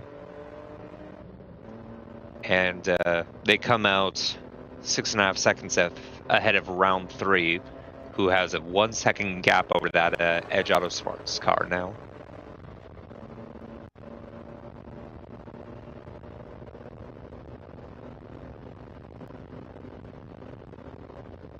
Looks like the 89 for it's spelled Yibre Racing rather than Libre Racing. So, but I'm gonna call them Yibre Racing. Looks like they've pitted also now, or they might just be stopped on track actually. But I've got them showing red for me. Huh? I have a pit signal on mine. Okay, well that'll explain that then. Same with the 85 AOA as well. So those two are close together on pit lane then. Same laps, so that would be for position, whoever comes out in front.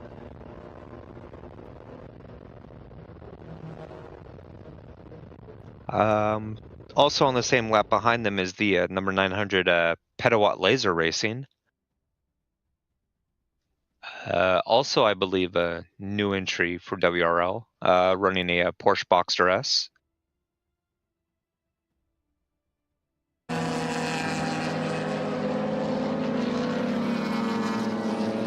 Remember how I said earlier I wasn't sure that being DQ'd meant you couldn't be out on track?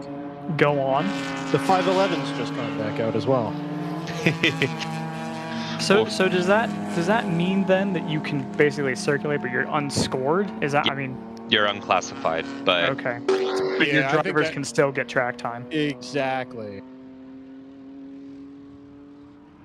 Or your customers is the more kind of on the nose way to put it. You've got people who have paid for seat time, and so this is the series' way of. Yeah, all right, very well. This is the series' way of allowing teams to fulfill that obligation. This is the Racer Motors number 6, by the way. It looks like it's done. Yep, that's back out on track.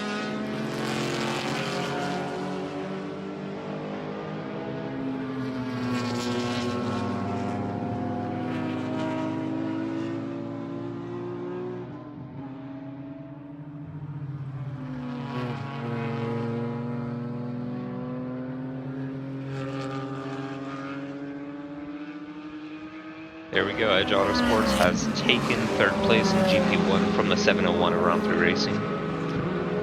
Now, I don't think they're particularly close to the 2nd place car, but the 59 for Stratus has just come in for their 2nd, I think, scheduled stop. That'll obviously be in GTU.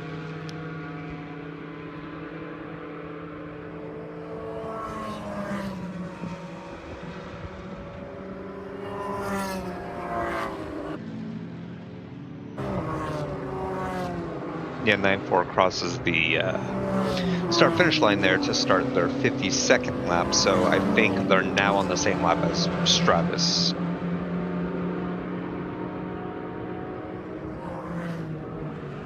So Stratus has about 2 minutes and 30 seconds to get back out onto the track without losing the lead.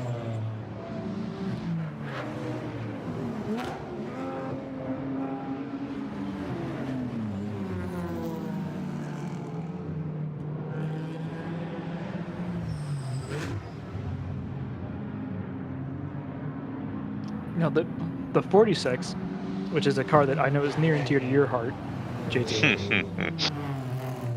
Ooh, someone walked up, going up under the bridge. 46 being looked at for possible blocking. Ooh.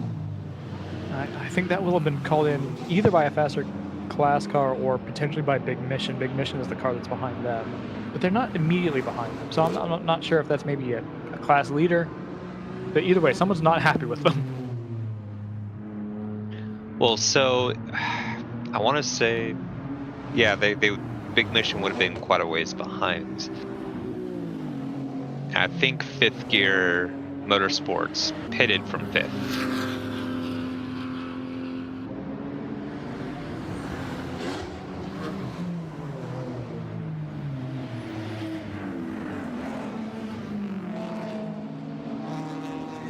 keeping an eye on Moorhead Speedworks. Their last lap was 2.5 seconds slower than Edge Autosports, who was only 5 seconds behind. The Audi R8 dives into the pit lane. That'll be, I think, the number 73. Yeah, Works 45. Works, yeah.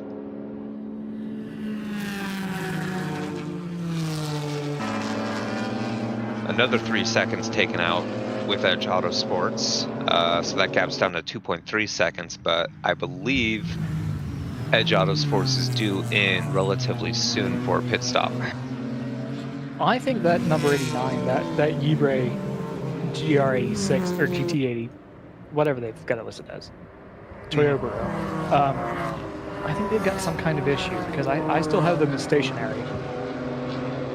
Huh. I have them out on track now. Okay. Maybe I've just got some old data, but I've still got them dropping positions.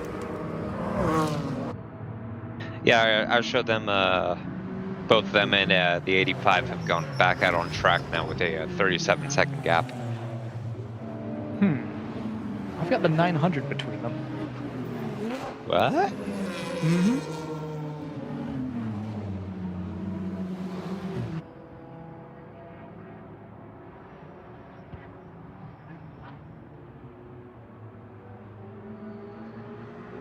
Yeah, that's curious. Something is not lining up in terms of data. All right, we'll disregard that for the moment. So the choice car is back out there, and it is still being scored at least automatically.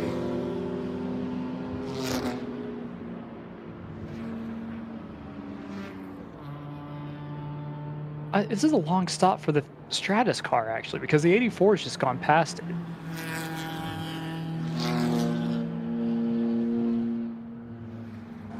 I'm not sure. Is this the 58 or the 59, Joseph? 59. 59.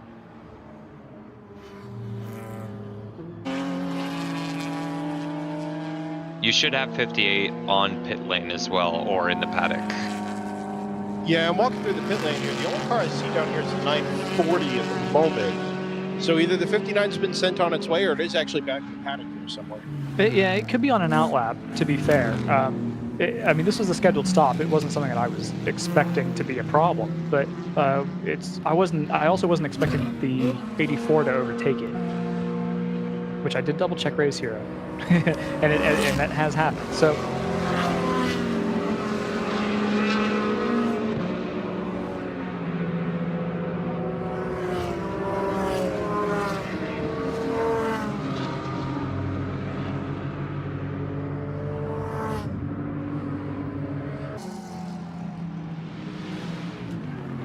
Huh.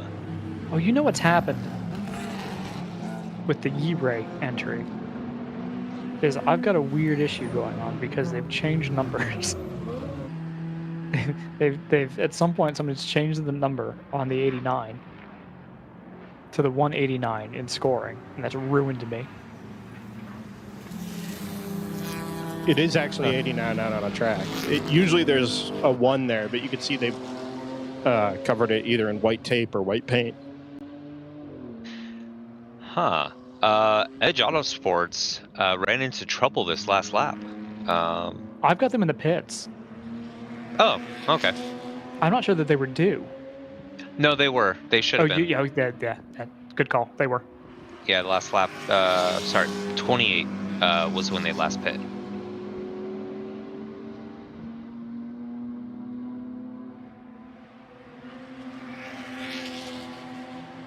Yeah, because now my timing shows them still out on track, but 11.5 seconds behind round 3 racing.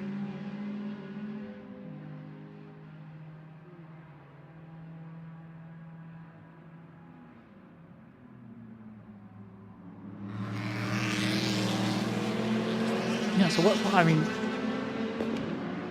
sorry, I'm still kind of keyed in on the 59 here. I don't know what to, because they're now 2 laps behind 9-4 Motorsports. Yeah. That's... They should have come across start-finish line if they were out on track. Yeah, so I don't know, Brendan, if you're able to head in that general direction, either their paddock or their pit stall to see. That would be very easy if I knew what their general direction was, but I've been down here for 3 minutes and I gotta figure out where they're at. I can pull up that information for you, Brendan.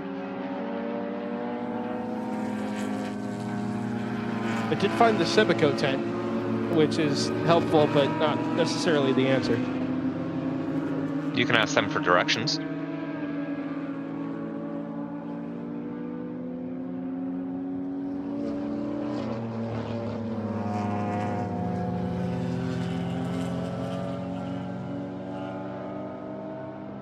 Pit assignments on the World Racing League mobile application.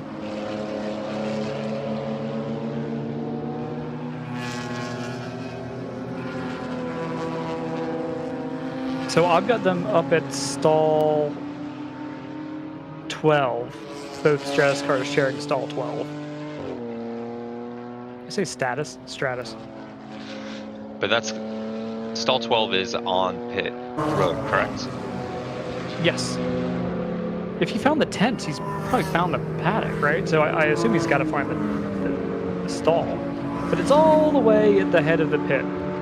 It's up by garage 1. Yeah, there's nobody here, Joseph. This portion of the lane is completely empty. Well, the car's not circulating, so I don't know. I mean, unless they've got a transponder issue. We do have a stopped car at the final corner, which is the number 55. About a lap prior, it seems to have cleared itself, unless it's up towards turn 13. So it's probably up in the paddock somewhere. It could be. Yeah, it could be at pit in. It's just not on pit lane. It's, you know, over where they can properly work on it. Yeah, their stall is deserted here. There's nobody with fuel jugs, tires. There's nobody at the tables. Yeah, so they're car.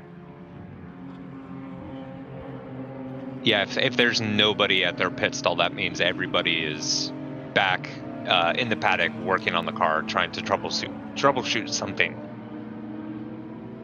Presumably, it's both cars, right? Because neither one is circulating. Yeah. So the mission that we thought that number 6 was going to have to try to overhaul as they go through the frame to bank on a problem for the number 84, it in fact might have shown up in the 59 camp. There's the 609 you see in the background of the shot. You see them on pit road.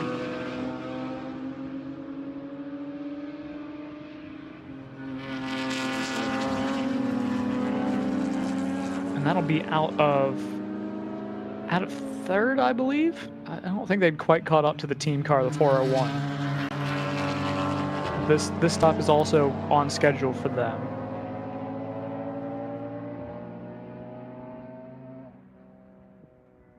Looks like going up on jacks. A tire change around midway for the 609. So see if they put in some fast lap. Ooh. Oh, what's happened here? We've got a stopped car to driver's right. And we've already got calls for passing under yellow here.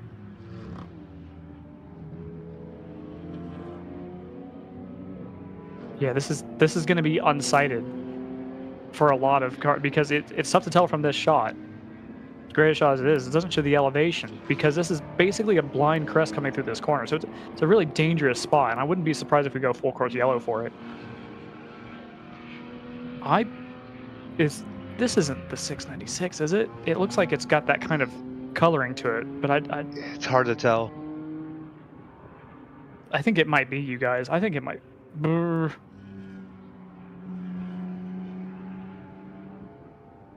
I'll stop speculating. But that was where my mind went initially, and they've lost. I think it's a 696. I've got them red. That's the leader. That's the leader that stopped on the exit of turn 13 here. Worth noting, the 401 and the 609 are both in. So if other BMW M4s are due pit stops, and it's made it most of the way around a lap. Oh God, people are taking that corner way too fast. There's a yellow flag. It's a blind corner and a yellow flag. You shouldn't be. People got to be smarter than that. Still a green flag around the circuit, but it will be a local yellow here. Now you've got a little more visibility because you've got a recovery vehicle, you know, a truck a little higher up, flashing lights. So that'll be easier for people to see, but people have got to be watching the flag stations. That's scary. So it's not confirmed in timing, but I'm pretty confident this is the 696 that we've got stopped here. Because the 401 now leads, coming through the pits actually.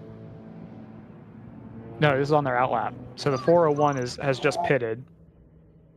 I think we're doing left side tires on the 401 here, guys. Just went up on the air jacks in front of me in the cold pits, and immediately they go to the left front.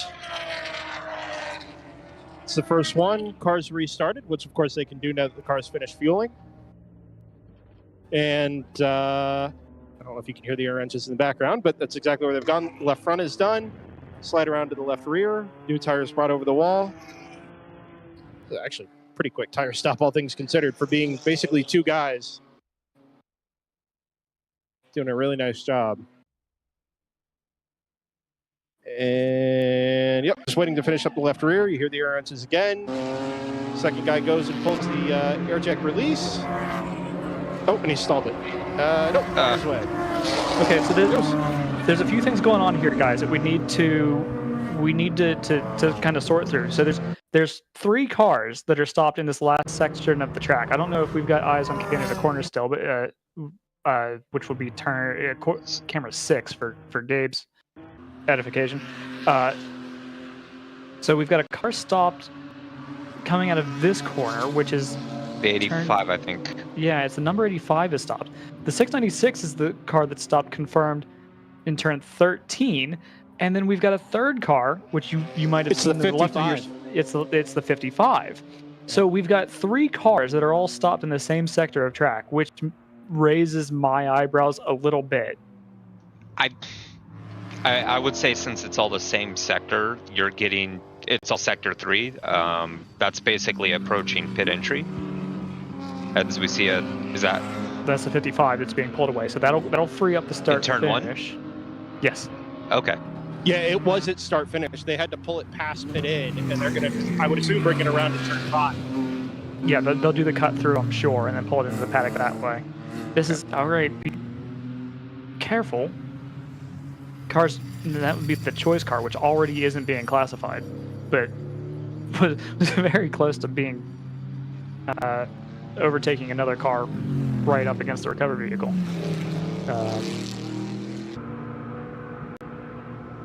They backed out of it, to be fair to them, but we've got an awful lot going on track right now, and I think maybe people are getting a little antsy. See, that's another car that's pulled out, and it's. I wouldn't want to be race control on that call.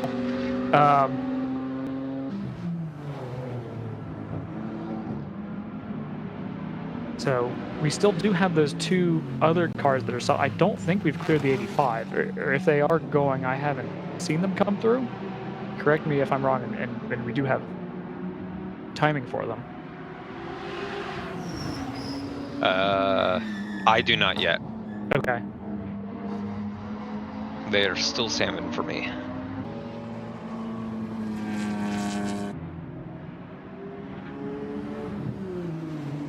And that is the 85. Good pickup, Gabe. Not 85, the 55 being pulled through the turn 5 cutout. 94, while all this is happening, the number 94 94 Lexus has been called for driving in the middle of pit lane. That's their second pit lane infraction of the day, and that also will be a lap penalty. Oof. 111, which is running second overall right now, has just caught their first pit penalty of the day, or not their first pit penalty, but their first pit infraction of the day, which is going to be a warning for them for a visor up during fueling. And they're now in the fight. They're back in the fight for the win here. So they've got to be careful here. So on their next couple pit stops, they should only have, I think, 2 left. But on their next couple pit stops, they've got to be careful to be inch perfect, or they'll lose a lap and potentially a shot at the win here. Because I think they're faster than the other cars that are in contention here. They do owe us a stop, to be fair, and I think they're taking it actually. Or no, it's just happened. I'm all over the place. Yeah, 111's been in and out already. Yeah. Okay. So they're in a really good position, and they need to be mindful of the fact that they've already got 1 strike against them. That'll be, I mean, both drivers and crew.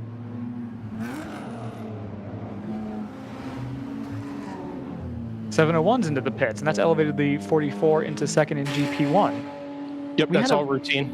We had a really nice little, whoa, look at that late call from the Hitman 34 around the AOA Mazda. Made the pass coming out of turn 14 and then just carved across into pit lane. Anyway, I was going to say we had about an hour or so of really kind of sedate running, relatively speaking, and it's just all blown up in the space of about 5 minutes. Yeah, whenever it's time for pit stops. I guess.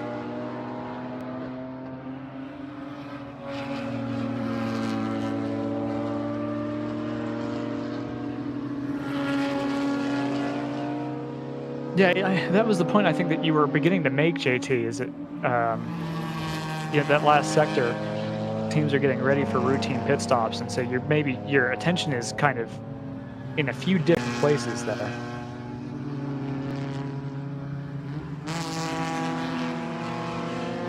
That, and if you're just trying to push that 1 extra lap, yeah, you're going to start to see any fuel issues in that final sector. That's a good point, which I had. You're talking about maybe the pickup isn't quite there, and somebody sputters a little bit, and you just get a little bit of a stack up. Yeah, so if you see cars, trying to push that extra lap that are going to run out of fuel, they're usually going to be short by, however much in the last sector. And I do wonder with the Random Vandals car. We got a note that several cars were running their engines during the red flag to keep things cool, and I do kind of wonder if maybe teams were burning a little bit more fuel than they expected. You just count that as 1 lap, but it turns out that you're actually burning a little bit more fuel than that.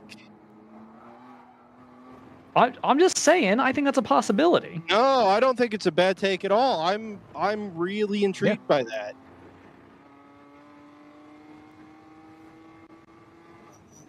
So I just, if I'm one of... Sorry, I'm at the other end of the paddock, and that 696 is moving again under its own power. Okay. I just saw it pull out of one of the garages up at the we south don't end. think that that's another fuel I mean, look, if you make it 2 corners from home, and knowing what we know about the M4's fuel system and how it, it estimates how finicky fuel it can used be without being an actual read of fuel, fuel used, I wouldn't be shocked.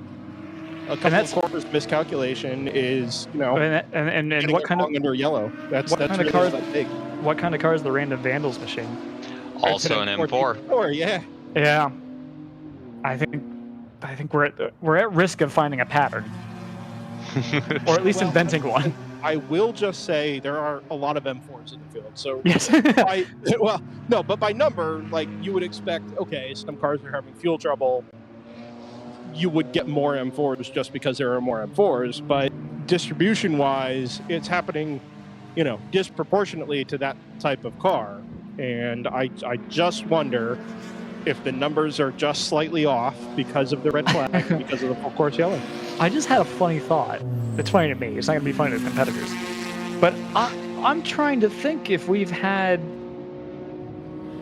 I mean, we've got basically everyone who's running an M4 in this series who doesn't run it in another series, to my knowledge, has had a fuel pickup problem at some point. Well, and even Random Vandals, who does run M4s in other series. It's true. That's a good point. They don't tend to have hour and a half red flags out on track, though. Joseph, they don't even have hour-and-a-half races. That's a good point. So yeah, I just kind of, at risk of speculating things that may or may not be real, which I love to do. That is peculiar to me that we've got these. I don't know. I don't know how else to explain it, because these guys generally know what they're doing. So it's to make an error like that, it's galling on a few levels, really. I've got the 909 into the pits. That'll take them out of the lead, and that'll elevate the 111 into the lead. Who did beat the round 3 racing cars out of the pits? Oh no, I shouldn't say that they'll beat the 111 out yet, because it hasn't actually finished its outlap. So it could retain that lead.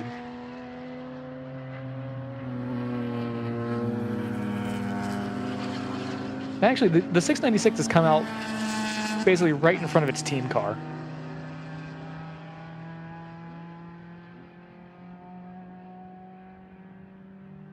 Yeah, it's gonna be an awfully disappointing result for them. I mean, especially if it's a fuel pickup issue. It's gonna be. Just spoke to a JTR representative. Yeah. It was fuel. There are 3 gentlemen with JTR sweatshirts that are standing around equally confused, just sort of literally scratching their heads trying to figure out what the issue was. They thought maybe it was they didn't get all of the fuel in on the last stop, but I think it just kind of seemed like they were throwing that out there as, well, we have literally no other explanation. So I don't know. They don't seem to know. And the car runs. It was fine. Yeah, they got fuel in it and it pulled right away. So I did mention the random vandals thing kind of on the side, that they had also had a fueling issue, and they did perk up a little bit at that. But other than that, they have absolutely no answers. Tell them to go talk to Tim. Yeah, that's true. Brendan, you can't see this, but the Thunder Bunny overlay has the motorcycle course as the track map, which I really enjoy. I saw that on one of the other cameras too. As an incidental sort of personal comment, I figured out why I couldn't find the Stratus car. Go on. They are all the way up the hill in the south paddock at the farthest possible end. I literally could not be farther away from anything that matters in the paddock. It's a hill and then a couple of RVs and a couple of tents, and then 60 to 80 yards of open paddock space, and then the Stratus trailer. Is it the Sabico corral? Is that, Sepico, excuse me? No prying eyes over there. No. Yeah. So the Sepico parts area or support area is down in the lower paddock. It's in the normal, where you would expect a paddock to be. Huh. But Stratus, I'm actually walking that way now and just sort of realized that maybe they're there because they don't want to see people. But I'm blown away by this. I actually am going to go try and find out what happened, because I think we need answers. Yeah, I think that'd be a good, and I honestly think that they'd probably be more than willing to talk to you, because those are both listed as 2022 NPO ones, right? I think this is going to be, this and every other race they do is, I think, going to be a development and learning experience race for them. So I think they'll be more than willing to talk about, the sorts of things that they're working on. As we're on board with the 147. We've got a recovery vehicle that's making its way up through turn 13. I'm not sure what that's for. It's for a car stop driver's left to be the 501 up at turn 14. And you see them, they've gone all the way out to the tire barrier. Is that a 2-car situation? Or is that just 1 car broadside to the camera? I think it's just 1 car. I think it's just the 501 that's kind of skidded in sideways.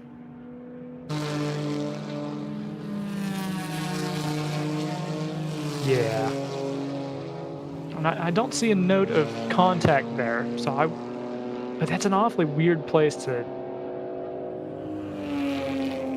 I mean, that's what is it, a GP2 or GP1 car. It's carrying an awful lot of speed into that to end up all the way over there.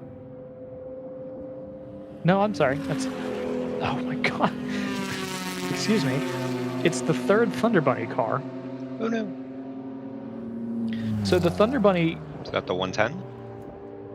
No, the 110 is... Is the 110 even circulating? Oh no. Yeah, they have the engine issue. Yeah. So Thunder Bunny has had 3 cars with pretty substantial issues here. This is the third one that's up against the tire wall at turn 14. The 4th car is leading the race. The 111 has a decent margin over everybody else in the field. The other 3 are stationary. I say decent margin. It's like 18 seconds, but they do have a pit stop in hand over second place,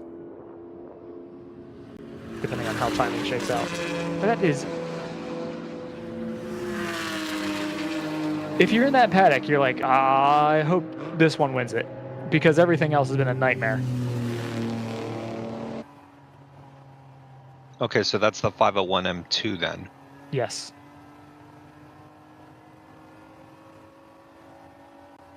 Yeah, the 501 and the 111 are both M2s, for whatever that's worth. Or at least they're both entered as 2019 M2s.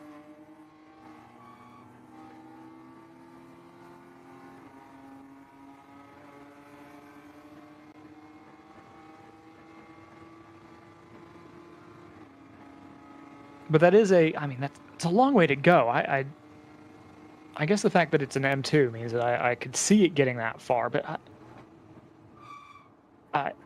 that has to have gone into the grass on the way in or something to make it out to the tire wall. I would have thought. I mean, it's the way that corner is and they're braking. It's certainly possible that you can put a wheel off on the left, and then you just go straight. Yeah. By the way, timing is fixed on the rear racing car. So, do you want answers? I would love answers. Yeah. Pose in the form of a question, please. Sorry, pause for dramatic effect. Yes. So, the 58 has been chasing electrical issues basically all day, and we kind of knew that from the green flag. Well, we knew they were having issues from early on, but that's a work in progress. The 59 is in the paddock because they had an off-track excursion and are now replacing the left front fender and the splitter. That work is just about done, but the pieces don't fit exactly as they did. Things have been slightly made askew. Yeah, well, and the left front is not done up in the Stratus colors as such, so I don't know if that's a part that they were expecting to have to put on at any point. Right, okay. So they're just getting that all to fit back together the way it's meant to, and that car will be back out in the pit lane. It seems just a couple of minutes away. Okay, well, that'll be good timing for them because that'll put them, I think, right up in front of the Racer Motors NPO1. So the one point I'll make about the 59 situation is that for all of the other random little issues that the NPO1s, and for that matter, the Miata had, but this one was self-inflicted. Right? This isn't mechanical failure. It was just driver error that had slightly greater consequences than it would otherwise have. So, do they know where it went off track? I didn't press for that information. No. Sure. So they've got about a 4 or 5 lap advantage over the number 6 right now. So as long as they get it out within the next, say, 10 minutes, they'll retain second in class, which is a wild thing to say, but here we are. If it does take longer than that, though, they're going to have to claw their way back up into that second spot, and it has to be said that, barring some other issue, 9-4 Motorsports is, knock on wood, they're looking in good shape for a class win here. Yeah, as long as they can stay out of trouble, they've got it. Yeah, I mean, it's been a big if. That 9.4 car, from memory, has been a couple of seconds behind most of the GTU field on raw pace. And I think this is a perfect example of endurance racing being endurance racing. And that particular, concern of seconds even on track, never mind tenths or hundredths, not really being your primary concern. That is exactly what we see on display here.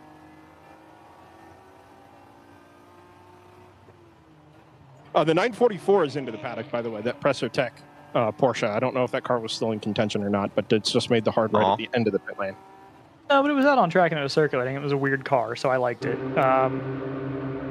But no, it wasn't particularly featuring. It has to be said. Have we ever made the point that that car has a Mercedes engine in it? Yes. Formally brought up. No, I brought it up. Don't worry. But we can continue to bring it up. I'm into it. By the way, we saw the 111 putting a lap on the 762. Unfortunately, it'll be 2 laps down for the 762 because they were pinged a lap for passing under yellow about 5 minutes ago. Yep. 605 has pitted out of the lead of GP3, and that's handed the lead back up to the 22 for TCS Motorsports. Do we have an onboard for the 401? Because about to take third from the 909 Aston Martin. Yes, we should. I don't know what quality it's in at the moment, but it should be available to us. Actually, with that gap, it might have already happened. It might have happened on the way into turn 1.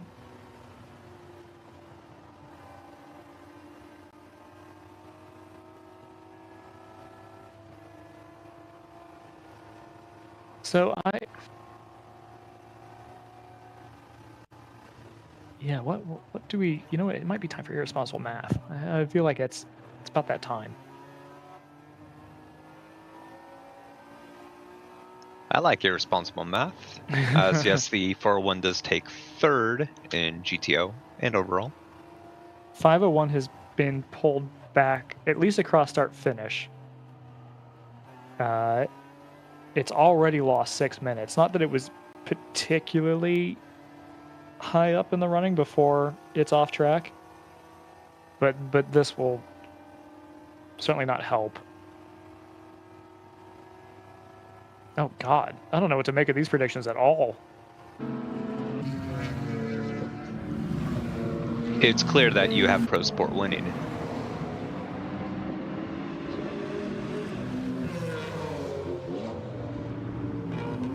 No. Aw, I wanted the Aston to win. All right.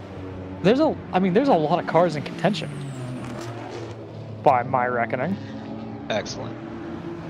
Like a lot. So I've got, weirdly, this is the part that throws me a little bit. I've got the 609 in contention in a big way. Okay. Arguably the favorite. It's doing good laps right now. It just did a 28.4. And then it's sort of, they've got really the lion's share of it. And then I've kind of got the rest split among the 909 Aston, the 401 round 3, the 111. The 986 is in with a shout. Okay. Not a big one, but it's there.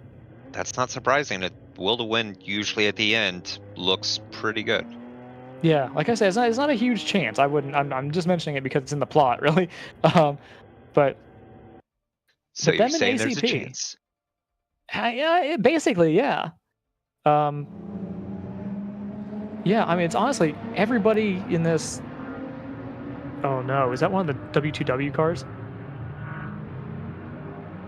Or is that an overnight car? It's a little tough with this camera. I don't know, my stream freeze. Oh, yeah, mine dropped 2 for a second.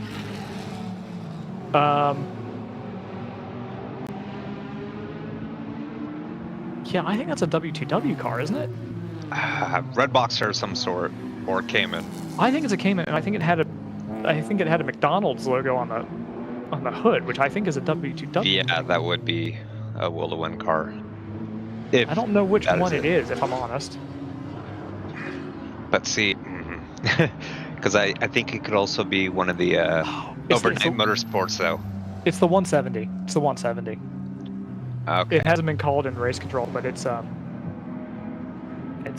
got it missing now. Yeah. Okay, so that it at least is not one of the contenders for victory. I saw W2W and I just called them with a chance to win. I was like, oh no, please don't. You'll never guess. Fast. I don't know what to make of this. I don't believe that for a second. Okay, so GTU, I've got like the 59 with a shot at winning. I think that's sailed. Yeah, I think once you get more data, maybe that will start to lower its chance. Yeah, I think so too. GP1, I've got Moorhead and PC Racing as having the biggest chances there, which historically makes a lot of sense. Yeah. And also based on the fact that they are first and second on track right now. And Ginger's going to get 5th, yep. Actually, where is Ginger going to finish? They're currently 10th. It looks like they lost a lap for some reason. I haven't seen anything on the notes about it, but so the 046 has been docked a lap for a pit lane infraction. So yeah, I'm not saying that that's necessarily a mistake, but you never know. It's no, it might just be on them. I mean, looking at their pit lane time, they had a pit of about 5-minute lap, followed by a almost 6-minute 20 lap. Okay, yeah, so that's just on track then. I buy that. Yeah, maybe they had to come back in. I don't know. We just saw 170 on the tow rope there. So anyway, in GP1, coming back to that, I've got the 147 and the 44, so that's Moorhead and PC Racing, basically splitting even-ish chances. Advantage PC Racing, which surprises me. Have they pitted? Do they have a pit advantage? I mean, a couple laps over Moorhead. Okay. It must just be splitting the difference then. I'll say if we do get another full course yellow, we might see Edge Auto Sports be a contender there. Yeah. So we do account for that a little bit. Not quite full fidelity. It just changes the lap times. But the 26 has about a 16% chance by my numbers. The 1 in 6 feels not crazy, given the pace that they've had at parts of this race. And the 7-1's got a shot, but not a huge one. So GP2, I don't think it's going to surprise anybody. The 21 from North Loop has just been walking GP2. So as long as they don't have a problem, I think they're the favorites in GP2.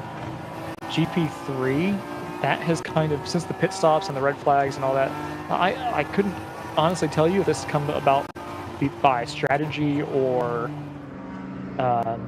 they just had pace for longer. But I've got them with a stout advantage over the 190. Oh, something's up with that prediction for sure, because I've got the 197 like everywhere. But I've got the 22 as being heavy favorites in. Oh yeah, something has. Wait. I'm sorry. Hold on.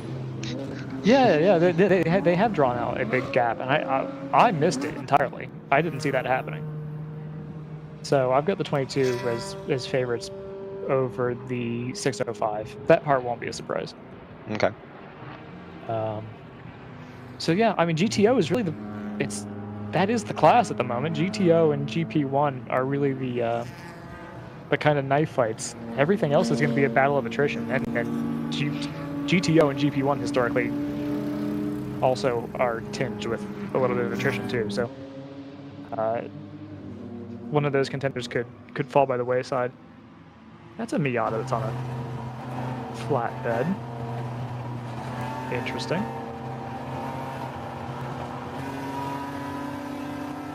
We've also got contact being reported for a number that I don't think is in the field. What is the number? So, the number... Oh, yeah, they are. There is a number 29, but it's Alpha Cat. Yeah. And not Screaming Goat. Yeah, it's a Miata in GP3. Was that the Miata that was on the flatbed? May well have been. Okay, I missed that too. 59's headed back out, guys. Woohoo! Okay. It will be easier to pick out now that it has a bright white left front fender on it as well. All right.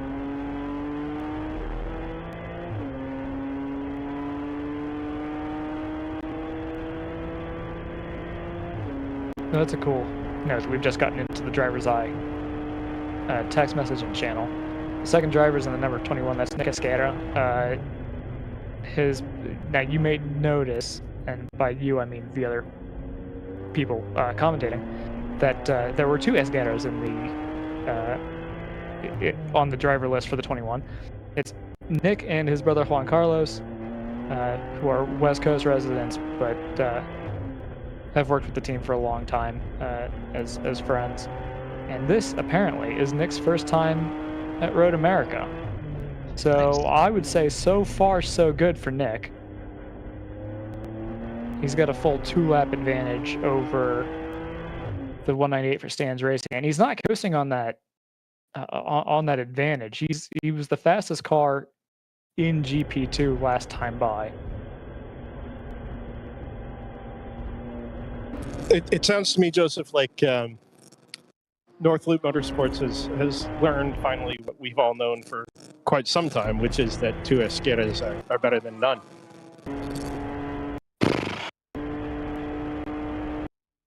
Genuinely, you, me, and Esben are the only people who are going to get that. I don't care. That's it. That is the narrowest of casting. That is like nanometers. This is how you build interest. By confusing people. It's got it knows this far. So, this is all well and good. There's a 1-lap gap now between the number 6 and the 59. So they have timed this. Oh, it's like they've been managing the gap. I don't know if they want to take credit for that, but it feels like they've been managing the gap to the number 6 to try to avoid being overtaken for third. I like it. I have Libre Salmon.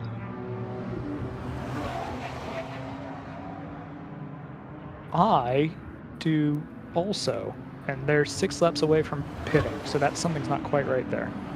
No, they're having a rough day. Yeah. I mean, they were...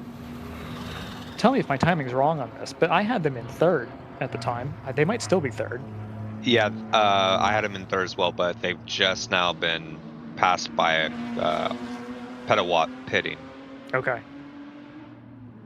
Number 2 for Team ACP Tangerine Associates is in the pits on schedule. That'll drop them behind the 986, and on the same lap, as a matter of fact, the 609 for round 3 racing is overtaking the 909 automatic Aston. Yes. I believe that's on track.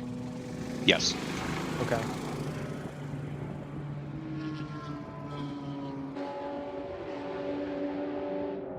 That gap must have closed in a hurry, because I don't even have a notification of that gap closing.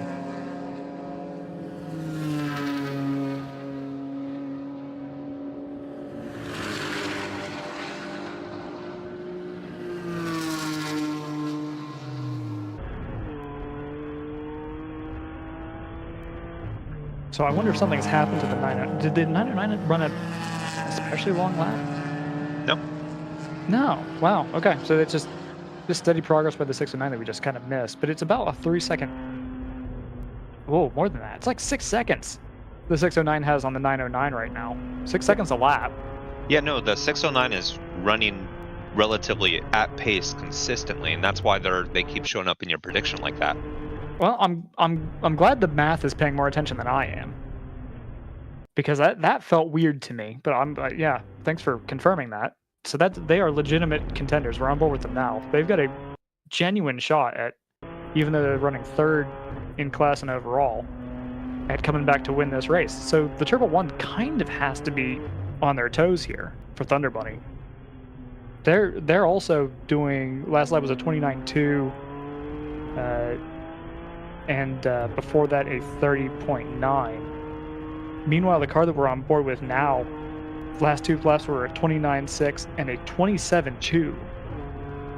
So they've pulled back 5 seconds in 2 laps, and are capable of pulling back 5 seconds in 1 lap on the leader here.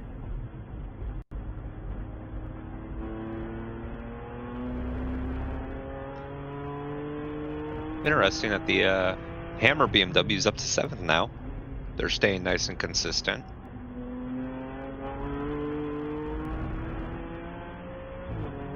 Yeah, and that's what we want to see out of, especially teams that pick up new cars, right? You make a complete platform switch, and that's, I think, it's kind of a scare. I mean, obviously it's not uninformed, right? You're not going to put that kind of money down without knowing what you're getting into, but there's got to be a little bit of worry there. Is this going to work for us? Are we going to have the right combination thing? So I think being in 7th, obviously some of the teams around them have been in some strife, but I think they might feel like they're finally getting the handle on this car. Yeah, and they were relatively close to the Pro Sport Aston ahead, just waiting for them to come through timing here. But they were about 4-second difference, running very similar pace. Oh, the Hammer pits, that's why.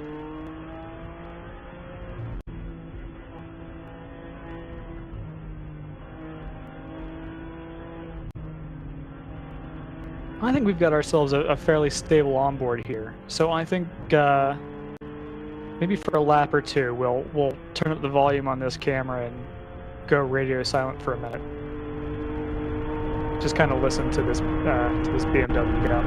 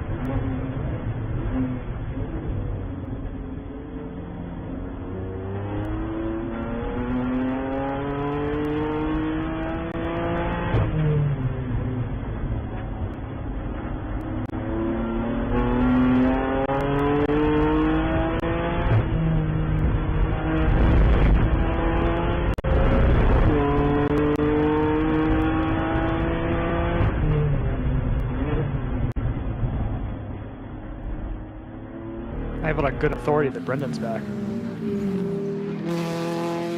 Oh, I'm back. I'm back. Back like the 59. No further information. I just as a wrap up to that whole experience down in the paddock, it didn't feel particularly fruitful. But I think that's just because there's actually not a lot happening. All that explosion we saw, of activity. A couple guys ran out of fuel and they had to recover a couple of cars to pit lane. Most of that was just bring them back, put fuel in them, or bring them back and diagnose a small issue and send them back out again. There really wasn't a lot of frantic activity down there. Quite a few pit stops, but they were all completely routine. So, intrigued by that. I think it's generally positive. Now, some of that will also be helped by the fact that these cars have run for an hour and a half less than they otherwise would have. But yeah, otherwise, all is pretty straightforward down there in the pit lane. Man, we're gonna get a good battle here in GTO, probably in the next 2-3 laps or so between the round 3 racing cars. The 609 has just been hustling these past few laps. Yeah, we just saw it. Excuse me. The hill there. We just saw the 696 actually get balked a little bit by the 609, or vice versa. The 609 getting balked a little bit by the 696, which we know is a fast car. They were leading. We thought that they were going to be the favorites until they ran it dry at the bottom of the hill.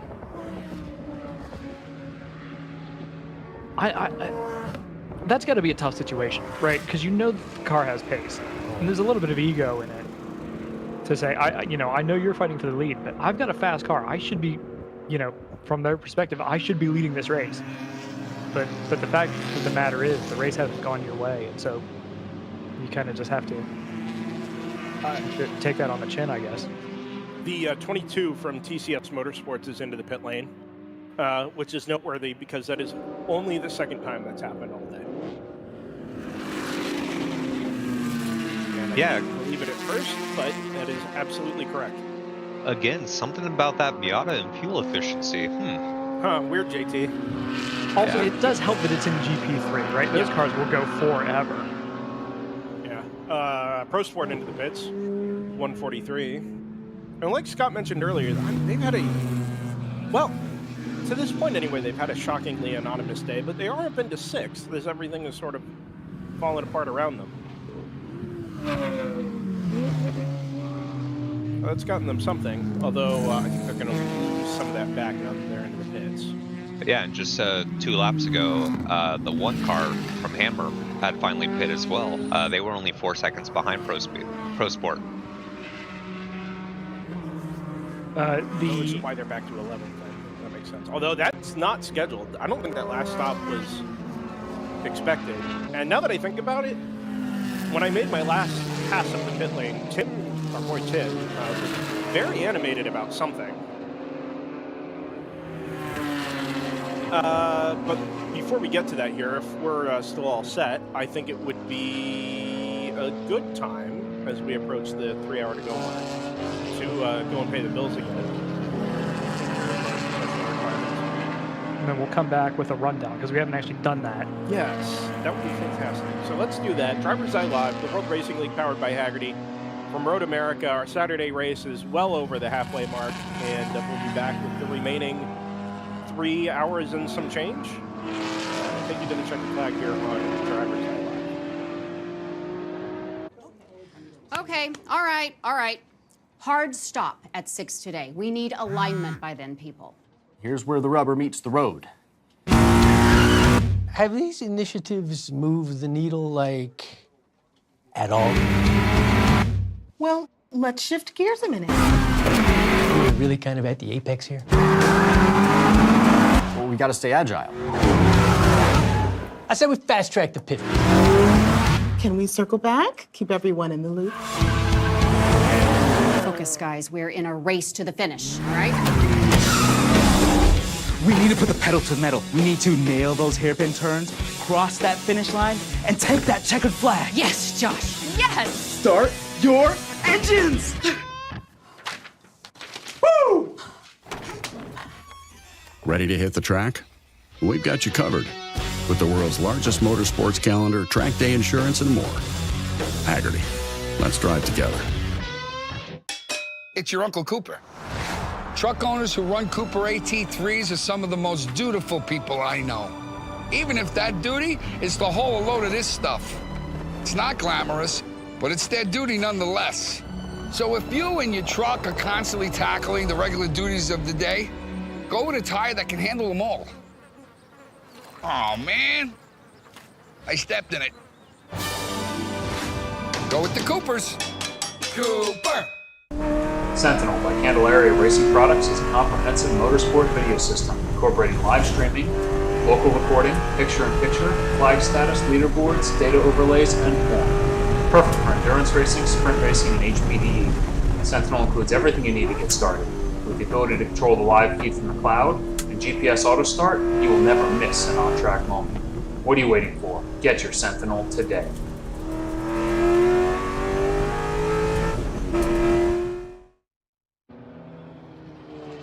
Back at Road America on DriversEye Live. I know Joseph literally just promised us a rundown as we came back, but I can wait. Yeah, you should. Jay Tompkins here has been waiting for me for some time while I was down in the paddock, and just poked his head in again. So first, welcome to DriversEye Live, Jay. Cool. Kind of unmute you there. Oh, appreciate it. Yeah. Thank you. Yeah. So you're with PC Racing this weekend. You also made mention you are one of the co-owners of Montgomery Motorsports. We'll get to that because Montgomery Motorsports has been around the World Racing League as long or longer than we have. But PC Racing, are you in the 4 or the 44 this weekend? I'm in the 4, so not the 44. Okay. All right. So Montgomery co-owner in a PC Racing entered car that I believe used to be a Choice Racing BMW. Is that correct? Fascinating. Tell me about it. That is correct. Well, Peter Chang, that's PC Racing, he bought the car from Choice and has put a ZF 8-speed in it behind an S54. This is its first race. So I was the first driver, and yesterday, after half a lap, the differential blew up. So we literally had 0 qualifying times, no track time, nothing. Oh, we just red went flag, red. guys. Yep.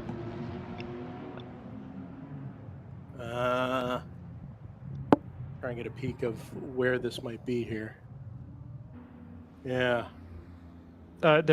Second one of the day. Go ahead, Joseph. There's a report of a brake fire towards Canada Corner. Okay. I don't know if that's exactly the cause of it. Yeah, I don't know if we have. Well, here is the Canada Corner shot. We'll come back to this, and as we get more information, try and add some details. But go ahead, Jay. You were saying. Yeah. So today was basically has become a test day.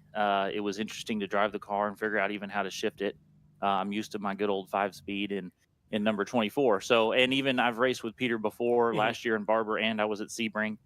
I was actually in the car when the transmission went out at midnight.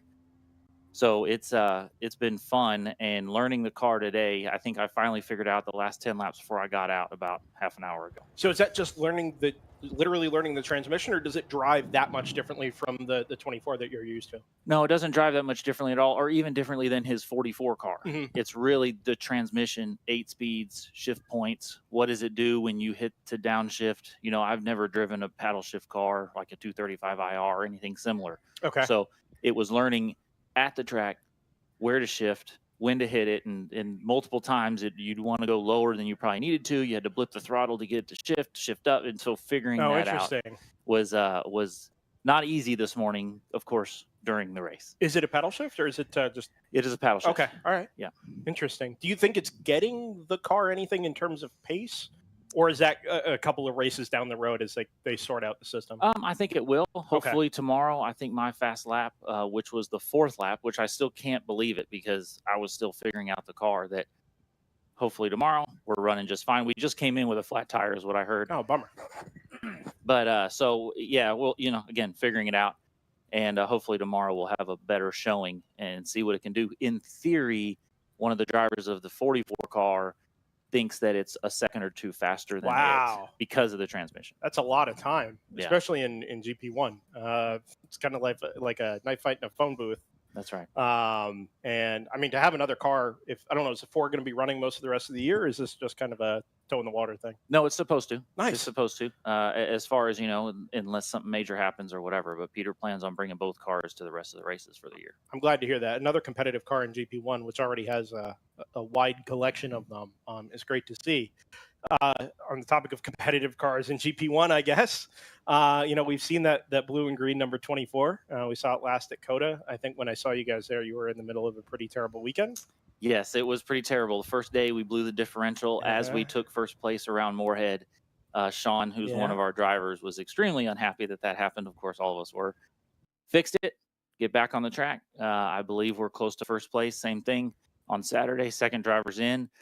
And the motor just let go. So that's 5 years that we've been racing on that same motor. Good old 1995 S50. Nice. And so it blew a nice big hole in it. So we fixed it and replaced it, and it sounds perfect, really ready to go. And we've just decided after 5 years that it's just time to do something else. And we've love World Racing League. We've raced as much as I can. We're the pure amateurs. We're the driver. We're the crew. We're everybody. And so we come out here and do our best, and which is decent, I think. We're more than successful. decent. So Yeah. with that, we want to do the next challenge, bring the next thing to GP1 that might be the next thing. Right now, it's an E46 with an S54. But so the target isn't to go out and buy a GT4 car and come and run in GTO then? it is not, but we hope to build a car that if we wanted to go to GTO, we could. That's way more exciting. So exactly, and realistically, we like the GP1 field. Sure, we've gotten to become friends with most of the guys, and it's a small competitive group. And so for now, we're planning on staying in GP1. Yeah, I think one of the things that excites me most about GP1 is it may not have the depth and the numbers that GTO has, just by nature of GTO having race cars, full race prep cars available to it. But it's as competitive at the top of GP1 as it is in GTO, and whether it's an 8 or a 10 car field, or it's 15, 16 cars, it's just a super exciting field to be a part of. Be a part of the whole WRL experience, and I'm glad to hear you guys are staying there. Yeah, that's pretty exciting. Even the comments that I saw on Facebook, one of my team members, put the car out, and I'm going to officially list it next week, was our teammates from Big Mission, from Moorhead, all going, it's a great car, we're sorry to see it go, but maybe there's another GP1 team, maybe there's a GP2, GP3 team that wants to come to GP1. This car, we know, will do it. Yeah. You just got to maintain it and put it on track just like any other car, but it's built 100% compliant, ready to go. So for you personally then, Jay, is the number 4, is that all about just seat time and staying active and being a part of something in the meantime? Or are you prepared to return to Montgomery and be a little more active with Montgomery again? Yeah, so Montgomery, our team, again, we're just amateurs, so we're not going to do more than 3-4 races a year at most. Okay. So again, it's potentially more seat time. Peter is friends with our team, and he keeps calling me, hey, come race with me, come race with me, come race with me. And so he talked me into 2 races last year, including the 24th C-Ring, which was fantastic. And something I would do again. Sure. But it was crazy to experience. And so, yeah, just, again, more seat time, really, in a similar car, similar class, Sure. right out, I got getting outside of it. What's fun about this car this weekend is the car we're building is also going to likely have a ZF8 speed. So getting to race one that will be similar in speed, class, or whatever. So that experience was I couldn't say no, and the wife said yes. So thank you to her, decision maker. Yes, she is the reason I get to be here for sure. Awesome. Well, thanks for coming up, Jay. I don't. We're obviously stopped here. We've got some stuff going on down. We think it turned 11. Yeah, it's another accident in the kink. Unfortunately, we don't have any information on. I don't think we've identified which entry it even is. So, updates as we have them. I'm trying to get TJ's attention next door here. So, and I was actually in the car. Yeah. I was the car behind the last kink incident. Ooh. It's this one is being tentatively. I hate to even be close to speculation, but at the moment, it's being called as the 701. Okay. Right. But yeah, we're in a little bit of an information vacuum. Obviously, Race Control will be addressing that as quickly as, but that accident obviously will take first priority. So you came up, Jay. You came up behind the incident, or you were like, no, right I there? saw you it saw with it my happen. eyes. It happened directly in front of me, and yeah, I mean, I was probably 200 yards back from it, so it's not like I was involved in any way. But yeah, for those who don't respect the kink, and it didn't happen in the kink. Sure, it was after the kink, but still, it was the speed disparity between classes. You just have to be fully aware of when you're going to come up on somebody, and the track actually is fairly narrow there, and it's not straight, right? It kind of S's a little bit. Yeah. And so if you're going to pass and, you got to figure out where that car is going to be, and it's an endurance race. And so that's the kind of stuff that happens is at high speed coming through that area is you just got to keep those eyes up. Let's talk about Road America for a minute. Have you been here before? This is third year. So Okay. the first year with Montgomery Motorsports, we basically worked in the car in the paddock because it blew a head gasket on Friday and we didn't really know because it was so minor. Yeah. Last year we got first and second place. So came back with a vengeance, and Yeah. here I am third year. Gotcha. So as tracks go, I mean, I've been to a handful. I haven't raced any of them, but I try and, even if I'm just setting up cameras or something, get on track when I can. And I've mentioned this before on the broadcast. I cannot get over how narrow this track is for how fast it is, right? And while parts of the track have decent runoff, that whole back section of the track from the carousel on basically is narrow track, no runoff, high speed. With walls. Yeah, exactly, right? So the margin for error there as a single car is almost nothing, especially at the kink. And then you throw, 65 or 70 other cars in, varying classes around you with the maximum speed differential down there. And I mean, I can't imagine what that experience is like. It is one of the few places that I'm not sure I would want to come race. Not that it's unsafe, because it's clearly, there's 400 guys here that want to come be here, but I can't wrap my head around the speed, the runoff, the closing distance, and the multi-class aspect of it. So the first year we were here and we roll up and we start driving around the track because we've never been here before. That's the first thing we said. Oh man, the track is narrow. Now, when you get out there, it's not as narrow as it looks. Okay. So there's plenty of room for 3 cars all the way around it, theoretically. Okay. All right. Now, that's assuming everybody's playing nice, which almost never happens. Yeah. So the kink is something that is more mentally intimidating than car. So if you know what you're doing, you can go through it just fine. Right. You're going to go through it single file. I would not suggest any double in there unless you're going much slower. Yeah. But yeah, as tracks go, this one is, so our home track that we call it is Coda. And we love Coda, right? So tons of runoff. You really can't screw up there because you're not going 200 miles an hour in an Indy car.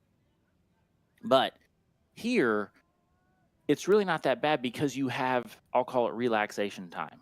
You have big, long straights, 3 different times where you can kind of just collect yourself.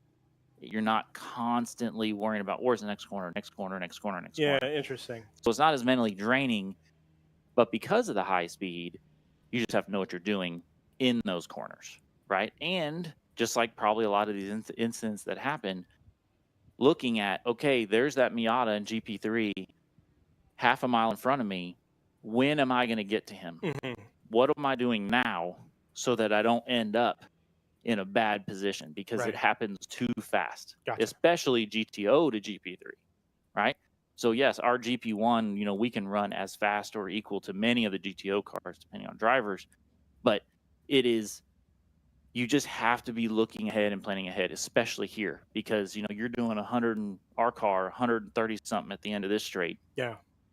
And it's just a hard brake, go to the right, still high speed, right? So lots of runoff, that's easy. But like you said, the other places make it much more difficult to worry about passing or the class differences, speed differences. So you guys have been around as part of Montgomery for as long as, like I said, longer than we've been around WRL. It was 2017.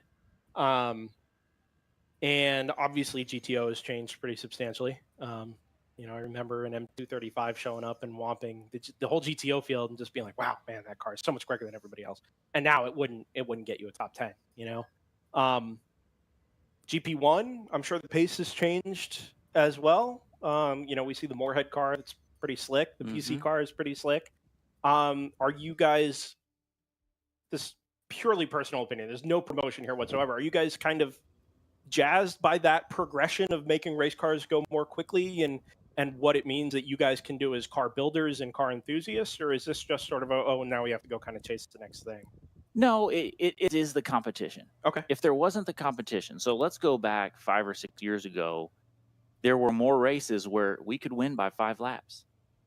And to be honest with you, it's fun to win, but when you do that more than once, yeah, okay, right? And actually where it started was at Heartland Park. We were next to Big Mission. Okay. And at Heartland Park that weekend, there were 13 GP1 entries, 12 Boxsters and 1 BMW. So, of course, that was our BMW.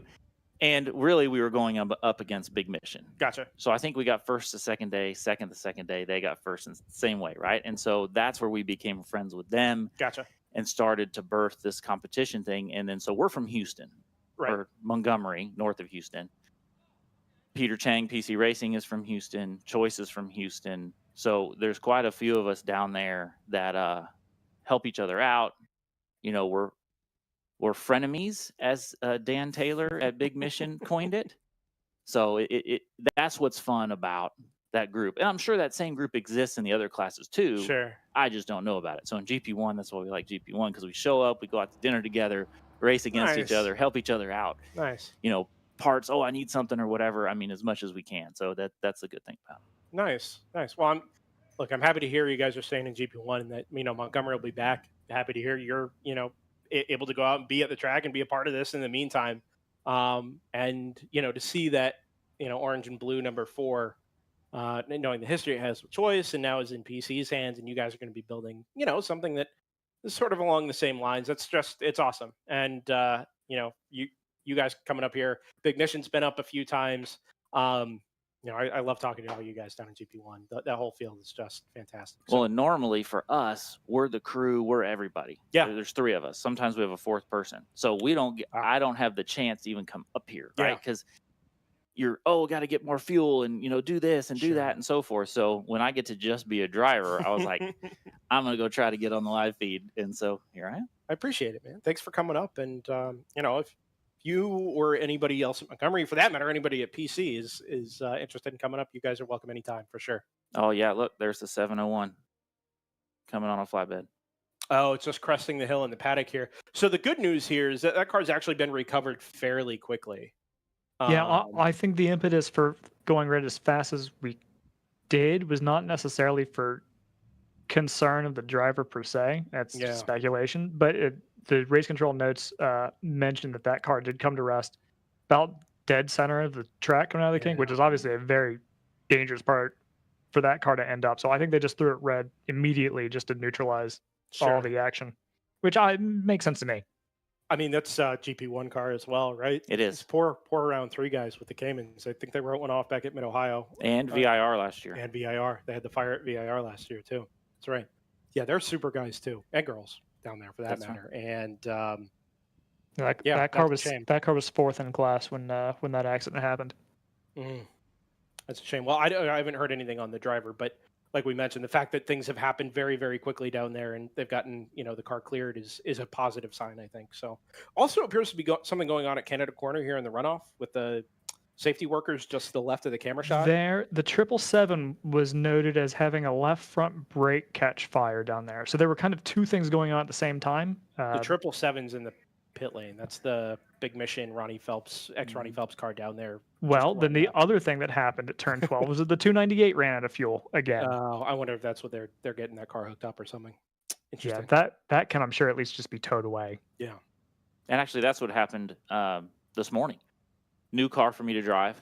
I didn't realize the warning light came on. So the first time we were towed in was because I just ran out of fuel. Interesting. That you are not the first person and will not be the last person to run out of fuel today. I don't know what's going on out there, but well, and it has a new transmission, so they were monitoring transmission temp. Sure. And this one light kept coming on for transmission temp, but it wasn't getting too hot. Well, there's another red light just below it that means you're low on fuel. Oh. And so finally, Peter comes on the radio. He's like, "Hey, so are you low on fuel?" And I'm like, "Oh yeah." He told me which light it was. Yeah, I am. How long has that been on? I don't know. Oh, no. And literally a half a lap later, it dies on the back straight. Well, that's the problem. You could be, it's 2 miles is half a lap, right? So that might get you a lap other places, but here, man, you're stranded. Yeah. And then the second time was after the red. Again, not completely knowing power and how everything's running in the car. And apparently it has underdrive on it. And so even when the car's running, it wasn't charging the battery. So because we were sitting out there for so long, when I went to go refire it after I had turned it off and on multiple times while we were sitting there thinking I'm charging the battery, just dead. Interesting. So got to get towed back in. I forgot you guys had stalled after the red flag. We had talked about that, and there were some cars that were out there idling just to prevent the batteries from dying. And we wondered if anybody was going to get caught out, being sitting there that long. And sure enough, I forgot it was you guys. Well, that's the teething stuff. Sure. Right. So is that a fun process being a part of, hey, we're developing this new car. Yeah, we're, kind of in and out of problems during the day, or do you just prefer let's sort it out and get going, man? Well, but realistically, those things honestly are more driver error than anything. Oh, okay. Being not that the cars do shoot. Yeah. Will Choice probably could have told me that that's how it operates, right? Sure. But there's only so much information you can give to a driver, right? And when you're out there, you're trying to drive. and look at those things and remember all the stuff they told you to do, and you got 16 switches in front of you, and this one has to be on, this one has to be off. So you try to focus on the important things, and now I know. I gotcha. Well, so last question I'll ask you: timeline for the new Montgomery car? We hope to bring it out in October. Okay. So we're gonna do like a DE test day at COTA, hopefully in September. Okay. It's currently in process of being built. It's mostly torn apart. Goes to cage in a couple weeks. Okay. So we're accumulating parts, start putting it together, and hopefully it all works out, and we should be out in October at Ozarks. Nice. That's the current plan. Okay. And just, I don't know if we explicitly described what the new car is. If you're ready to share it, do you have details on it, or is this going to be a grand reveal type thing? It's going to be a grand reveal. Awesome. I'll specifically call out. He's probably listening. Sean Moffitt. He wants it to be this grand reveal of here's what we're bringing to GP1. So, I'm going to respect that. That's fantastic. I can't wait. New challenge, not new challengers, but an improved old challenger in GP1 to go with all the fantastic things we've got going on in production classes at the moment. That's awesome. And thanks for coming up here, Jay. Like I said, you and the guys down there are welcome anytime. Awesome. Well, maybe I'll come back up tomorrow. We'll see what happens. We'll be here. Make it happen. Thanks, Jay. We'll keep an eye out for the number 4 the rest of the day and again tomorrow. And we'll see you again soon. Awesome. Thank you. So we are about 20 minutes into this red flag. I said before we went red that we were going to have, or before we went to break rather, so many eons ago, that we were going to do a rundown. Let's do a quick rundown. No point in doing gaps because those will change when we go to full course yellow. But at the moment in GP1, we've got Moorhead in first, about a lap or so ahead of PC Racing in the number 44. Excuse me. And then Edge Auto Sports on the same lap, so that could be relevant, in the number 26. GP2 will be the 21 of Northloop Motorsport with a full 4-lap advantage on the 198 for Stands Racing and the 189. So sorry if those numbers are confusing. For Yebre Racing, those two cars I think are also separated by about 4 laps. So the yellow flag will be mostly inconsequential to GP2. GP3, the 605 for round 3 racing, is at the moment on the same lap as the 22 for TCS Motorsports. So keep an eye on that class battle. About a lap behind them is the 197 for Overnight Motorsports. In GTO, we still have the 111 for Thunder Bunny over the 401 and the 609 for round 3 racing. Those cars are all on the same lap with each other. And then for good measure, add on the 909 for automatic racing. Those cars are all on lap 78 as things stand. GTU, it's the 84 for 94 Motorsports with a, I hate to say insurmountable lead, but as long as they keep it on the island, that there's really no way for them to be caught.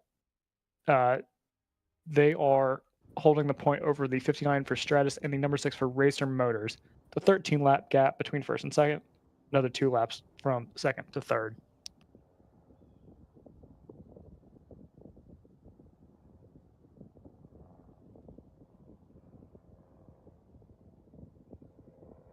We might be in a situation now where things have kind of reversed, because obviously this car was a little bit easier to take off of the surface. I have some insight there. Go ahead. It's personal insight, but that car obviously had an onboard camera. So I'll just describe it for you. It turns into the kink. The video cuts out a little bit, but it kind of looks like it understeers a little bit. And then as the driver turns the wheel a little bit harder, it kind of slides.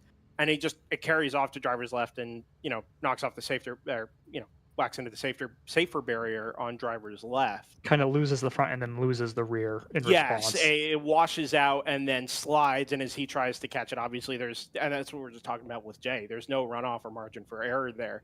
So the car slides and it'll it just kind of whacks the wall on driver's left and then spins, right? So it did hit the wall again on driver's right, not very hard. They were both just glancing blows.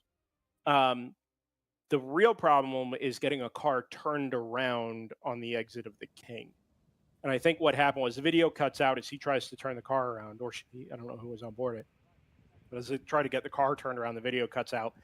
Based on the way the car came back on the flatbed, I'm not convinced that it was ever hit again. I think it just came to rest in the middle of the track. The driver couldn't get it going again, and they had to throw the red to go get the right person, or to go get the right equipment to where it needed to be, to go recover the car. So I think this is more a function, as you kind of maybe intimated, Joseph, that this is more a function of the location and the just challenges being in a position of peril, really. Yes, exactly.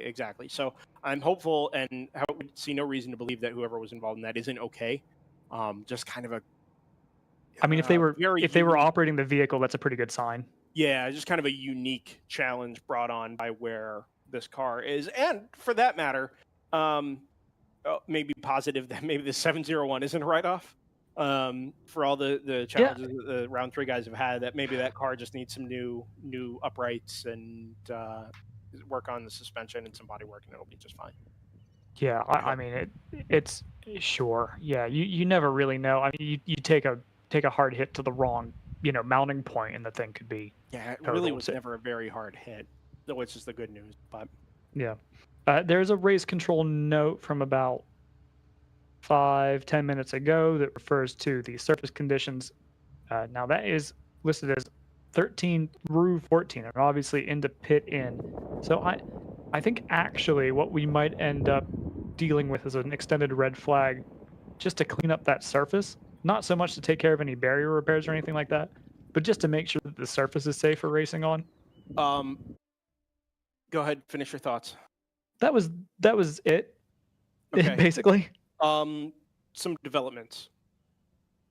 Okay.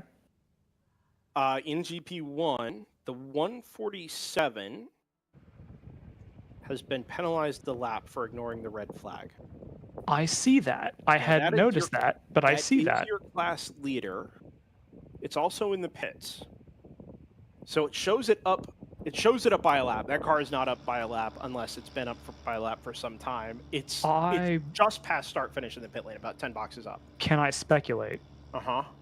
I wonder if it's a driver who's unfamiliar with the rules and took the red flag as meaning, okay, return to pit, like a NASCAR style red flag. That is a greater than distinct possibility. Okay. And I don't know that for sure, but I can see that being the case here because it did make it all the way back into the pits. And they're not the only car to be caught out from that, are they? No, the 198 was caught out by that for ignoring the red flag as well. Now, incidentally, Joseph, you go down 2 more lines, and they're both noted for contact at turn 14. I did note that. That is very interesting. Penalized. So now the 198 is relevant too here, by the way, because that Stan's racing car is second in GP2. That's not nothing. No, you're right, Joseph. It's not. Now, I'm getting the sense here that those penalties haven't been applied yet. That is less consequential in GP2. Because of the massive gap. Right, the 4 laps between them. Exactly. But this 147 thing, if that's not been addressed yet, or it's not been applied yet, I don't think it's possible that it could have been. And if Race Control happens to be listening, based on the fact that the first red flag doesn't show up on Race Hero, I would not apply that yet, personally. Right. I can say that the laps have stayed the same since we initially went to red flag. So Stan is still on 68 laps completed, so that has not yet been applied. So they'll be docked 2, one for the red flag and one for the contact. The thing that's wild to me, the thing that I can't wrap my head around is that they've both gotten dinged for ignoring the red flag at turn 14, then 5 minutes later, been dinged for contact at turn 14. I think that was just put in the log later. I'm not sure if they've actually made contact. They're 5 minutes later. I don't know. They're usually pretty good about. Now maybe it's different. Obviously, Race Control is made up of several people and not just one guy. but they're usually pretty good about timing it to when it was called in. I don't know.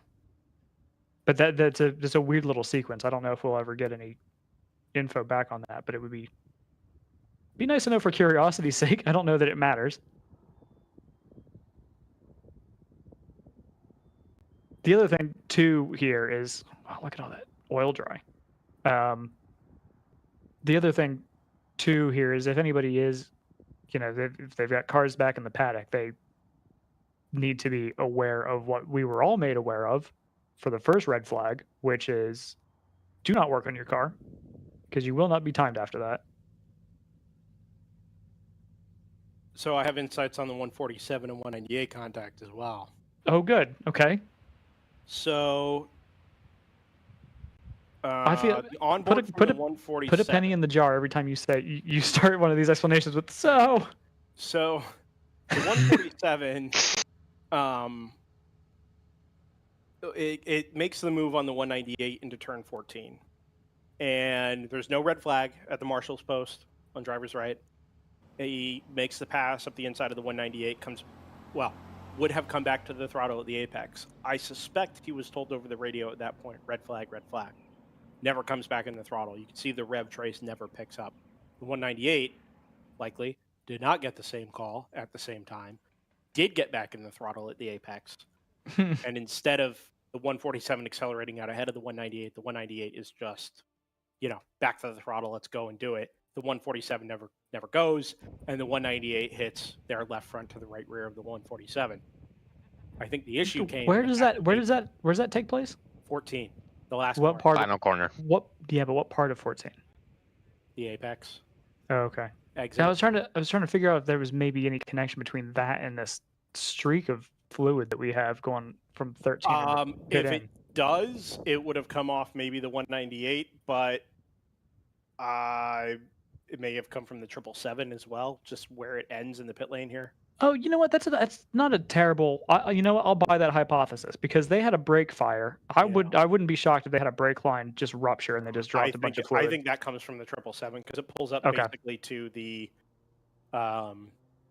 laying down truck, as far as I can tell, the one that's actually dropping the kitty litter. Is it's pulled up basically to that spot, and then it stops at the 777, and then now that truck is just pulled away from the pit lane.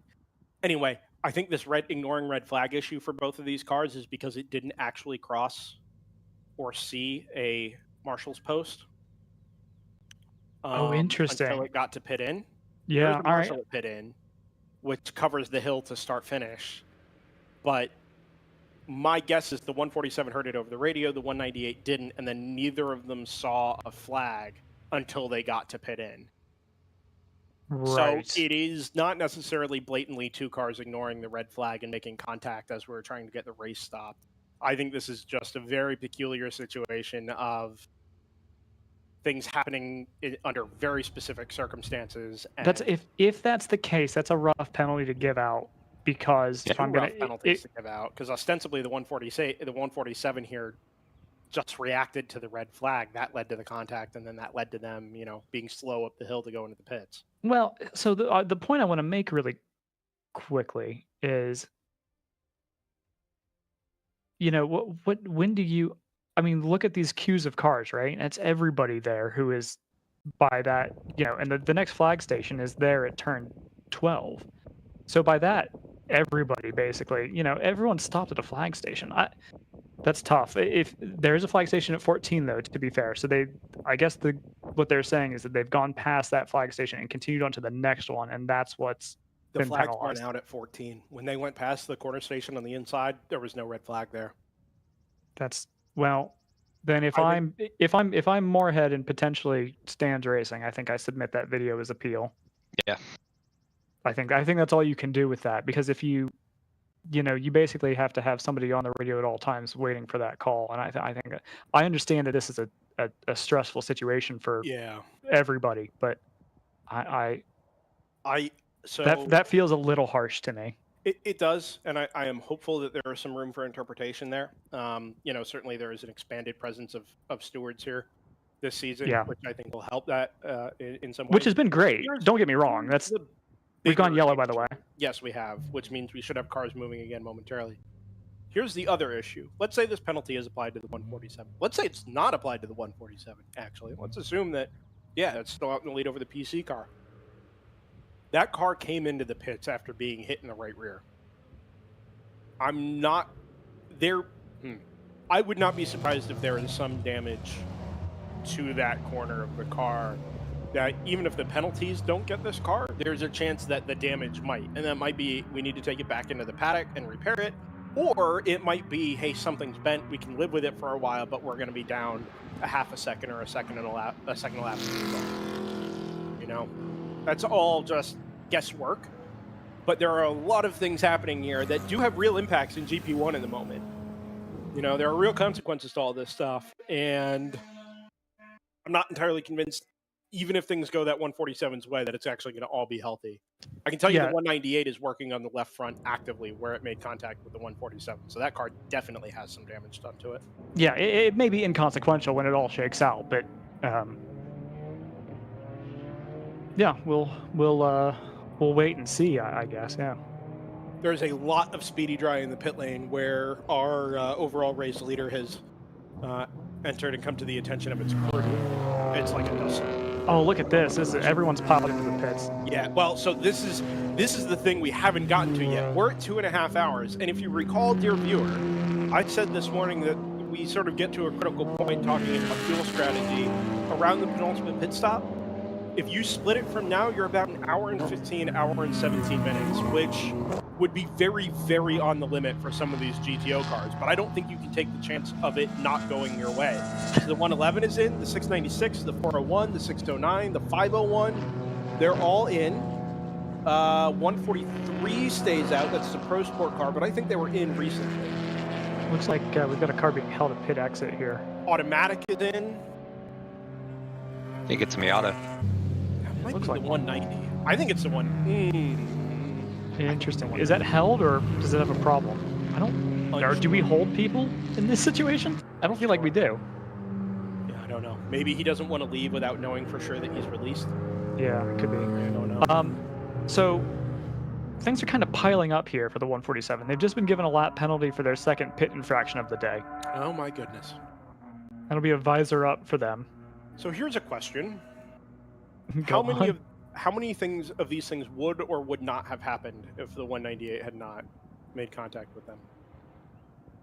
Well, they were on from the 909. Sorry, okay. Go ahead. I was gonna say it's tough to say because you said well, yeah.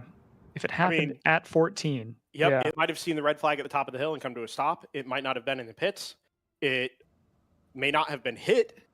Right. Well, we know it wouldn't have been hit, but it may not have been called for ignoring the red flags coming up the hill into the pit lane, and it may not have been in the pits doing service on it, where all of that being flustered and having this thing just happen to you out of the blue led to a second pit lane infraction. Now, that's all like what if, but I'm saying that sometimes these things have knock-on effects. And I don't know. Back to the pit stops. 909, super, super quick pit stop. In and out before, well, it came in last and was out before, as far as I can tell, everybody else. So when this all shakes out, because the top six are all in the pit lane together, I think the automatic racing Aston is going to come out in the class lead here.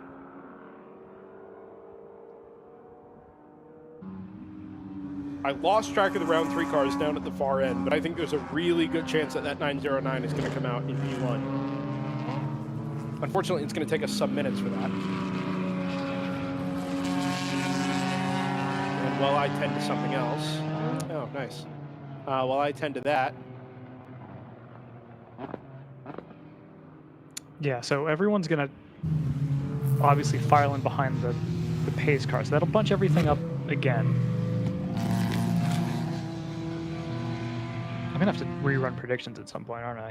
Because everything is pointless now. Yeah, the predictions filtering out 2 red flags. Which it does, that's fine. But the point is that we've lost, like another 40 minutes of running. Yeah, if we can pick up the safety car here, Gabe, I think coming out of the final corner, I think we're going back to green this time. There are cars headed up the hill out of turn 14. I can see off in the distance. And green flag is in hand. Oh, nice. Yeah, perfect. Well done.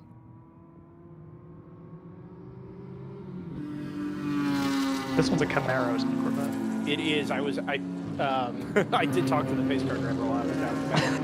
Ooh, that's a nice one too. It is. They were going to give him another Corvette. He said, "No, I'm not taking another one of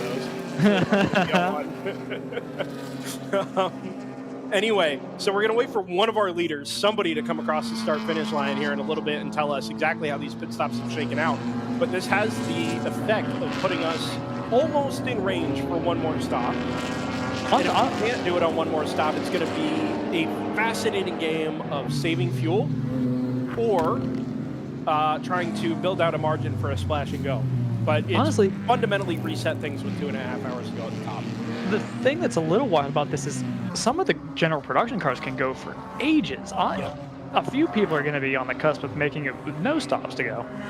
So the 909 is out in front. The 696 came through right behind it, but that car obviously has lost some time. The 147 is out, so good news there. There doesn't seem to be any lasting damage from the contact down at turn number 14. And now we wait. Man, that 909 has really built up a gap here. Passing under yellow, penalty for the number 85. And just above it, the 147 gets a fueling infraction. Yeah, we've called that one. Yeah, that's the second one of the day that we think will be a penalty. For what it's worth, by the way, we should note that contact penalty between the 198 and the 147, that would be counted against the 198. I don't think that the 147 is going to be considered a co-penalty. That's not a word, but you know what I'm saying.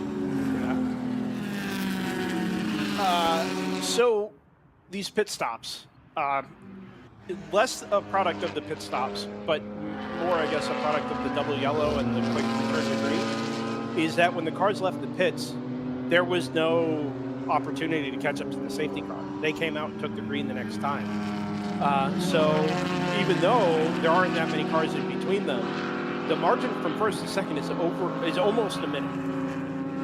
It is 57 seconds because they spent their lap out of the pits at basically full speed. Brendan, do you have any visibility on the 111, whether or not they're in? Just came across. Just came through, and the net there is a loss of 1 minute and 38 seconds. Oh, trouble! Turn 13. 046. That is the ginger car, isn't it? No.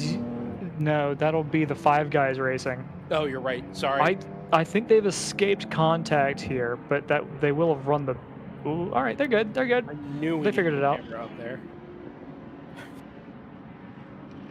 Wouldn't it be better if I had it looking at the exit of Cannon? No, idiot.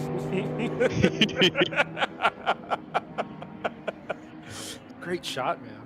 Photographer. I'm the only one of the three of us that is not a photographer, even by amateur standards. You're a videographer by. No, not even that. I'm not manning any of these. I put them up before the sun comes up, and I take them down after racing is over. The director of photography, Brendan Kazmarek. There you go. Again, awfully generous, but I'll take what I can get, I guess. So this has handed. Now I want to see things on the 909 here. They pitted later than I think just about everybody else. They weren't at 64. Round 3 cars were in around 60. 111 was in at 61. So they had a couple laps in hand there to where they were potentially putting less fuel in the car. So that makes sense. But I am amazed that it's gotten them this much. Oh, is that a slow 111 or is this old footage? It may be both. The 111 was called, noted for being under reduced speed, and that's why I was curious about their outlap. So it was a 6-minute 12. So that's why they lost 1 minute and 38 seconds. Not because they were that much slower in the pits, but because when they did come back out, they did not come back out to full pace. Right, and I wonder if that's. I mean, it'd be a great time for a driver change. It would be, yes, but something's wrong with this car. Something is Yeah. wrong with this car. This is again old. This is just a replaying of that. Oh, you know what? Okay, so maybe it's rectified itself. I wonder if it's an electrical issue that they've solved by basically doing that hard reset, and that's Yeah. killed the camera. That would make sense. Last time was a 238, which isn't great. Helped by automatic doing a 236 in traffic, but still not quite there on pace.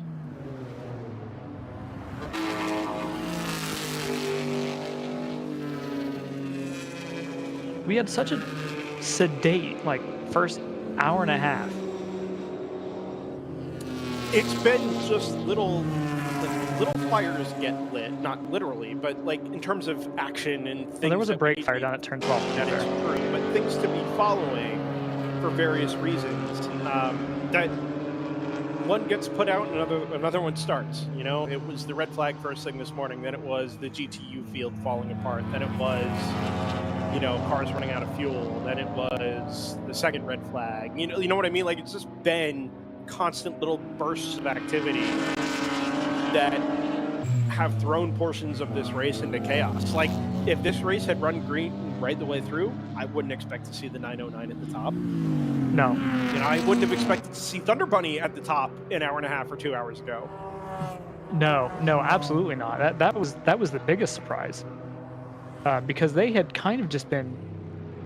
It's kind of funny that the field has kind of churned around them because they were running sort of that middle top 10 for a while, but it was a completely different composition in front of them, and now it's everything is kind of churned around. The only thing that might be constant is the 401 because the 609 fell way down the order early on. Well, so in a universe writing itself sort of fashion, they have become the turn now, right? With this slow outlap and potential issues, and now not necessarily being up to pace, it kind of feels like they've become the next.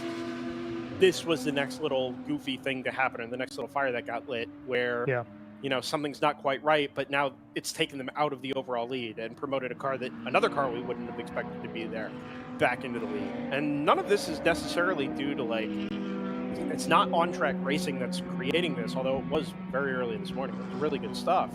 This is all just, like you mentioned, churn in various parts of the field that eventually it spits something out, and this time it spat out the 909. Yes, in a good way. Yeah, the issue, though, for that car is going to be that it's not going very quickly. No, and that's been its issue. It has been kind of slow and steady. It does have a very recent pit stop under its belt, though. It's put itself in a very good position. Everybody is in exactly the same place. They all pitted at exactly the same time. Their only difference is going to be fuel mileage. Yeah. And that's not an insignificant part of how the rest of the day is going to turn out. It's a really important thing, especially when you basically just say, okay, you've got 2.5 hours, make it as, lose as little time as you can. This is whether that's on track or in the pits. This is the third place car, the 609 for round 3 racing. So its team car is how far ahead are they actually? 12 seconds up the road. Okay, so yeah, they're basically. The only one that's this might be a quirk of timing because I've got the 909 as a full lap ahead on Race Hero, and I don't think that's quite right. I think we're just waiting for the 401 to come through. No, it's 42 seconds last time around. Okay. Another 236. Yeah, you can't really. The only thing I can think is that maybe they're trying to manage the gap, but I don't think that there's enough gap to manage. Well, so if we want to flush out every possibility, I also had thought but decided not to voice it, that maybe they're using this time where they do have a minute in hand to bring things in. Yes, and try and save as much as they can. The problem is losing 8 seconds a lap is only going to get them a couple laps worth of fuel saving. And why would you give up that track position if maybe something happens in the future and maybe you get a full Marcial or another? Why would you dial that all back now and put yourself at risk now?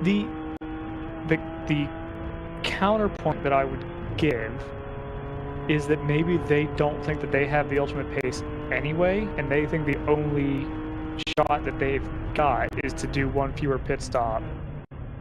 They think everyone's got a 2-stop. They think they can get away with 1 stop, but they've got to soft pedal it. But I mean, is it MPC spec? This Aston? It's listed as GT4 AR WRL. Okay. So what I suspect that means is it was an old GT4 car from like 2014 running in, what was then Conti Challenge. Yeah, so Pilot Challenge has they go about 55 minutes flat out, right? They can stretch it to an hour if they try. Sure. We just took the green flag with about 2.5 hours to go. There's no real reason to soft pedal that, I feel like. No, like, let's not forget. Look, the fuel rules are very specific here, right? That's true. Should be able to get between an hour and an hour 10, depending on your pace and your aggression level. I guess to go the other way, there's no world in which they have to do an extra stop, right? Like a splash, right? That's out of the question, I think, right? The other thing, no, I mean, there would be a world where they'd have to do 2, but I think everybody is on the limit. Like, I think the default right now is everybody's going to have to do 2 stops.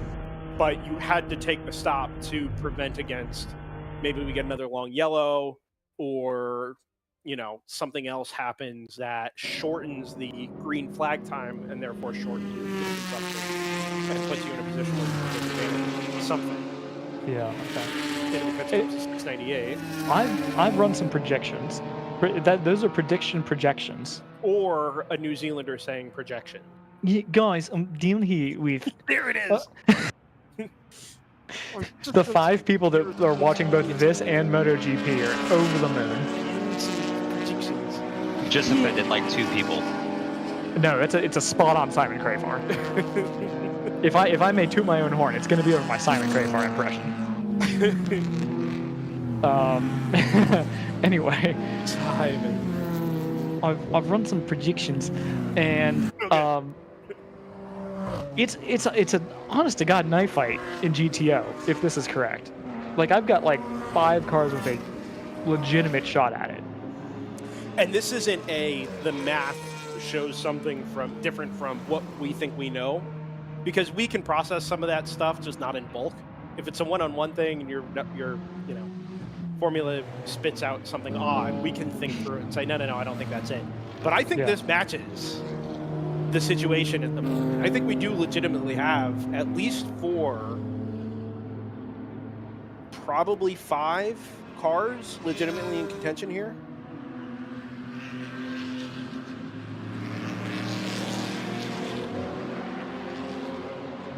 Guys, I have GP3 news. Uh-oh. Yeah, TCS Motorsports is falling down the ladder. Yeah, I saw them in the pits, and I kind of forgot to mention it. I think they've gone back to the paddock. They're still in the pits, yeah. Yeah, well, so they're pitted right across from me at roughly stall 39-40 here. And I think they went back into the paddock. So that's shaking up GP3 as well. It's promoted the 605 from round 3 to the lead by 2 minutes.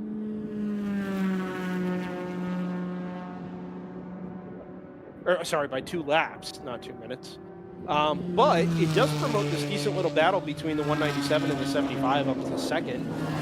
That margin's only 6.5 seconds, although going out in favor of the 197.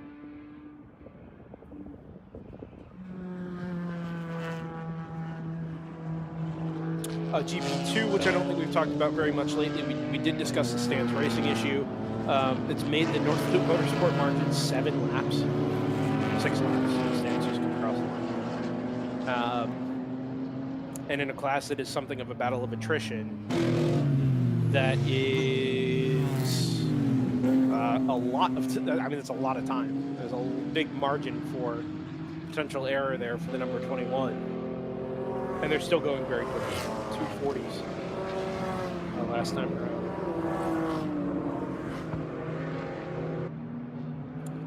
All of the chaos in GP1 for the issues that the 147 had, and I will put an asterisk here and say that I'm not convinced that those are final. It's promoted the Edge Autosports number 26 to the class lead ahead of the number 44 from PC Racing. Fifth Gear Motorsports number 550 sits in third ahead of the 362 from RRT. who gained that position just a few laps ago, getting around the Big Mission Motorsports BMW. Yeah. I want to draw your attention up in GTO to 9th place, where we've got AF Racing, the number 32. I'm not sure if this is the AF team's first WRL race. I think it is, but that may be slightly out of turn. But we've seen them in other series before with that BMW. We've actually seen that car grenade itself once before in another series. Oh. Yeah, Money Shift coming out of the last corner in Mid-Ohio. And the biggest cloud of smoke I've ever seen in a club race. But it's a husband and wife team. It's Jessica and Justin Tracy. Just love endurance racing, and the idea of being able to go bring their BMW to Road America was one they couldn't pass up. So it's a bright yellow I believe it's an E36. It's listed as a 2001. So I would think it's that E46 that just passed the screen. I think you're right. It's the yellow E46. I just mix up the years on occasion. No so worries. Anyway, but it's nice to see them here, and it's not a big operation, but the car is quick, all things considered. And if you're going to bring your garage-built E46 up against a bunch of GT4 cars, in a field 30-something cars deep, they're not in a bad spot there. Top 10 is absolutely respectable. No, absolutely.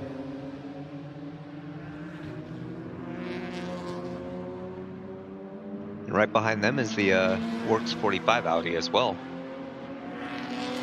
They're relatively new, I believe.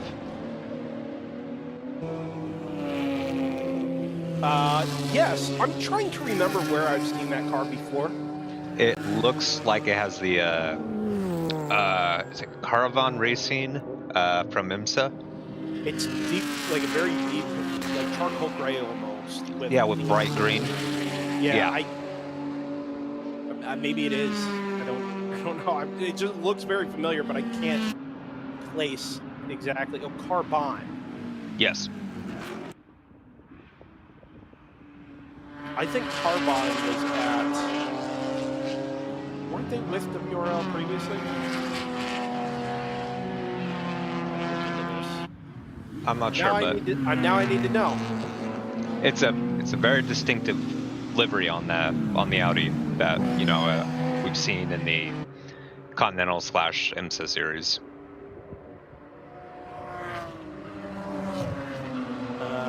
With Jeff Westphal. That yes. Now I know exactly. Yep, you're right, absolutely right, JT.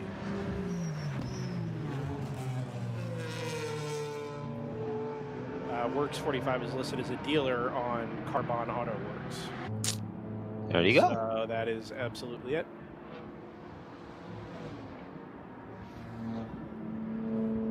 Good call. Issue problem solved.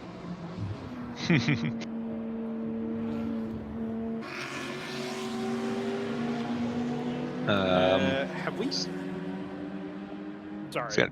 I was going to point out 2-second gap for 11th in GTO between the JRT catching up to the 762.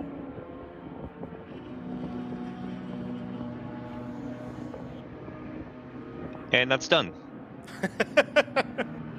That was quick. Another problem solved. Move along. So the 909 has found a little bit more pace. It's down to the 231s, which is quicker than it's been for some time.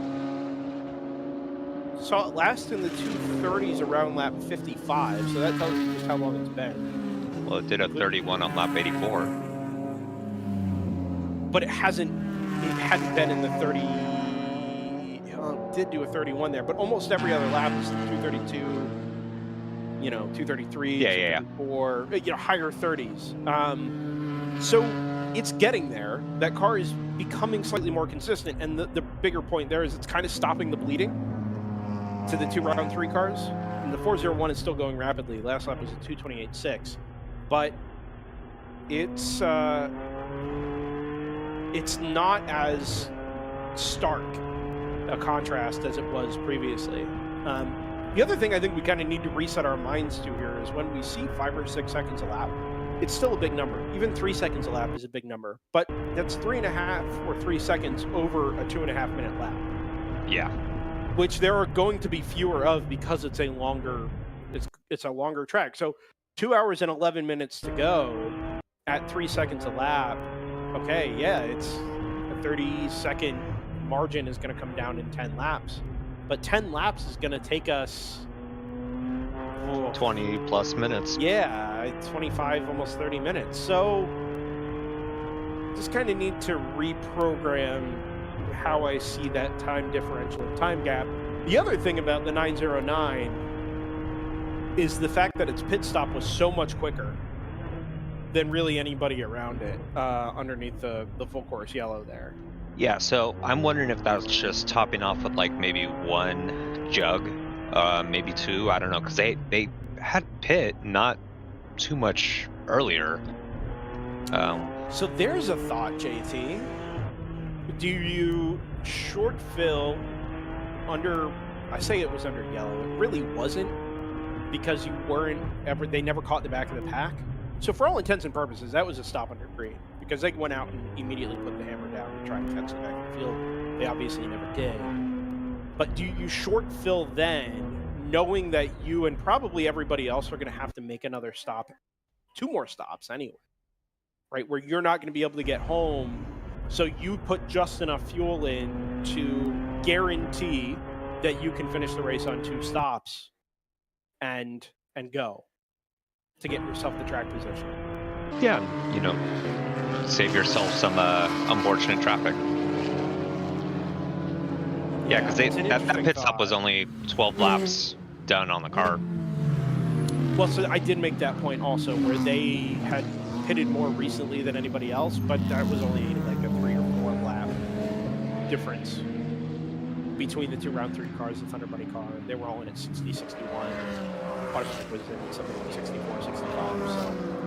So there's maybe a couple of different factors at play there. The end result was obviously it ended up in the lead by almost a minute at the time. It's down to 28 seconds now, but you know, the heavy bleeding has kind of stopped there. And we know that car can go rapidly, whether that's a function of driver or of tire situation. Tire life.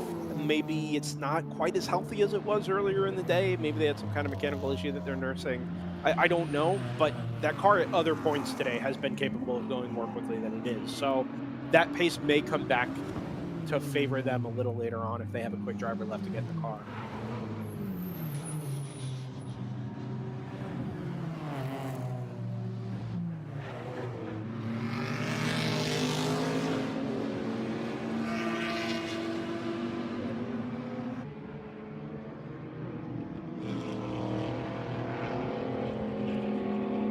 Joseph, for those of you that are wondering, is experiencing some modem issues, which is somebody. Can we cut to the next camera game?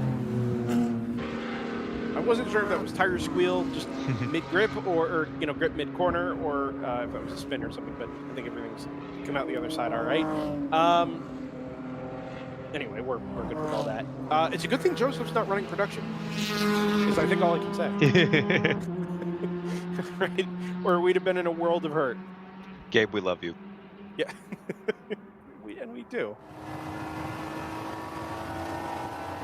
Oh, look at that. Then he Killing throws it the with the transition like that at us. Holy cow, man. Dude's winding us up.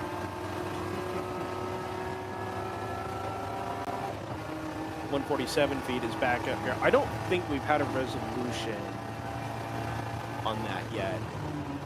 There have been a bunch of people, and still are a bunch of people, in the steward's room over my right-hand shoulder here. Fairly deep in conversation. Now, I don't know that any of them are from teams, but... Let me know when it gets down the rock, paper, scissors. Yeah, right?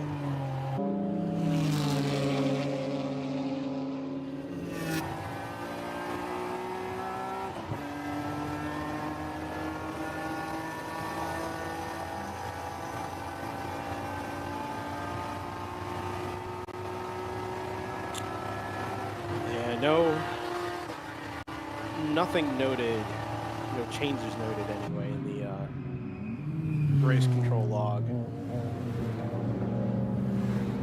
The 85 was just reported a minute ago for white smoke coming out of the right rear of that car, or sorry, out of the rear of that car, and it's immediately addressed the pit lane.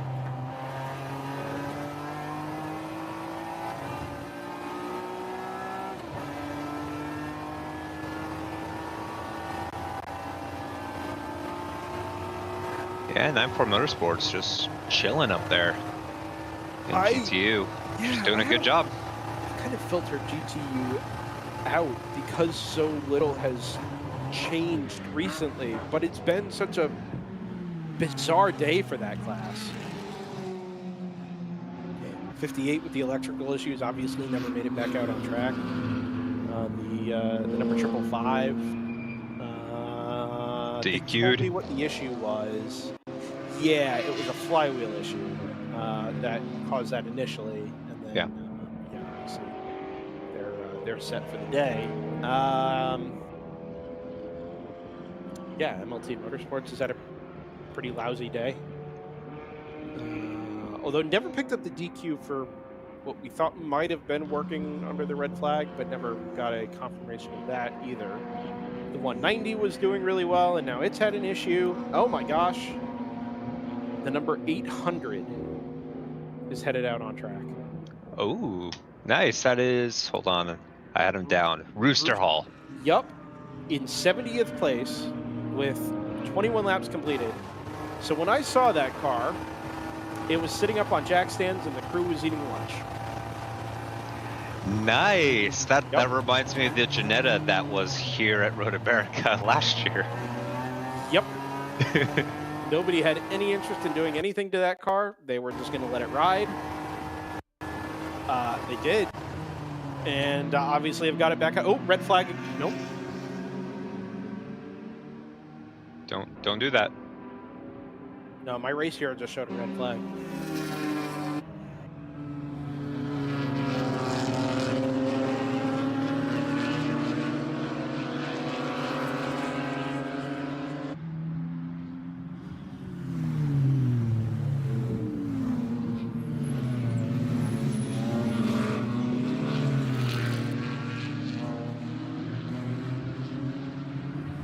Sorry, I was getting his attention. My race hero just flashed red flag for no reason.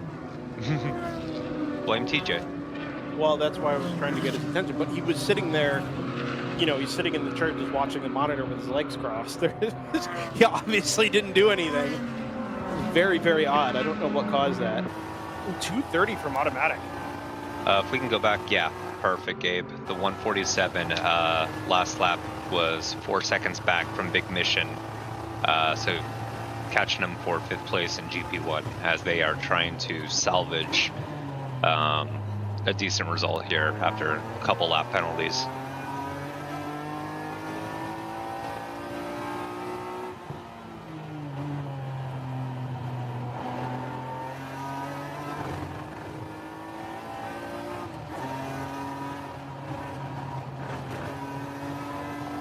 Hard to tell. Sorry, yeah, I was having a conversation with TJ. Were you discussing the 147 and the 336 here? Yeah, Big Mission should be the second car in view. So there's a Porsche Boxer in between them, I believe. Well, there's two things here. It's not just the 336, but the RRT car is always up. Yep. 7 seconds up the road, and realistically, it's only about 2 or 3 laps for this car at this pace. So that's your Boxer straight ahead. Oh no, that's the Big Mission car. Oh, too wide of the kink. Yeah. Nice. Huge run. Oh, that's gonna get the huge run for the 147. Man, carry that the momentum. really did in the 336 there. I love how the camera just looks like it melts that second of track. It's an interesting way to handle the drop off and throughput around the back of the circuit. It's like a very old Windows screensaver. Yes, exactly. Should introduce some of those transitions. Gabe, do we have any Windows 95 screensaver transitions we can get? maybe one where it shows a car running through the underground brick maze. You know what I mean? Can you add the AOL dial-up in the background? Yes. I like this idea. Jeff's just gonna come back and think we broke the broadcast. I'm not sure you and I have been left alone to cover part of. Oh, that's not true. Yeah, we've done Sebring. Yeah. It's exactly the case. Ooh, this is. When was this? Flashback. This is ancient. 34 minutes. That would have been under the last red flag. Yeah, that 336. So it does have an onboard. It's just not relevant. North Loop is in and out. That is your runaway GP2 leader. 909 found a little bit more pace here. Down into the 230s finally at 230.128. Back up into the 31s, but again, that margin's still 22 seconds back to the 401. So if they can get through this stint unscathed, and it's got some more pace to come later in the race, it may still go in favor of that 909. At least the pace may still go in favor of that 909. Oh, that 401 car is so quick. That's the Sarah Montgomery and Cole Lofsgaard car. Okay. And I think the other driver... Oh, it's the McCalls. Buzz and Brad are both listed against that car as drivers as well. In the 01? In the 401. Okay. Yeah, it's the two McCalls, and then so they basically each do a stint. If Buzz doesn't, decides not to drive, maybe he doesn't, put in the time. But he's always entered against the car. Brad will get in the car and do a stint or two. But the heavy lifting, especially on pace, is done by Sarah and Cole. They were just rock stars in that car. Yeah. And yeah, it's been. I wouldn't be shocked if that's the way this is going to look. Their pace is going to look till the end of the race. Remember also that that car did 2 left side tires right around halfway. Maybe a touch before halfway. Sorry, left side tires. I may have said right. It's 2 left side tires right around halfway. Yep. So it may have a little extra grip over that 909. The 609, meanwhile, which is Mo Dadka, Brian Guidanelli, and Sage Candelaria, they don't have the pace at the moment, but they always tend to make their positions through consistency anyway, which is how they've got themselves a win this year, as a matter of fact. Yeah, they're looking real good hour ago, pace-wise. I'd say probably one of the faster cars in GTO. Faster than the 09 and the 01, for sure.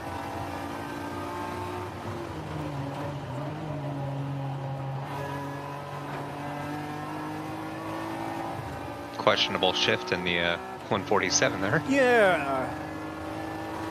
The 2 is in the pits from 5th, although I don't know why it didn't trip the pit lane beam there. It's very weird. Let's take a look at Joseph's page and see if it's any different. Speaking of. Oh. What's happening? Nice of you to join us, jerk. Listen, I think some intrepid soul at Spectrum decided this is going to be a good time to update my firmware. Is that what happened? Honestly, my modem just shut off. Sorry, number 1 car, that's the Hammer BMW, blew a brake line. I was wondering what happened to them. Yeah, they were running pretty well. I mean, they were up in Top 7th. 10. Yeah, and honestly, with the churn that we've had, they honestly probably should be in the top 5 without that error, or not error, but mechanical. On the bright side, it's not a motor. Right? Yeah. What have I missed in the last half hour that I definitely took that break on purpose? And yeah, I checked my connection loss. It was like 20 minutes. Holy cow. Yeah. I honestly thought my modem was just bricked. It just wouldn't turn on. Anyway, what have I missed? 147 working its way back up. Yeah. Okay. 909's found a little bit of pace.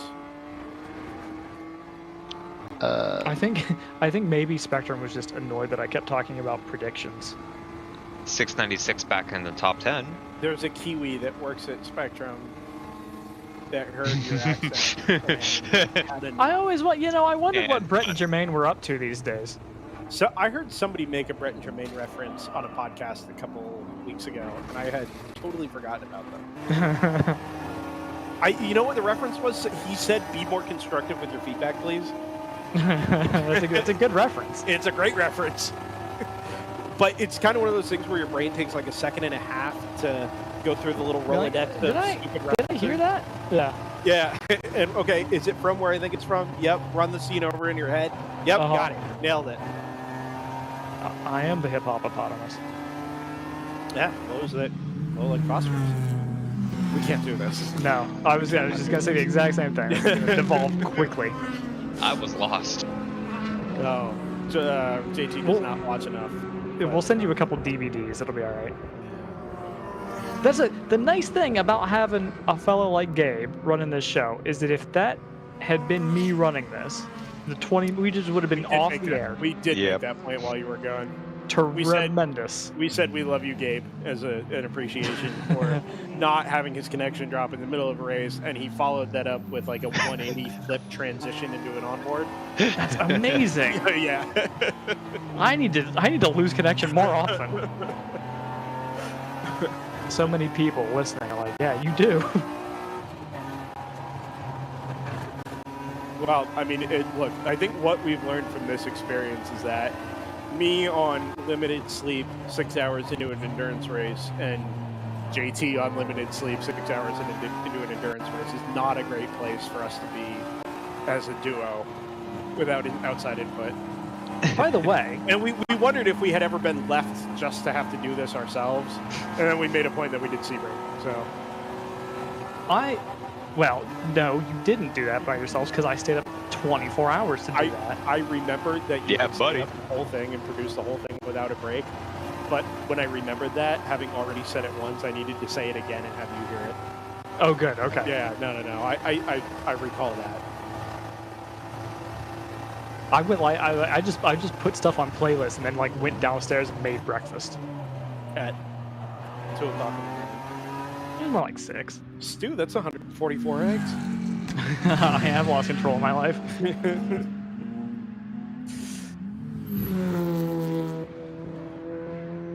Lead margin is down to 13 seconds, so it's come down from 57 at the most recent green flag to that 13 seconds. Now, the 609 is an NP01 has an off and on down at turn 5, and that'll be the 59.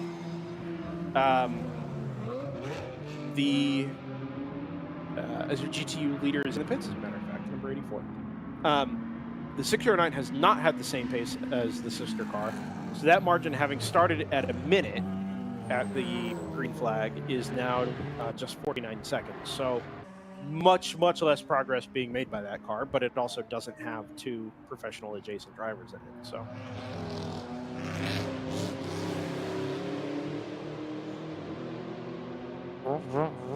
I am so glad, unlike you guys suggested, I decided to move this Canada corner. Are you director of videography, Brendan? I like it. I told you to put it there. I could hear that stewing for like 8 to 10 seconds. I was like, is he serious? You can't be serious. Obviously, I'm not serious. You can't be out. Do you think I could possibly do this seriously for 8 hours? 16 hours for that I don't think matter? you can do it seriously for 8 minutes. That's probably true. Hey, the 84's in the pits. Unless I get GTU leader. Yes, we mentioned that. 13 lap margin? Is that what that number is? Something like that, yeah. 12 or 13. 14 laps. That may be the most remarkable thing to come out of this day. The fact all they got to do is not be in the pits for half an hour, and they got it. Right, more than that. And that's pushing 40 minutes. That car is something like 10 seconds off the pace. It is 10 seconds off the pace. I mean, its best lap is a 2:37.4. The best lap in class is a 2:27.4. I mean, it really is a tortoise and hare situation in That's GTU, amazing. right? Yeah. But that is maybe the most extreme tortoise and hare I've ever seen. Right? Maybe I mean, the Stratus car is basically JFC Racing Wolf, and the 84 is basically a Porsche Cup. Yeah, I mean, a W is a W, as they say. So if they can keep it on the island, I think, I mean, you can't not be happy with that if you come away with the win there. Yeah. If you show up at a race knowing you're 10 seconds off the pace, and you're like, well, give it a go. I mean, I honestly would. I mean, I'm sure it's fun to drive the car around here, but I would a little bit dread it. And then you come around and you're like, oh, we might win this race. I would dread it not just on track, but in traffic. Oh yeah, it's got to be a little, because the way that those cars make their speed is so different from really any other car on track. And that one in particular, so like you're cornering about as quickly, probably better than most of the GTO field, but you've got GP1 and in some cases GP2 straight line speed. I mean, it's got to be honestly a little taxing. Which might actually explain some of the differential in pace. Like if you're a bunch of, or a group of amateur drivers, right? Yeah. That isn't really fully invested in multi-class, and knowing that the GTU class is so new, and knowing the visibility issues that the lower NP01s have, or other cars being able to see them in mirrors, that sort of thing. I wouldn't be fully committed either. Like I wouldn't just go send it my first race weekend in a brand new prototype car. So I'm not surprised. And I'm sure they're getting a little bit of blame them. I'm sure they're getting a little bit of setup help from Sebico, right? But it's going to feel completely different, I imagine, right? I mean, especially if you've never driven. Is it safe to call that a downforce car? I know it's got a little bit of a diffuser on it. It's more than it used to be, for sure. Yeah. So, I mean, that is a different experience, right? Compared to just kind of feeling it by the mechanical grip, because it's, the more downforce you put on it, the more it turns into a car where you have to go faster to make a corner, which feels completely backwards, right? If all you've ever raced is, is just, Miatas or even up into GP1, right? Where you by rule can't really have that much in terms of aero. While we're talking about NP01s, yeah, right. Stratus has taken to the pits or broken down on track. I'm not sure which one, but either way, they've lost second place finally to the Racer Motors car. Okay, race log says transponder not working. Okay, so that may not be legitimate. Okay. It's funny because the 58 had a transponder issue at the beginning of the race too.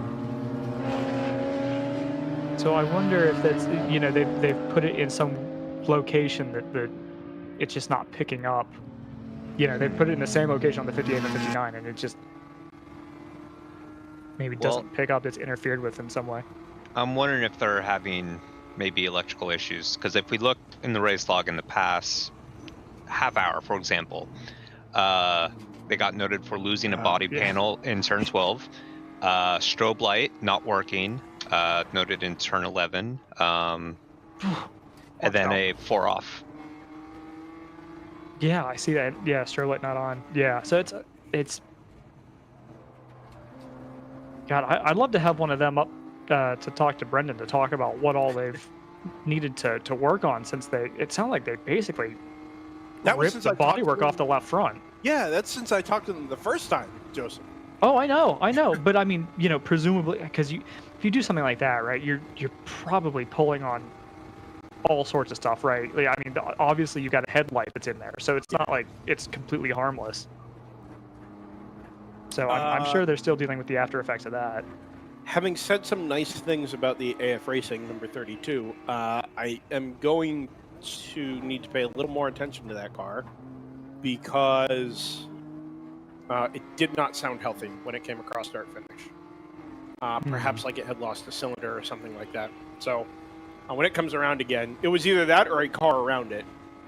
But as I don't think we have any V8s that would sound that throaty at the moment. I think that car may have an issue. Also, the Stratus car, now that you've mentioned it's missing a body panel, I can tell you it is missing a body panel. It is Which one? It's the center front. So like of the nose cone, if it were, as it what were. you would call a shock cover on an Indy car. Oh, interesting. Okay. Yeah. Yeah, that top center piece. And those cars are very modular. I mean, working on those cars, everything is just an individual piece that's meant to bolt on and bolt off. It's supposed to be very easy to work on. And when everything fits together properly, I'm sure they are. But we know that car's been in the wars a little bit today and already had some things that, had to be replaced. And, so that now has gone missing. Although the one they needed to adjust is actually just fine. I do like their commitment to change their livery mid-race. It's this one's going to be a Racing Champions diecast coming to a Toys R Us near you.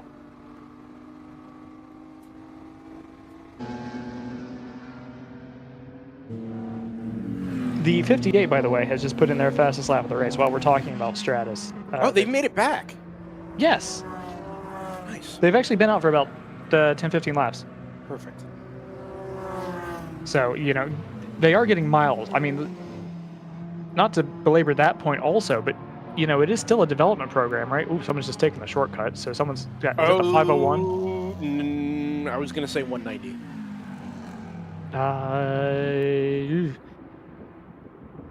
Someone's had an impact on drivers left.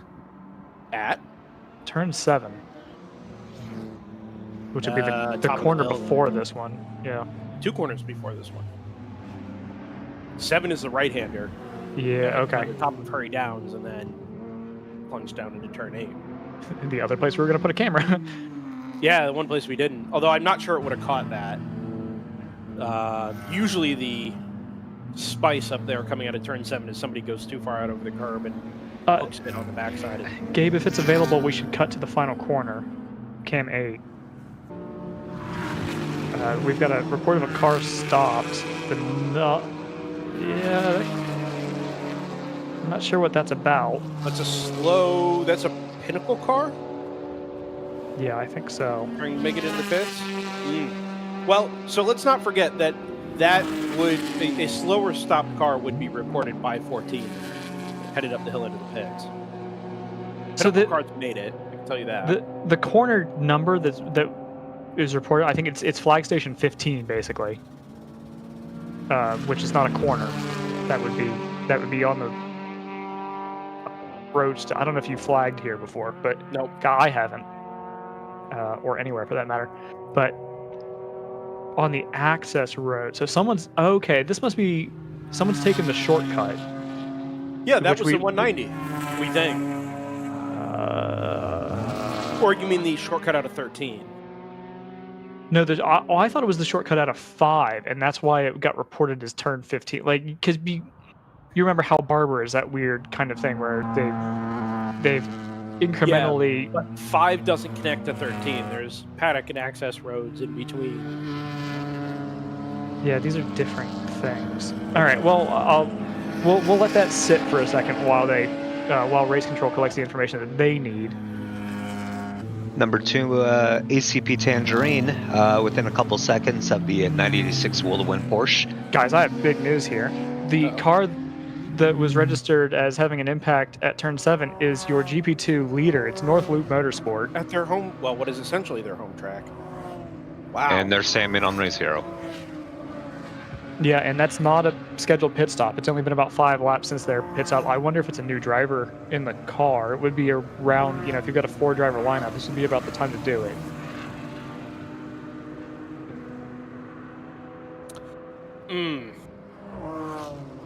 They had 7 laps in it, and it's now 5. But if that car is not coming home on its own, they do text us often. I wonder if this is. Car is out. So my guess is that's, well, they spun across the track to the left-hander at 6 or the right-hander at 7. based on what we had in the race control log. That I think that's got to be running wide, cresting 6, and just getting right side wheels on the dirt and coming into the tire wall. If it's at 6, yes, I completely agree. 59 is into the pit sans that sort of shot cover. Yeah, my guess is I'm guessing that was reported at 7 because it was seen by the marshal at 7 looking back towards 6. Yeah, that makes more sense. So that will change things. The beleaguered stands racing entry, which has been through it in the last hour and some change, is set to take something like a 2+ lap margin or 2+ lap lead in GP2. So this car is dead stick. They're working on pulling this car onto a flatbed at some point. It looks like they are going to try to do a hot pull. It'll be a relatively slow part of the track, if unsighted. Yeah, so it was still Nick in the car. So that's an awfully long stint for if that driver ID is correct. It was still Nick Ascara in the car, and he was going quickly. I mean, he had great pace. So there's our stopped car. Is that the Hammer that's car? The one. That is the one. Okay, so that was a different car. To be clear.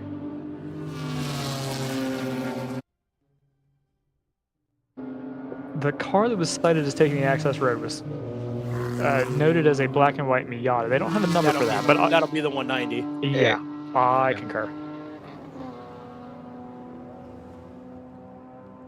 So, I would tell you the driver's in the number 1, but I don't have to because it's on screen.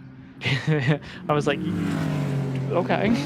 No, that was not relevant for anything other than the fact that you could see the driver list on the screen. Right. Okay. Yeah. Tripped over my own cable there. So that'll be, what's the gap now between, with the penalties that the 198 incurred, what's the gap between the 198 and the 189? Well, that's upsetting. It's 2 laps and a bit. Okay, so there might be something in it, but the pace differential is not, it's not going to be enough to overhaul in about an hour and a half, I don't think. By the way, this 59 being back in the pit lane, I don't know that we necessarily mentioned this. If it's having transponder issues, this may not be absolutely correct. I don't know what the status of that is, or indeed the stratus of that. Shut up.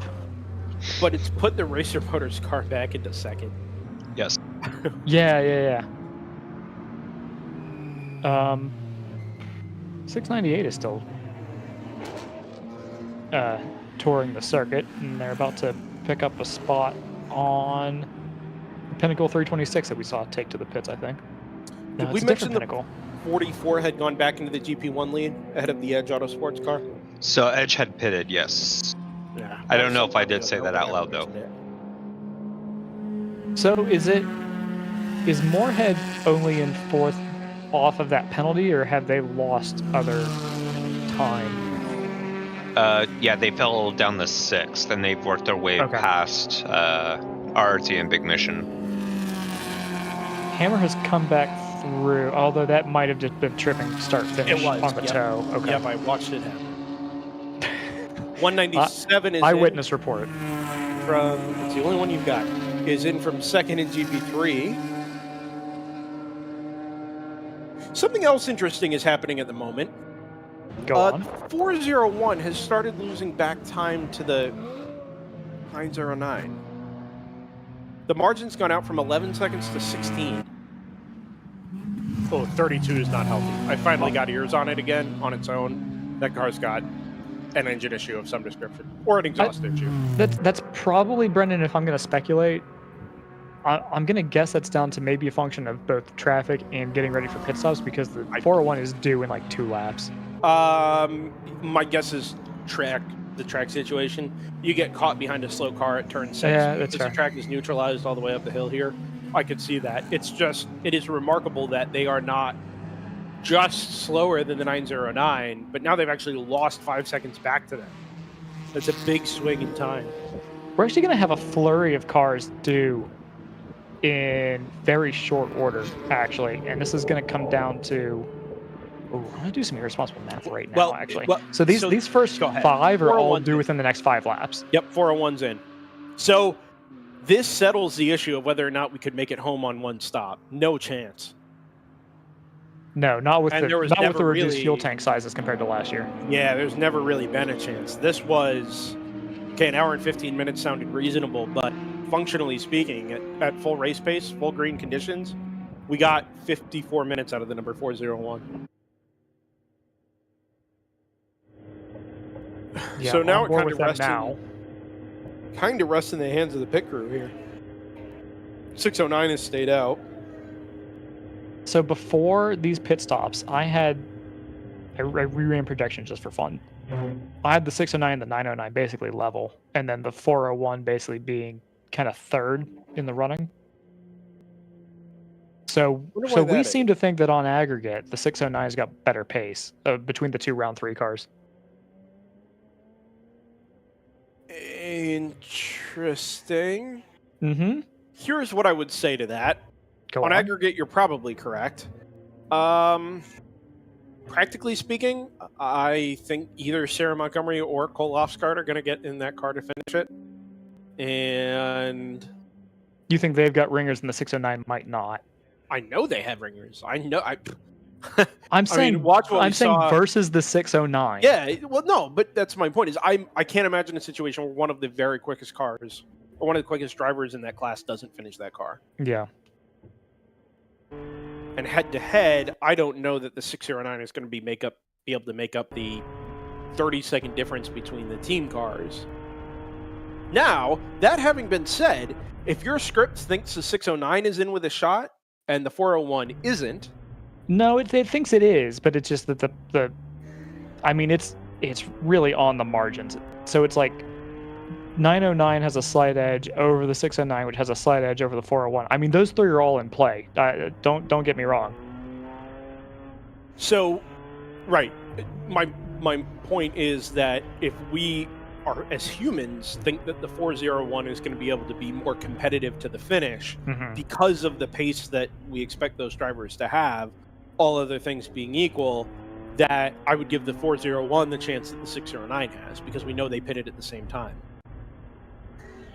That's where I would land that. I think that's reasonable. I am going to rerun this after the pit stop rotation just because I'm kind of curious to see how much we basically miss it by. When people...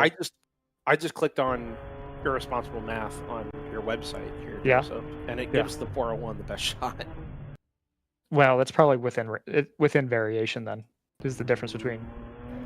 Oh, you know what it is? The reason that'll be is because that'll have registered a pit stop. And so that'll look better because it actually hasn't finished the pit out lap, if you follow. Oh, it has the pit stop, but not the pit stop time. Yes, so it hasn't been penalized. That is why you don't do these things in the middle of rounds of pit stops. That's exactly why I don't do these things in the middle of round of pit stop. Yeah. So the 609 has come across the line. If I were to do it again, it would show the 609 as having an equal shot or around the same shot as the 401. I mean, yeah, give it a shot. Yeah. That's wow. What smart software you have. What dumb man uses it? Operator error. Yeah, designer error. No, the software nailed it. For input to output, the software is absolutely correct. It made the stop. Pit lane, the timing loop shows it's made the stop because look at like Coda, right? Coda doesn't show you. Now, where do we go that doesn't show you in the pits until after your out lap? It just shows you who's missing. Till after Was that NOLA? Maybe it was NOLA. It was NOLA because the start finishes after the whole pit lane. Oh, right. Yeah, Thunderhill would be the same sort of deal. Yeah, Exactly. or Mid-Ohio even. No, Mid-Ohio wouldn't be. It's at the beginning. No. Yeah, no. But it's that issue, right? Where if that's what you're doing, then yeah, the script will get it right every time. But because of the way things are here, where actually the start-finish line is kind of at the beginning of the pit lane, there's only 4 stalls before, the finish line here. It sees it's made the stop, everything is absolutely correct, and now it thinks it's 2 minutes to the good or a minute and a half to the good, whatever the pit stop delta time is. So cast your mind back to the end of the red flag and when we resumed racing. That was at about 2.5 hours ago. So we are... It was exactly 2.5 hours, yep. Yeah, so we're looking at basically pilot challenge type fuel runs here, even though we're not quite running, GT4 spec in this class. So that's worth remembering, right? These cars are not going to be able to make it, as you say, but I want to put a finer point on that. They're not going to be able to make it to the end. It's not even going to be close. So we're looking for either a caution to shake things up, or it's going to be basically a straight fight. The only car that will be able to make it home is the one that can go to an hour and 15, which exactly splits. Right, so that is still 13. Sorry, I'm not looking at the right screen at the moment. That is still 15 minutes away. So it's another 7 laps. I mean, I can't imagine anybody making it that far. Knowing that we only got about 55, 56 minutes out of the top GTO cars, I don't know. That's a lot of laps. I'm just going down the list. I mean, the 143 has just pitted. I mean, that's really, but so at this point, so have all the cars in front of it. I mean, that's, yeah, I think this is basically a straight fight. I think the 2 came in some time ago and didn't come back out.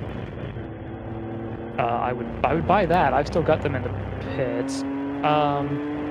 Or came back in again, like did an outlap and came right back. Yeah, it was a long stop. They actually all their stops have been kind of on the longer side, but this one in particular has been. I don't know how to. I think that latter explanation is the right one. Actually, I think they've gone out and come back in. I don't know if I ever made a point on this, but do we recall the Honda Research West Civic having had an incident at turn 11? Yes, very early. We said, wow, it's kind of impressive. That car has no damage on the left-hand side, and I don't know what that accident at the kink or that area would have looked like. I can tell you, it backed into something quite hard. That Civic. It looks like it. So you've seen it. I saw it earlier when we had the Moorhead on board, I believe. Yeah. And it was ooh. It backed into something really quite hard as your leader comes into the pits, number 909. I'm actually impressed, A, that it had an incident at 11 and was able to get back out, but B, that it's out looking like that. That's pretty wild. They do actually have a second Civic that's down there in the pit lane, which is done up in the same livery. So yeah, I wonder if it'll be in use tomorrow. Driver change on the 909. Where are you? Oh, okay. Sorry. You're seeing that in person. I thought you were looking at the race control log. No, yeah, I saw it before it made it into... Hold on, this 609... Oh, is that the GTO no! leader? Or GTU? I think that's the 84. It is the 84. No! Don't panic. They've got 40 minutes. Not an exaggeration. Okay, can we... Gabe, once that onboard comes back, that 609 did not look well. Or the 401, whichever one it was. It was one of the round 3 cars, but I've already forgotten. Racing in 360p.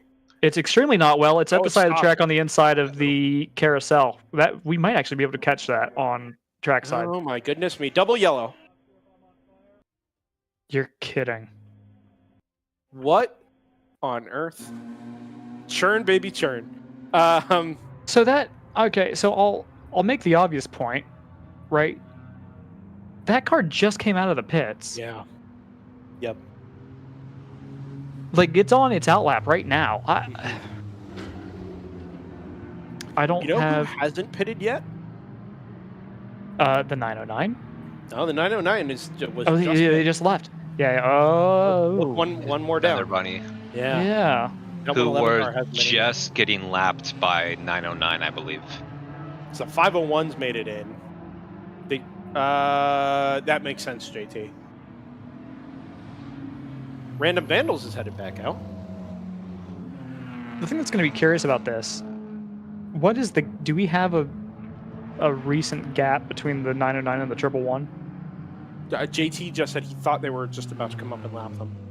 And lap them, okay. Yeah, when I'd last looked 5 minutes ago before 909 started the pit stop, it was like a 2 minute and 31 second gap or something like that. Oh, that is right on a lap. Yeah. Yeah. So, pace car's going to pick up the 909 in this case. Well, we think. I mean, that car was in the pits when the double yellow came in. Now it's gone since then, but I would That's hope true. that. Yeah. Oh, I think this north loop car might be done for the weekend. I don't know. They're bringing down the awning. Maybe that's just for the night, but we'll come back to that. I'm trying to even come up with good speculation for what might happen to the 609. That's so unusual because obviously they've just fueled it, so it's not going to be that. 111's going to be in for their stop. And there it is. Yep. 501 is in as well. Driver change on board the 111. And I'm actually not sure who's getting in. Don't think it's Laura Hayes. I think that actually might be Laura getting out. So the thing that I am trying to, JT, maybe you've paid more attention to this. The relative pace between these, now I'm going to say 3 top running cars, right? I think the 609 is effectively out of it now, unless they can get it restarted very soon and come back under its own power. But the 609, or sorry, the 909 and the 111 are not exactly setting the world on fire with pace. And so I think this comes back to the 401 in a big way, actually. Yeah, it depends on who's in the car at the time, because there's been points in this race where the Thunder Bunny car was, charging up the field.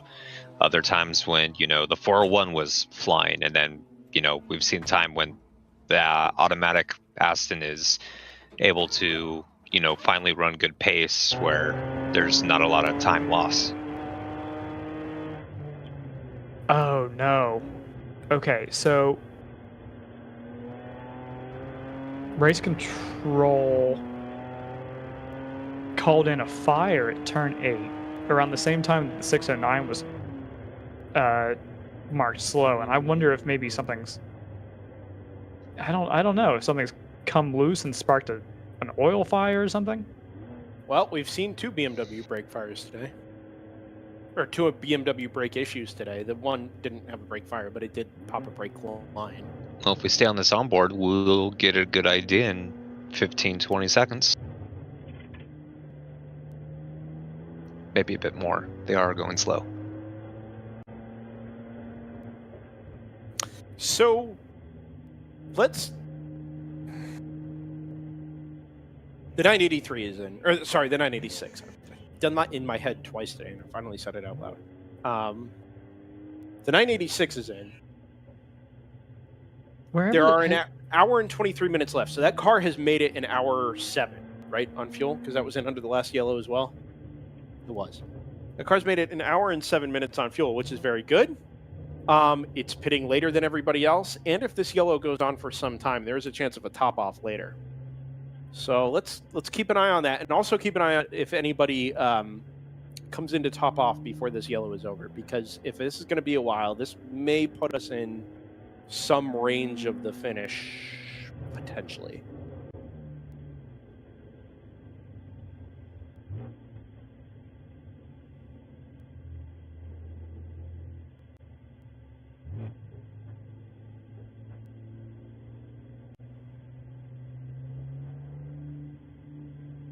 We're just trying to get our bearings on. Oh, there's been a couple things happen here. Okay.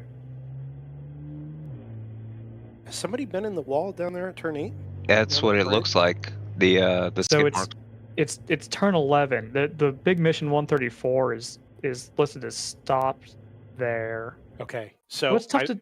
Well, actually, I will hesitate on that. There's 2 things that have kind of happened here. Okay, so the 609 is stopped on driver's right. That's turn 10, and then it looks like the 134 might have gone into the wall there on the way into the kink. That was called in by by station 11, which would be at the kink. So,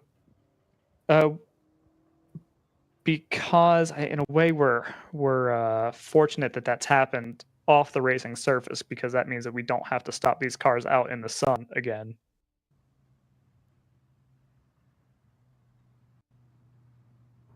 And I take Brendan's silence to mean that he is actively gathering information from race control to figure out. I am, yes. I've been.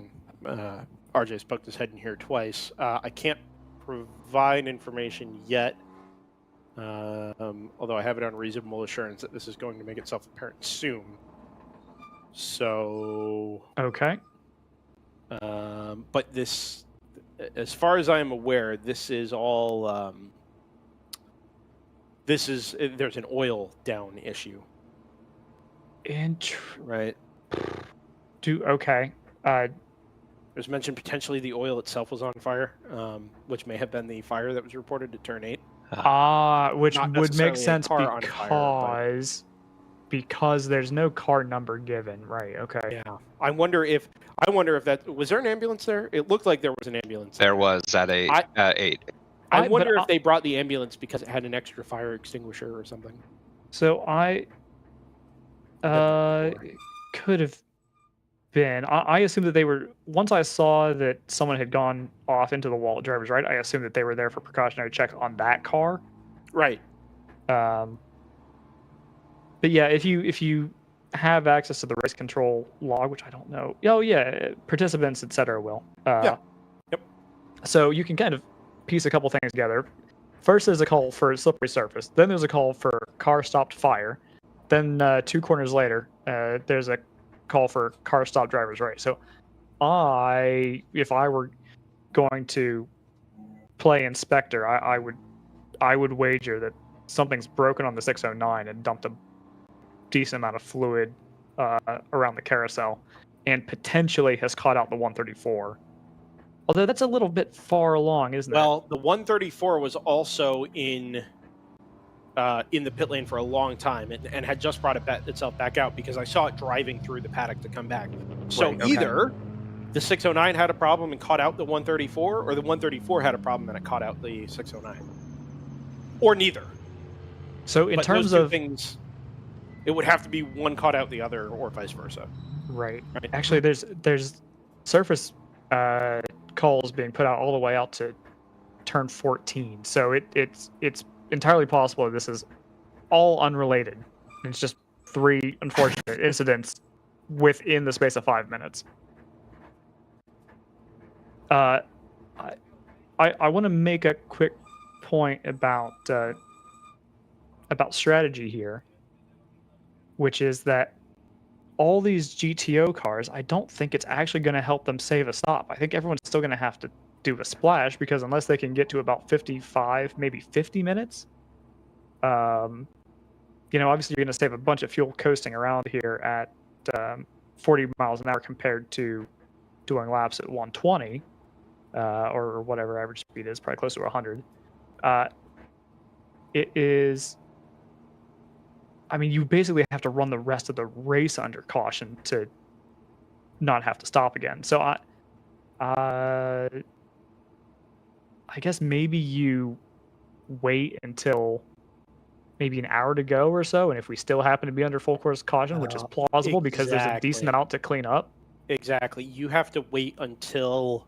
So here's what I. Until your window opens. Exactly. If I'm sitting on top of the pit box, I say, okay, I can make it 50 some minutes on fuel under green, right? And if we're not 56 minutes is 56 minutes, right? If we go green at an hour mark, you still have to do 56 minutes of green flag racing, right? But if you are near that window, I think you still hit if you're still under yellow at an hour If you think to go. you can be marginal with it. I think. Let me.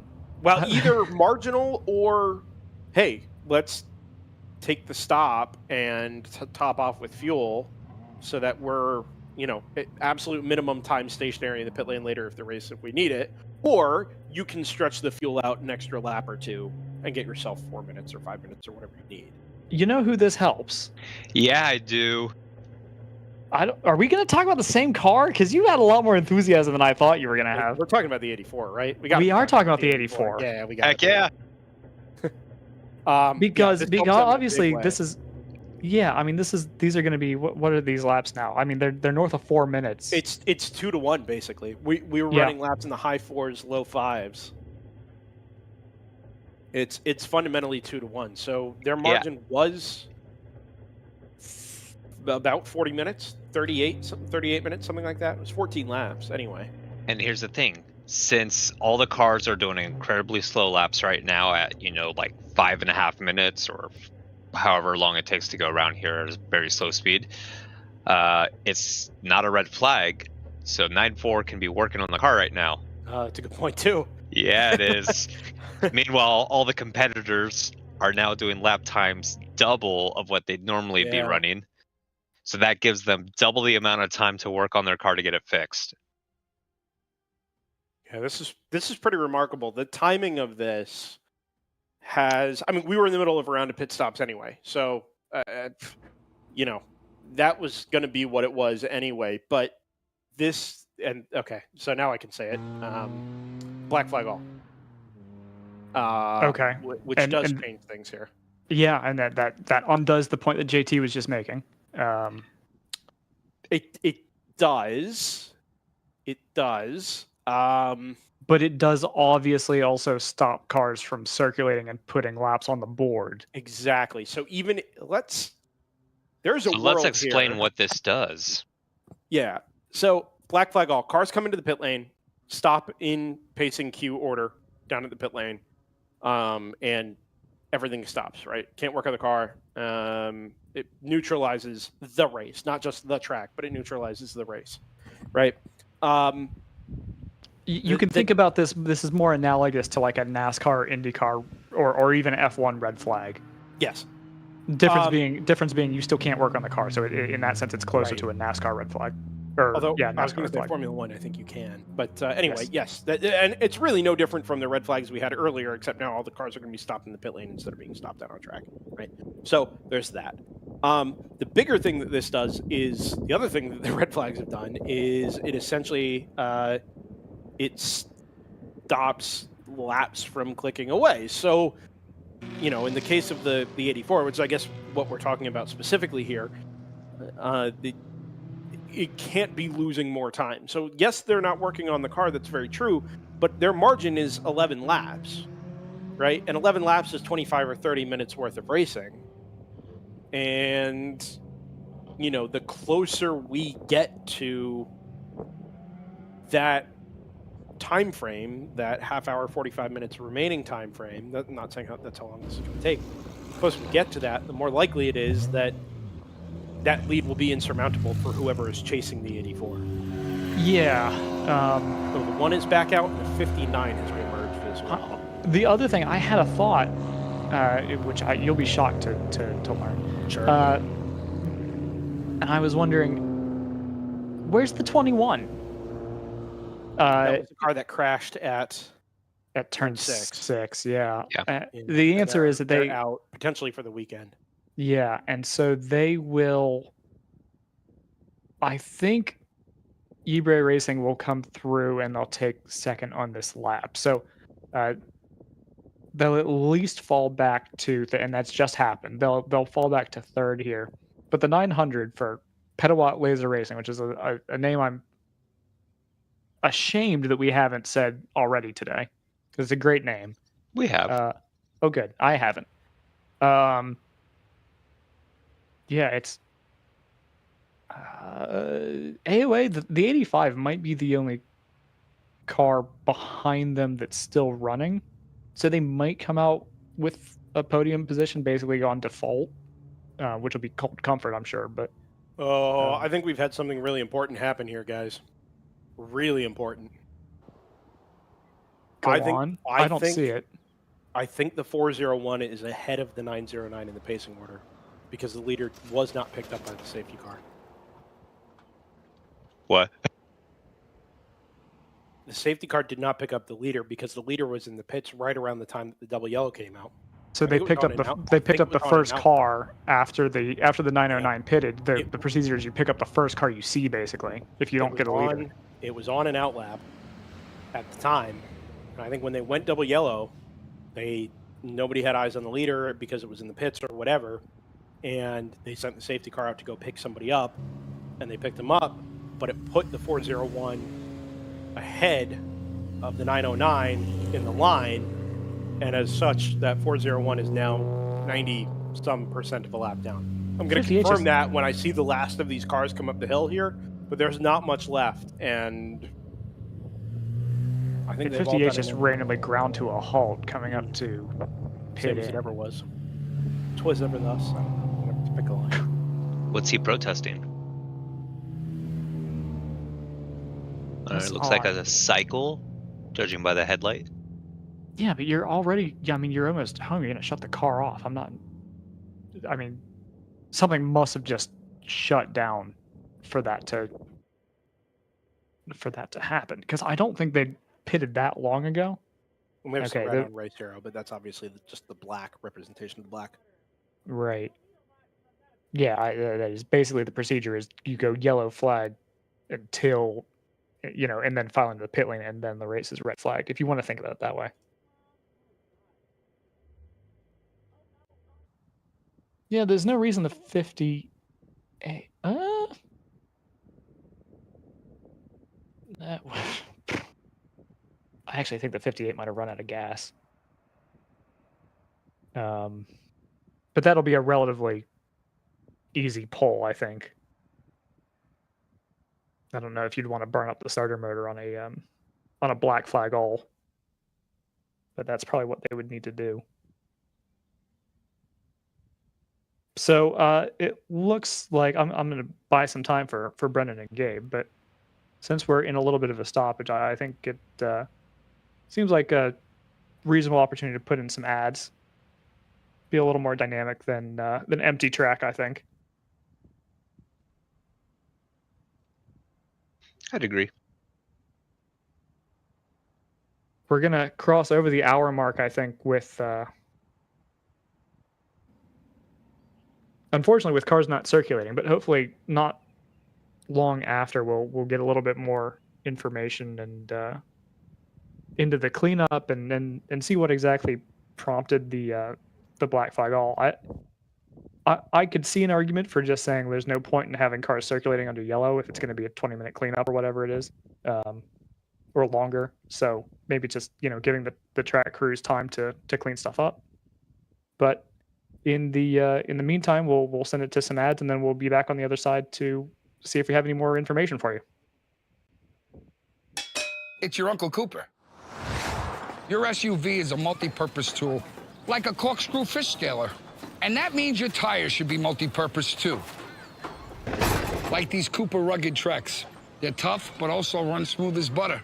And with dual sidewalls, it's like having a multi-tool that can look like a completely different multi-tool.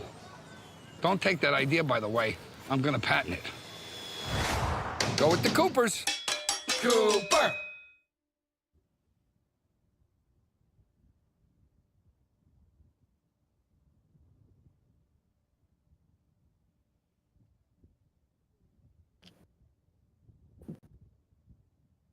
So a quick little mini break. I don't think we have a ton of new information. We're still looking for it, and that would include if you've got information paddock side that you'd like to share with us. That's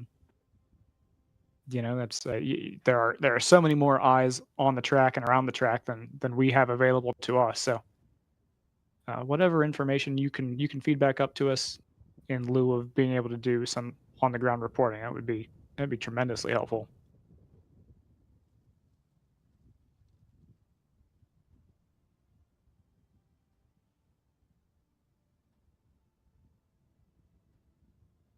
It sounds like Brendan's still searching for information.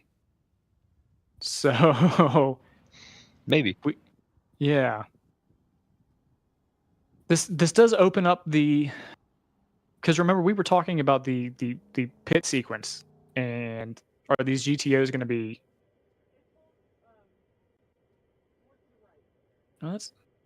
So Marshall's walking around the pit road, so we've got a little bit of people running around. That's okay, interesting.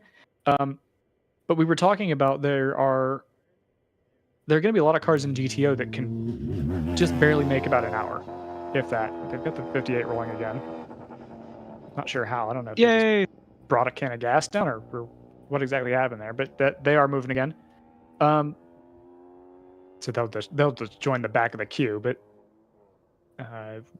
they wouldn't have been, if they had actually run out of fuel, they wouldn't be able to make it up the hill.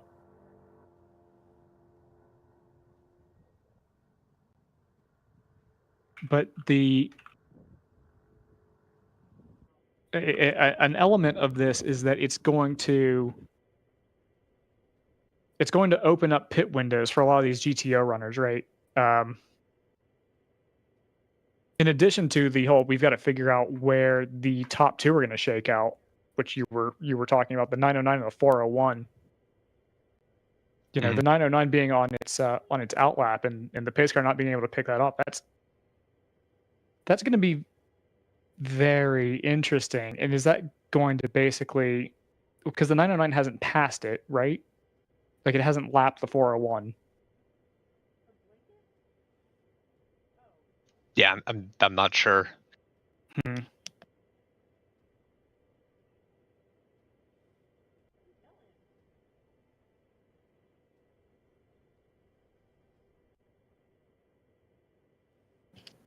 We also don't have a ton of information on what actually happened or has happened after this corner. So we don't want to be too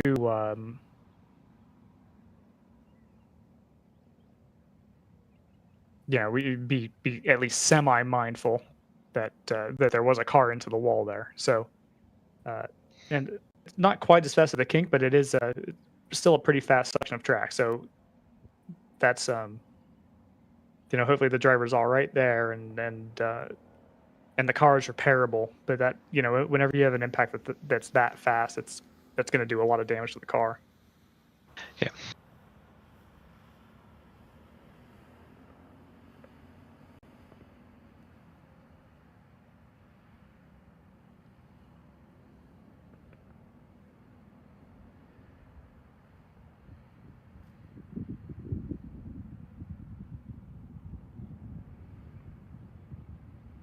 And obviously, there's an awful lot of oil dry that's going to have to go down here, because I think this is going to go basically around the entire back thirds of the track.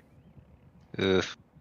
It smells a little bit of Barber. The incident we had where one of the cars, I think, had an oil leak or maybe a brake line leak and spewed a decent amount of fluid around basically the entire track. We've got, half a lap here is 2 miles, so that's about Barber. Probably not quite, but it's an awful lot of oil dry that's got to go down. So I'm back. I have some information, and I know we also need to go to ads. So I don't know which order you'd like to do that in.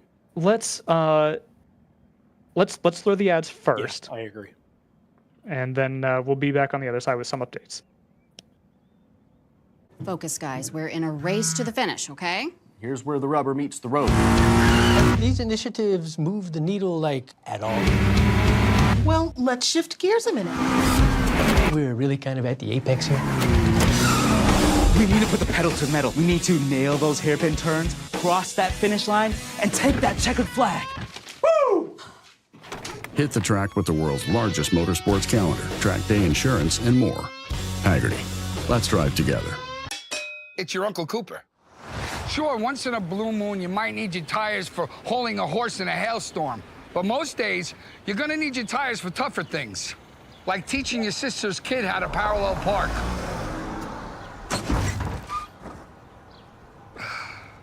Thankfully, these Cooper Enduro Maxes aren't just tough, they're everyday tough.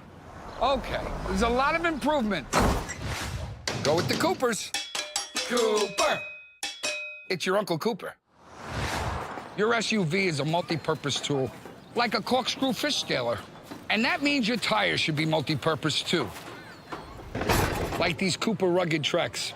They're tough, but also run smooth as butter.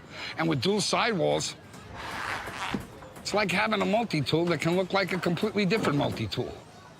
Don't take that idea, by the way. I'm gonna patent it. Go with the Coopers. Cooper!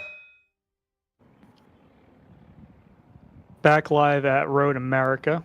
Still in the cleanup process. About an hour to go in the scheduled running order for the Saturday 8-hour.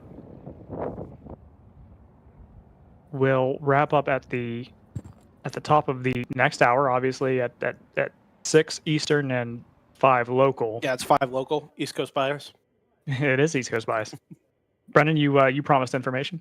Yeah, first, I could hear the ads while I literally just stepped out onto the starters counter to take a look at something, but I could hear the Cooper tink tink tink tink, which I thought was very funny. So somebody is obviously listening to us under the black flag, which is nice.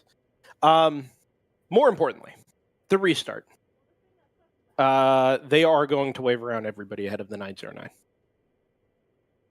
Okay, I don't know if that's standard procedure, but I think that's the right procedure. It is. I mean, think back to the red flag at Barber, where they brought everybody in under control, and then anybody that was in at the end of pit lane ahead of the safety car was released ahead of the safety car and allowed to join the back of the queue. I think it's the right procedure for sure. It is absolutely the right procedure, but they were just discussing that next door. That this is sort of how things are going to be set up. And so my reason for stepping outside was trying to determine where the end of the lead lap actually is. I think it's just the top 3. I think it's the 909, the 401, and the 111, and the 2 and the 143, which are actually nose to tail right in front of me. And on the same lap, because the number 2 has crossed start finish, but the 143 hasn't. That this will essentially just be the top 3 on the lead lap, and then a battle behind them between the 2, the 143, the 986, which is 2 cars behind that. The 32 is 2 cars behind that. I'm sorry, 986, then the 32, and then I think that's it because I don't see the 983 anywhere further back. So we've got a block at the top 3 there that's going to be all in a little gaggle, and then the 4 cars behind that, a lap down, are also going to be in a fight here coming up to the end. I asked how long it was going to take. The answer now doesn't really matter. The fact that we're under an hour to go and haven't restarted yet, actually, I think they're just getting the command to refire engines here. But this timeline is critical for the GTO front runners.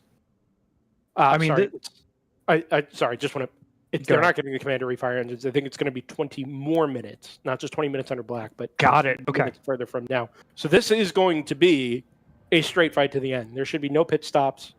Should be any intervention from anything else. If everything stays the same, this is just the top 3 on the lead lap going for the win, and the next 4 in a little scrap for 4th. It's really going to turn into a sprint race. No, it's going to be a sprint race with a bunch of traffic that isn't on the same lap as you, but it's going to be a sprint race for a lot of these guys.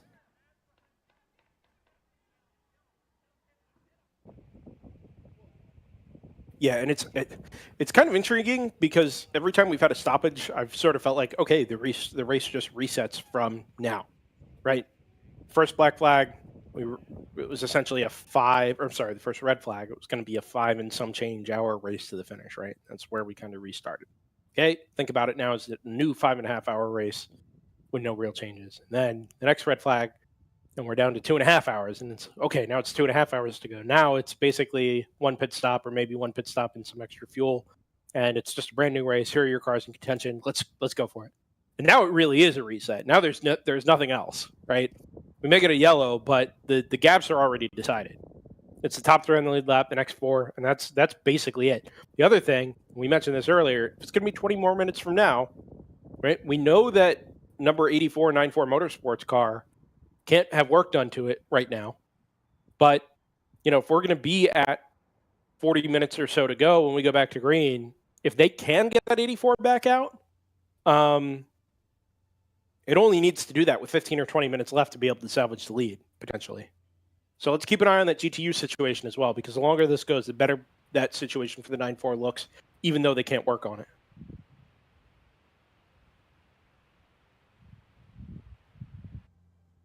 Do you have any information you're able to share on the car that was stopped to driver's right No, on the way into the King? It's funny. Nobody really seems to know.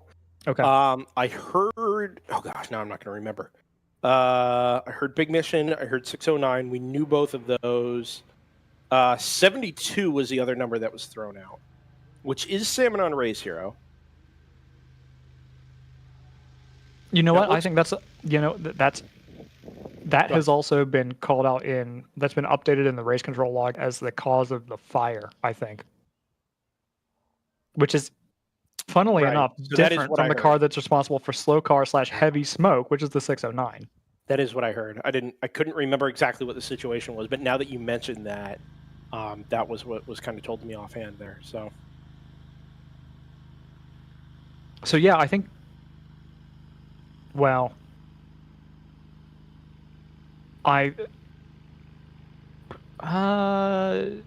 yeah, I guess is this all for cleanup? Has anybody actually impacted anything? Look at the amount of oil dry that's down on the racing line in the carousel. I'm fine with that if that's the case. I was just kind of concerned for driver welfare. All over the racing line. And look at how little that dryer is. I mean, it's really not spreading it out. That is just a solid line. So that's the other thing here. When we go back to green, this racetrack is... I mean, it's not going to be a mess, but it's not going to be in anything like the condition it was at 8 or 9 o'clock this morning. I don't think you'll see too many cars taking that inside line. Not just because of the grip that you'll be losing for the first couple laps, but anybody who is behind another car going through the carousel is going to be, even if you don't slide wide, you are going to pick up so much aggregate in your radiators. Yeah. Well, that's what I mean.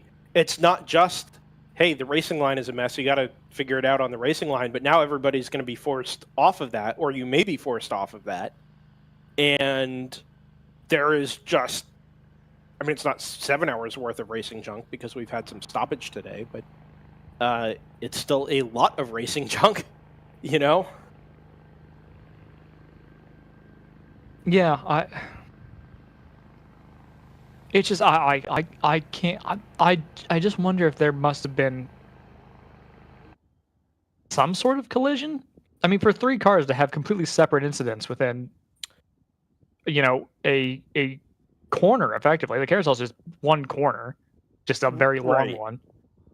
But they've all kind of had an incident in the same place, and so the apparent fact that they're not related is wild to me, if that's the case.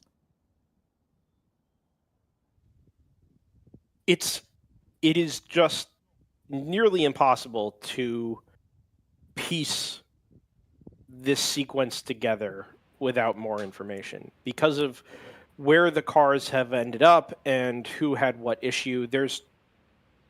I don't know what I don't know how to reconstruct this any other way. I mean, there's no call of impact, right? I mean, it's literally, and they're very good about calling that out. So if there was one, I would expect to read about it. But I mean, it seems like basically 3 cars had pretty serious mechanicals, you know, within 5 minutes of each other at the same part of the track. Give me 1 second here. I'm going to go back and listen and watch the 609 on board.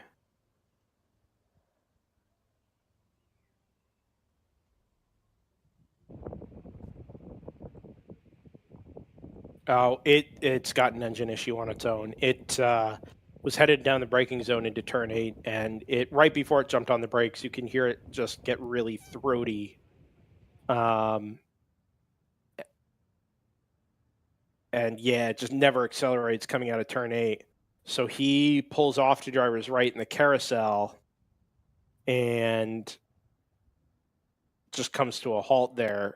Now, I can't see the surface there.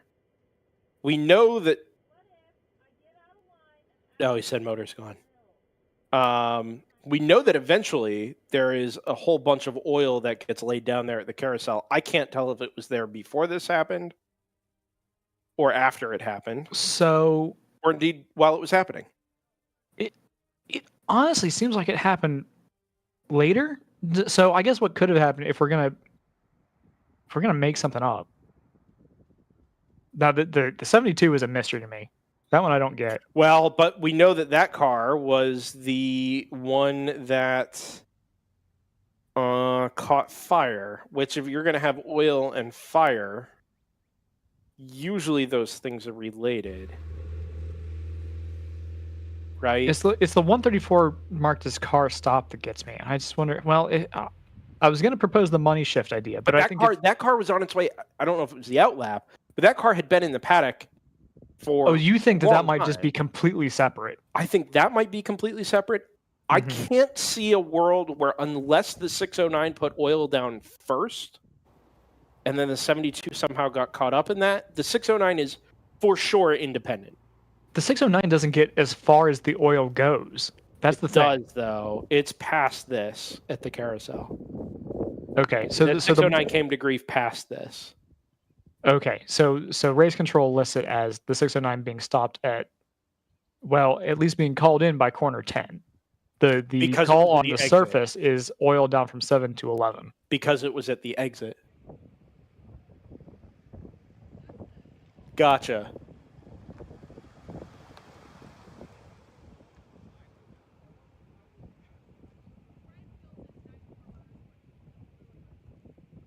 Sounds like someone's getting some information from the source.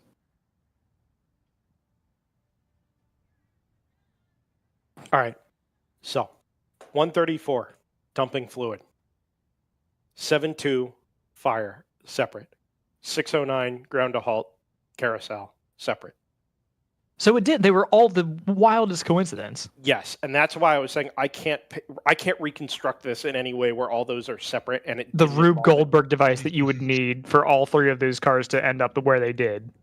Right, and not have an impact involved. Like, you can tell me the 72 was on fire because it slipped on the oil from the 134 and backed it into the wall at the King. I would believe the heck out of that. But if you're telling me they all ground to a halt in different places where they ground to a halt, to me that doesn't make any sense without an impact. And it's not just now the coincidence, right? But what does the race log say about where those cars came to rest? The 609 was at the carousel. We know that. Where was the 72? Car stop fire, turn 8. That's So basically the downhill left right before the carousel. Yep. And the 134 is turn 11, which would be on the way to Kink. So not only have we had 3 cars come to grief completely separately in like a 5-minute span, but they've all done it within about a mile of each other on a 4-mile racetrack. Well, that is an absurd coincidence. So that's why I was thinking that maybe there had been some kind of, someone comes over the brow where they see it all of a sudden and they downshift and you just pick the wrong gear and pop the motor that way. So I was like, oh, okay, that might get you to 2 cars. The third car, I have no idea. So that if you say that all 3 of them somehow just broke down independently, I somehow believe that most, because that's the only thing that makes any sense.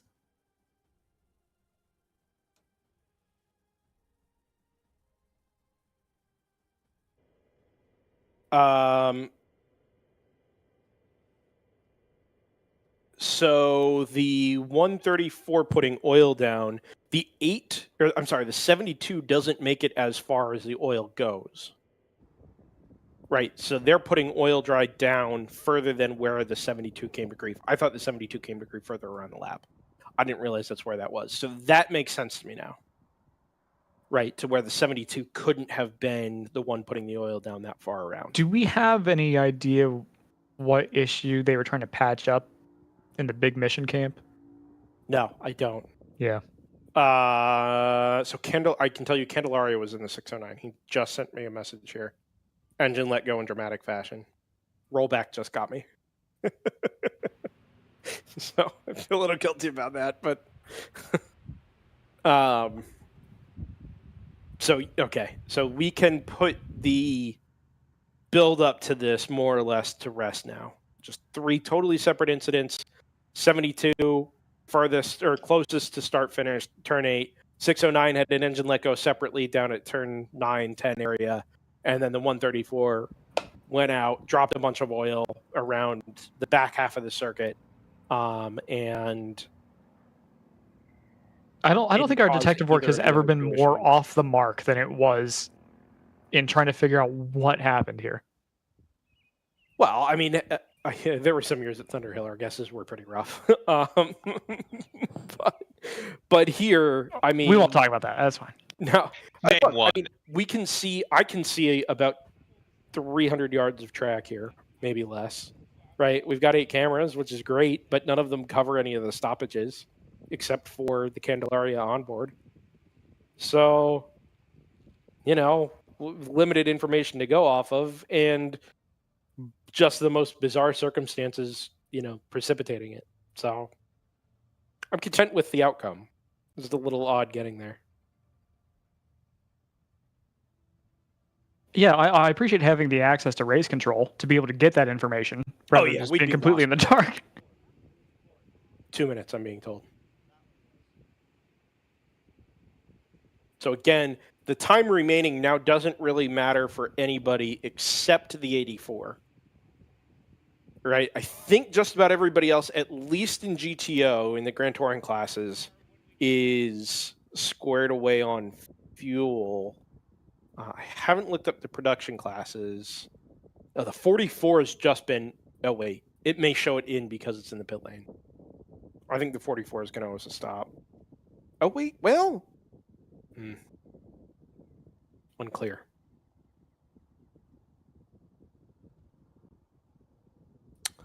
Unclear. I did also get information that as we go back to racing here, nobody can enter their pit stall on the outlap. Right? You've got to go out, come all the way back in, and then you can, or all the way back around, and then you can enter the pits. And that's just to prevent people from gaining an advantage by peeling off into their stall. So is the wave light going to happen on roll off? Yeah, they've already repositioned the pace car. So they just took it off at the end, brought it down the paddock, and back in at the pit entrance lane of things, and it just drove up alongside the 909 and it's parked up there with the Aston Martin. Okay, because the thing that is going to be interesting about that is we're not going to be able to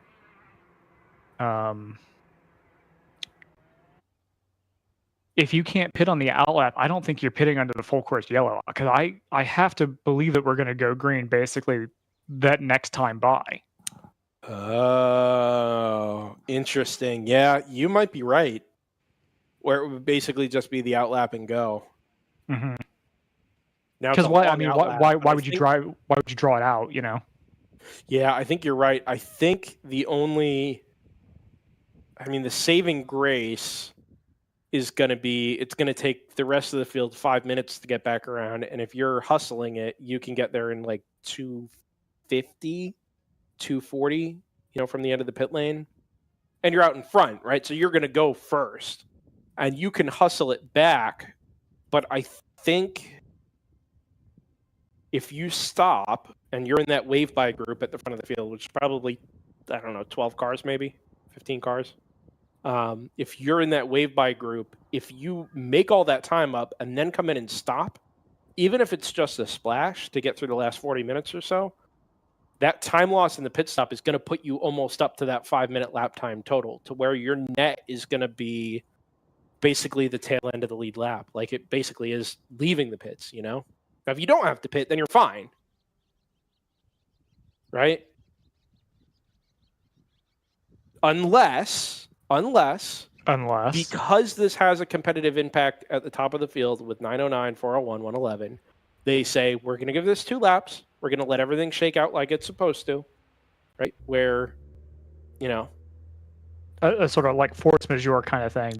Well, that's not a competitive thing. That's just hey, our situation dictated that we needed to put the safety car out and go pick up the next car. The 909 was on an outlap. It was kind of a weird thing, but we needed to get the field under control and didn't have the chance to do our standard full course yellow. I put in air quotes, right? This is still a procedure. It's just not the ideal procedure if you can avoid it. that maybe they say, hey, we're going to give this 2 laps. We're going to let everybody cycle back around. If you choose to pit, you choose to pit, but at least give the cars that chose not to pit, which should be the second in place, third cars overall, the chance to join the back of the queue. Full course yellow.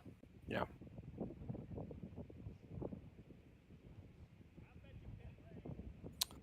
The other thing here is even if that 401's got pace, and we know it does, they still have to pass 50 cars.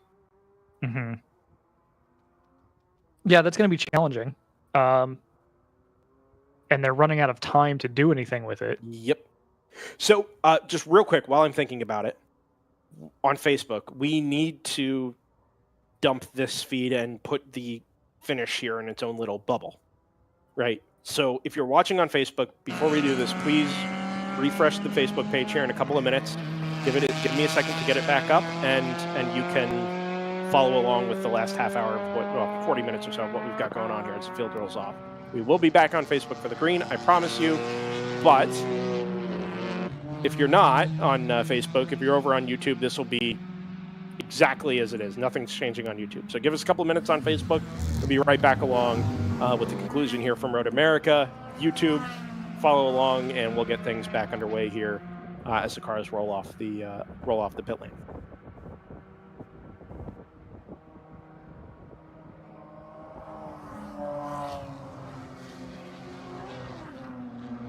So nice to hear cars again. We've had a lot of silence today. Yeah. No fault of anybody's, just the way this race is shaking out has been quite odd. Yeah, to state the obvious, you hope that tomorrow's race is a little more calm. It's tough when you have a track like Road America with a corner like the King, right? And you've just got, you've got cars at different performances and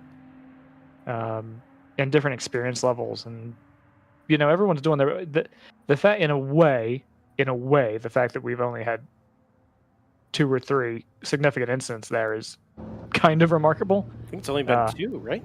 And even the second one wasn't that significant. The 122 was a 122.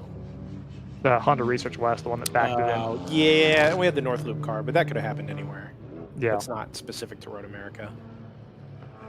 But you've got these challenging corners, and it's the reason that people come here in the first place, right? It's not. Sure. So it. But it kind of sucks the air out of it when you've got these long stoppages, and then you've got 3 cars breaking out at the same time and throwing oil everywhere, and that could happen literally anywhere. So that's just kind of unfortunate. This Go ahead. roll-off procedure has taken so long that the cars that left the front of the field have actually passed cars still in the pit lane. Oh no! Somebody just came flying through. Here comes the 605. Was it the 6 by chance? Because they bolted. It absolutely was the 6. It was an NP01, but I didn't catch the number. Yeah. Good catch. That's exactly who it was. Yeah, I mean, I know the track's clear, but wonder why they're in a hurry. Throws. Yeah, right. It's a good point, JT. It's a really good point. It's not like we haven't been adding fuel to the fire or anything. Yeah, it's a 9-lap gap now between the 84 and the 6.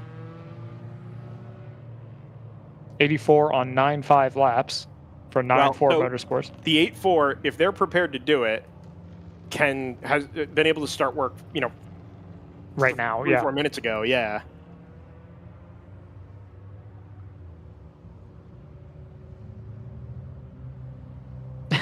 It's unreasonably tense for as much has gone wrong in that class battle.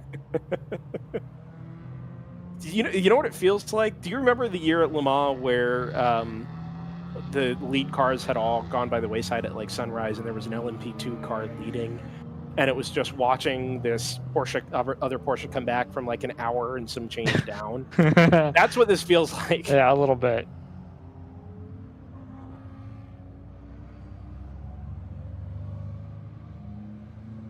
Except we don't know for sure that the leader is going to be able to, to make it back. This is going to ruin my projections. because everyone's gone through the pits.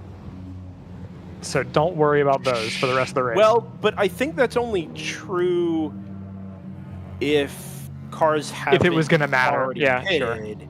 Right. So, like the PC car, I'm not convinced that car has actually been in for fuel yet. The number 44. Oh, but what I'm saying is that the projections don't know that. It's just tripped the pit loop, same as if it had gone through a drive-through penalty or something. But that's my point. I don't know that either. So it's not like I could even say for sure whether it is or isn't. I have no idea. Green flag is in the starter's hand here. Stay hand. Stay hand, yes.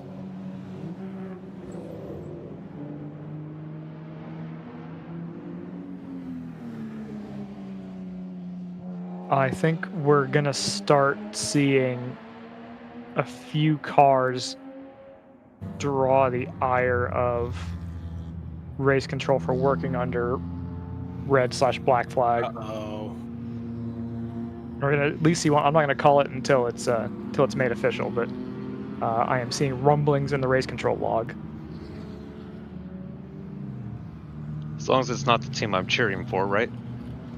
Safety car is at 11B. We're not cheering for anybody, JT. We're neutral observers.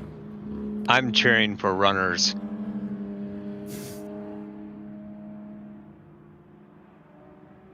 Okay. So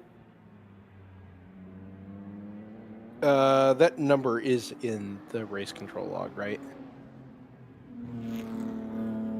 Yeah, at least. Yes, it is. Yeah. Okay. Next to the letters D and Q. Yeah. No, I don't. That's not a car that's featuring, but I just don't want to. Sure. Yep.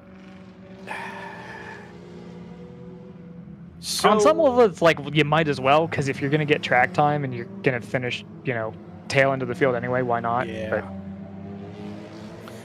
So let's reset ourselves mentally here. 34 minutes to go. It's about exactly what we're going to have when we do go back to green. It's green flag waves here at start finish. Oh, so that camera's a little behind. The 909 has gotten a huge jump in the front of the field over the GP2 car from Stan's Racing.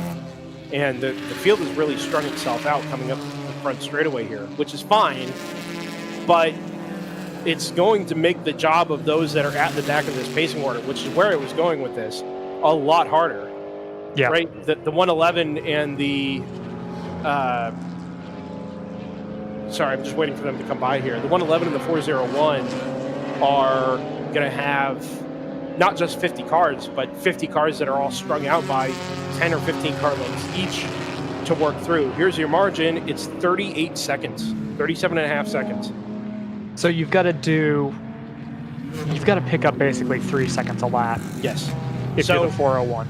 So the 909's pace previously has allowed that, right? Yeah. Before that driver change, before the double yellow, that was absolutely on the cards. Now we don't know. I think the driver in the 401's gotten quicker, but I wouldn't be surprised. I know that 909 did a driver change, and I wouldn't be surprised if that gets quicker as well. So let's wait and see. The 111 is in play here as well. They're almost 5 seconds off the back of the 401, and then you have the remaining pack of cars. So the the 84 is back, guys. Oh, okay. Did they do everything above board? That's the one big... Exactly. Yeah. Exactly. We don't know that for sure, but as conservatively as they've played basically the entire day, I can't imagine they wouldn't be down there like, guys, we have a 10-lap lead and we might win. Do not take any risks here. Yeah. You know what I mean? Especially knowing that 3 other cars have been DQ'd today for that exact thing. You've got to know that was almost hairy there.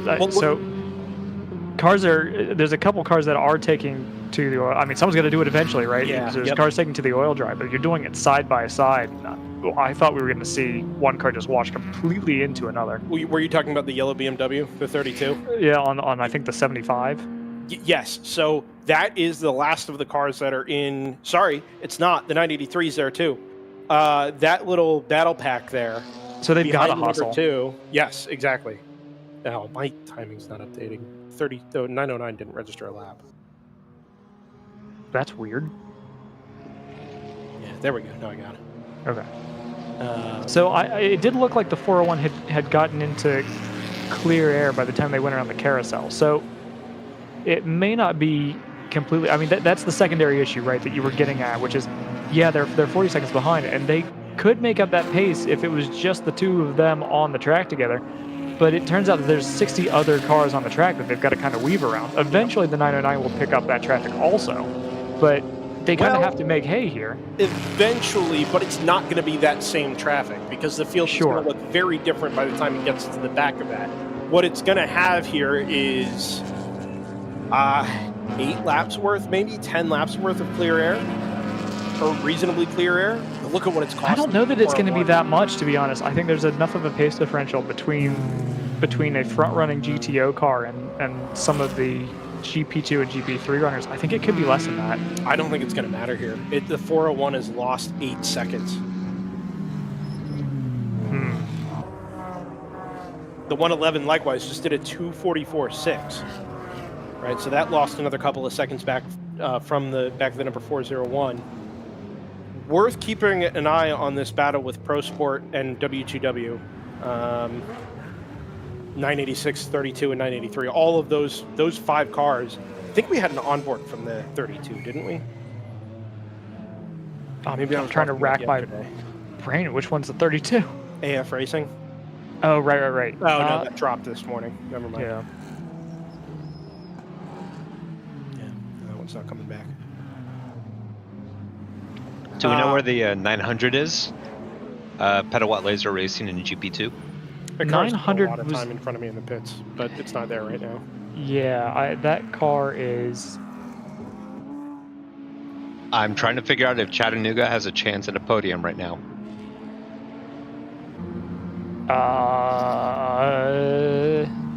They are 3 laps behind Petawatt and another 3 behind Northloop, so they've got to do 6 laps. So yeah, honestly, yeah, if as long as it they don't run into another mechanical, yeah, that seems pretty doable. I think the Ebre car is in the pits here, adding fluid to, I assume, the radiator.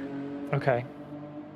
Remember, that car did come in early in the first hour, I think, to top off possibly fluid because they were steaming. There was a huge geyser of steam out of the front of that car very early on. You're right. Okay. Has the 198 come out of the pits? The leader in GP2? I don't know. Yes, I think so. It was pitted right in front of me. Okay. That car was second in the pacing order. It took the green flag. Oh, right battle for second in GP1. That'll be between PC Racing and fifth gear. No, PC Racing's leading, and they have enough of a gap, but it's a battle for second with fifth gear and Edge. We do sometimes have an onboard with Edge. I don't know if we do this weekend. I haven't seen it today. Yeah, I haven't seen it.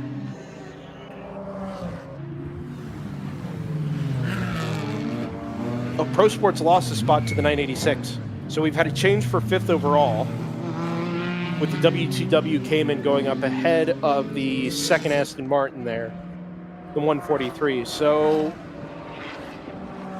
I think that will just happen in traffic. I don't know that the 986 is that much quicker than Pro Sport, but that's all happening while they're both losing ground to the number 2.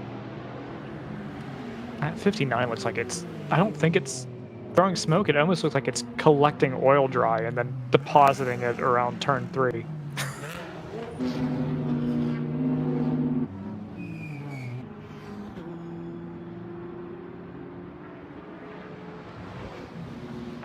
I think that was the BMW that just went through there.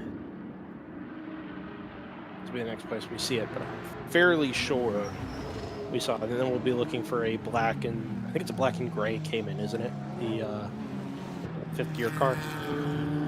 It's a Cayman S. Yeah, I think it's like a black and gray car, the number 550.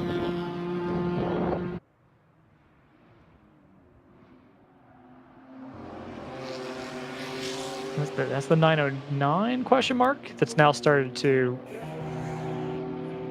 Yeah, it is the 909. Hey, Trap. Nose to tail with the 696, I think I saw. The 84 has just done a 241 flat, so nice to see that car's back up to pace.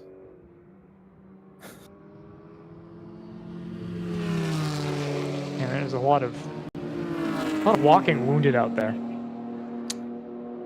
Yeah, pretty wild considering we've only really had 5 and a bit hours of actual racing.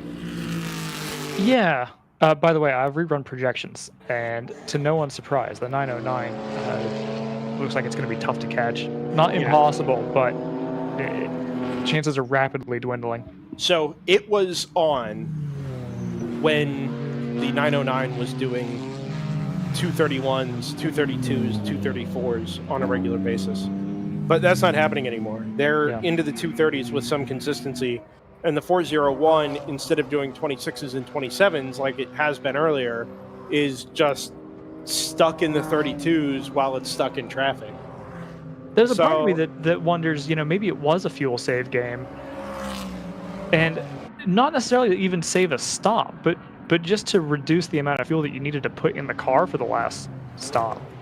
Yeah, I mean, that depends on how much time you're giving up versus how much you're going to, you would have otherwise lost in the pits. Right. Because that crossover point is going to come pretty quickly. You're talking about a couple of seconds in the pit lane versus a couple seconds a lap on track over a 20 lap or 15 lap stint or whatever. So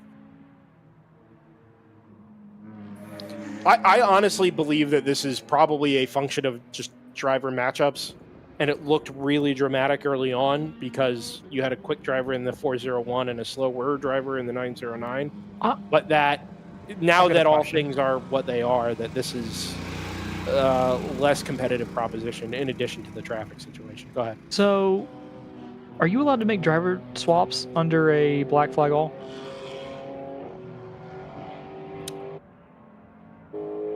They did allow it at Barber. Okay. Now, obviously, that's at a different point of the race. Yeah. By the way, that change for position has happened. Edge has overtaken the 550 for GP1. I don't know if that's been called out yet. It just came through, yeah. That's 84. 84 into the pits. GTU leader. Okay, so that shouldn't be happening. Although, are we at a point in the race where they can pit and just park the car for the last? It's real close. It's very close. I think I would have done one more if I could have. There's 8 laps. They're like a lap away from being able to do it. Here's the thing. Like an actual lap. So let's keep an eye on that car. Can we cut to the turn 1 camera, Gabe? See if we can see that car down the pit lane. Make sure it doesn't make the hard right into the paddock. No, that's a good call. No, it's a regular. It looks like a top off almost. I wonder if there's maybe a fluid check that needs to happen. That was going to be my other point. Is if they were in the paddock because that car was dropped in the paddock, they may have only been able to put so much fuel in it because you can't fuel in the cold pits. Oh, of course. Yeah, that's a good point. In the paddock. So maybe they say, yeah, you can put 1 jug in, but you got to go out after that. I can't let you fuel back here. Like we saw with the Random Vandals car, where they've got to come back out and put fuel in it. I wonder if the whole sequence has basically just meant that now they need to come in and now they need to put the other 5 gallons or whatever in the car to get the car home. Yeah. Also, I would take advantage of this as an opportunity to just check everything, right? If you're in this situation and you've got 8 laps. All you need to do is turn 2 more laps and you've got the class win. Yeah. Pretty much, yeah. But at the same time, they must be just close to dry. Well, and they're back out. So, crisis averted. I've never been so nervous for a car with an 8-lap lead. The thing, it's so funny. Let's just call the truth of it. That is not a car that would be on pace, honestly, all that competitive. And it's broken down too. But it just happened to break down at exactly the right point where they could get some work done on it. Well, or at least get it recovered without losing time, right? Which yeah, even to just get it back on the flatbed probably saved them 10 minutes. Yep. But that was, look, the Racer Motors car also got caught out, or in another way, I guess, benefited by a red flag. So that's true. That's true. Okay. I don't know. It's just been such a bizarre day.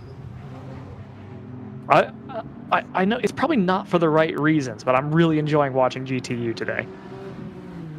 Like it's a genuine like endurance race kind of. Yeah, races of attrition are never unenjoyable, or it's never a wrong reason. It's just not a very common reason in the modern era. I mean, it's still an endurance race, right? You start and end over a. It sure is. Yeah, look, it's a long distance race. You start early, you end late. By definition, it almost doesn't matter what happens in between. You know, but I do enjoy this because it is so uncommon these days to see this tortoise and hare sort of situation pan out. This battle for fourth is still in the advantage of the number 2 Team ACP Tangerine Associates BMW. W2W is still in 5th. It's still 8 seconds behind. It picked up a little bit last time, but I don't think that's going to be enough. Half a second lap certainly is not enough. Pro Sport falling off the back of that. AF Racing is about 6 seconds behind the Pro Sport car. The only one that's really making gains here is the 983 from W2W. And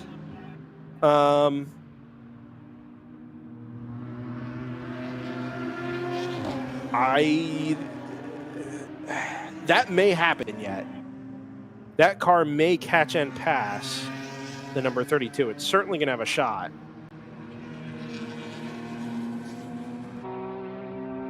Also, nice to know that we're popular enough now to have bots. Started from the bottom, now we here. Bottom. Yeah. I wasn't 100% going for that one, but I'm not upset. Although, how many of our viewers are actually bots? Is that a problem? Oh, it's probably only about 130. Yeah, shoot. It's good, Tim good self-censor. and like 4 other guys. No, that's not true. We appreciate all of you. I say we're happy to have your company. Since we've been doing this at any track, I genuinely believe that we are here sharing this with you. By definition, we're here talking about it. So, but this is an experience we all get to go through. 8 hours of really wild racing. Even the bots, you know. I mean, I'm just thrilled that we can expand our audience to the non-sentient. I mean, it's the third car in line. Third car in line, for those of you trackside, is the 909 for automatic. A very distinctive looking car with that livery. Now, there are. Is there any? Do we know exactly how the 143 is prepped compared to the 909? Because I feel like they tend to do well at very different circuits. Like no. the 909 to me feels like it's definitely like this is the 143, right? And I feel like the 909 automatic seems to be, if I'm remembering Daytona right, they were the car that Screaming Goat was in battle with, right? Yep, absolutely. So I mean, for whatever reason, they seem to be, I don't know if it's a trim out kind of thing, but they seem to do really well in the high speed stuff and the straight line battles.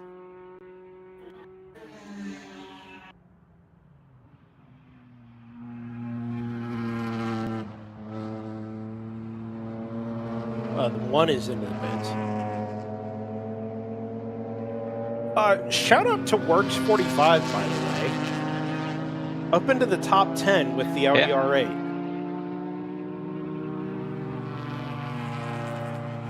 Now, I also want to make this point. JT, you and I were talking earlier about that car as potentially being a sort of spin-off of Carbon.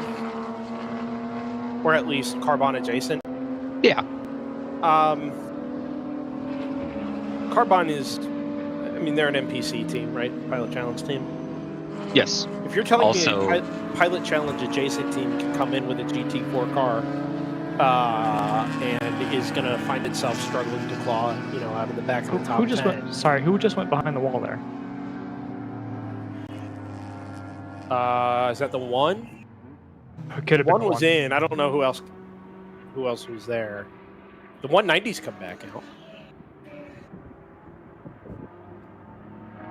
Yes, but I'm not sure that they're going to be scored at the end of the race, are they? Oh, that is true. I had totally forgotten that they were DQ'd. So they are basically a track day car at the moment. They will not be scoring points. Well, and so with all of the chaos that we've seen at the top of the field too, let's not forget that we did lose the choice BMW early. Now they had issues, but that is another car that could have been in contention here, especially with all the chaos we've had. Yeah, I don't think. God, it's tough to say. I mean, if the 696 hadn't had the fuel pickup problems, that is really the car to look out for tomorrow. Yeah. The other thing here is this will be our first repeat winner this season. If they actually, well, almost regardless of what happens, because I think all of the top 3 have each won. Yes, that's true. I'd forgotten already that the 401 just won. Wow. Yeah, I've actually had 2 wins this year. Not the 401, but round 3. They won with the 609 back at.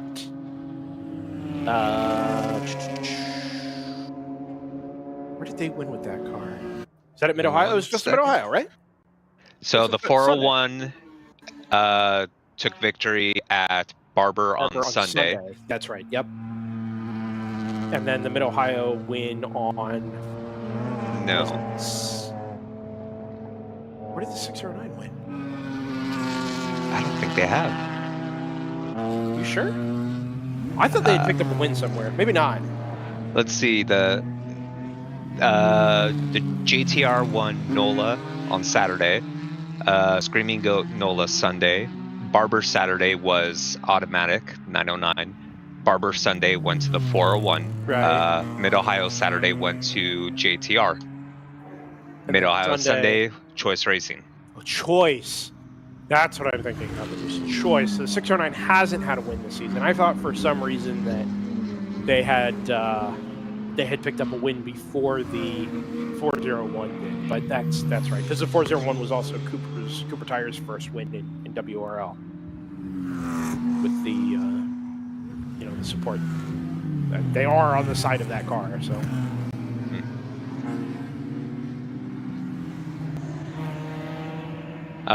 Anyways, circle back real quick to that Audi. I'd say, the tires definitely play a large difference in how the car is going to be handling.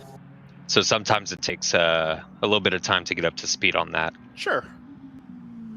Yeah, my point is just, you assume that everybody that's in Michelin Pilot Challenge is, or at least competitive in Michelin Pilot Challenge, is operating at a certain level, and that level should translate elsewhere.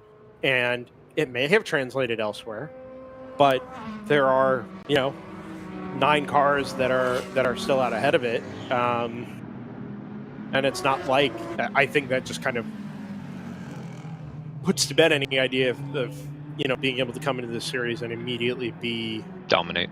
Yeah, dominant. You can certainly be competitive, no question about that. But you're not going to just come in and stamp your foot down because you've got more experience in a higher level series. Yeah, I mean, we know a few people that have had that experience, don't we?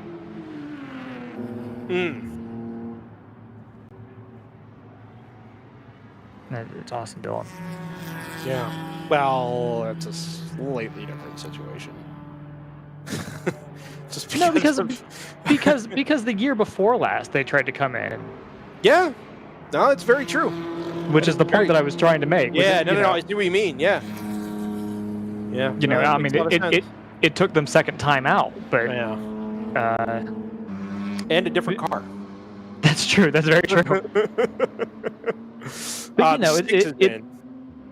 it is one of those things. You say the 6 is in? Yeah, it's a Racer Motors car. As is the 59, for that matter.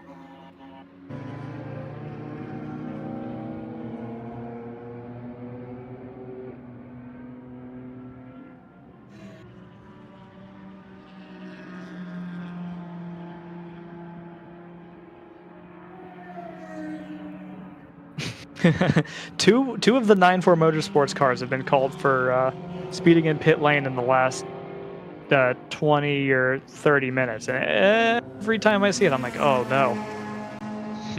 That's it. That's the game.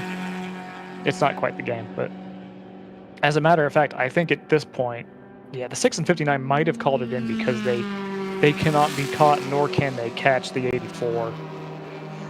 So I think GTU is basically locked down. You know, obviously pending the normal post race dyno, but I mean, what a result! What a result for the number 84. I mean, there's no way that car fails the dyno. No chance. You got to say it though. It's always results are always provisional. Exactly. Yeah. I get it. But yeah, I mean, we're 11 minutes to go here, which in real time is 4 and a bit laps. So we can starting to kind of count this one down. 401s come through. That margin's ended up stabilized at about 40 to 45 seconds. Yeah, and if you look at the lap time history, that was kind of always going to be the case. Once we were a few laps into this run, the 909 just found pace. So whether they were managing the gap, we won't be quite sure unless we find out from them directly. But yeah, that's the GTO battle basically dusted unless they run into their own mechanicals, which cross fingers they won't do. Now, JT asked the question about half an hour or so ago, can the 348 pull out a podium? And they've elevated themselves into the podium spots. So that's job done. That's probably going to be their ceiling in GP2 is going to be a third place, I think. Yeah, that's a good reversal of fortunes for them. We're going to have to get to the point soon where we're just previewing for tomorrow's race because I think all the battles have basically sorted themselves out a little ahead of schedule. The one that might be a little dicey might be the 986 and the 2 for 4th in GTO. That's sort of the highest points paying position that's up for grabs in any of the classes right now.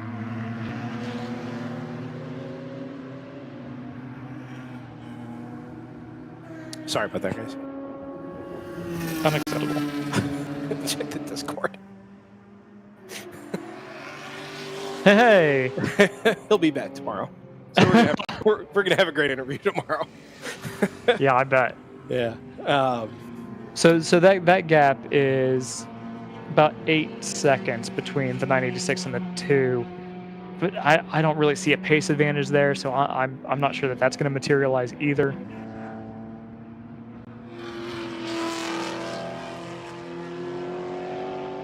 Yeah, even this battle for 4th has, well, I mean, that's what you're just referencing there, but yes. The whole pack. Like, I would have expected somebody there to mount a challenge, and the 983 did eventually pass the 32, the AF racing car, so I guess that did change, but for as close as they were coming back to green, it all just kind of stretched itself out. Which, okay, it's endurance racing. You don't necessarily expect, wheel to wheel for half an hour.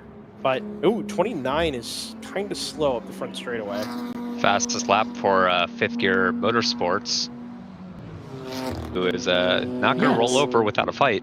That is out of nowhere. I mean, that's a full second faster than they've done any lap this race. Well, that's important, too, because they're still only a second behind the 26 from Edge Autosports. So that is still very much in play, this second place fight in GP1. And there's a secondary issue at hand, too, there, which is grid positions for tomorrow. They are nose to tail at the front straightaway, guys. Yeah, they are absolutely together at start-finish. So I don't know if we can follow that for a couple of laps here, but probably we're going to make an effort. Down at the turn 1.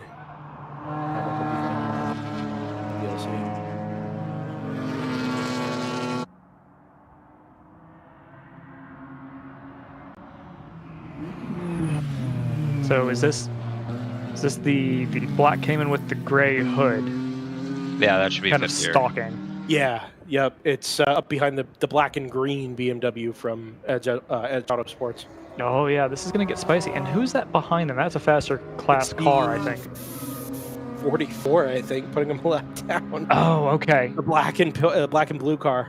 I'm pretty sure that's who that is. It Yeah. looked bluer than I remember. That's I thought It it was a does. bad car. It does, but it's also kind of driving into the sun there, or has the sun up against it. So. So it's not the car directly behind. It's a little bit further behind. Oh, you're right, JT. Is that So the big mission car? It's the 336. Yep. So that's that makes more 336 sense. behind, and then another 2 seconds back. That is your PC racing car. I can't Gotcha. tell if that's the 44 or the 4 though. I have no idea what the 4 looks like. Shame we don't have that on board from Edge this weekend. Yeah, the 4 is still circulating. I thought that maybe they'd pulled it in, but it's still out there.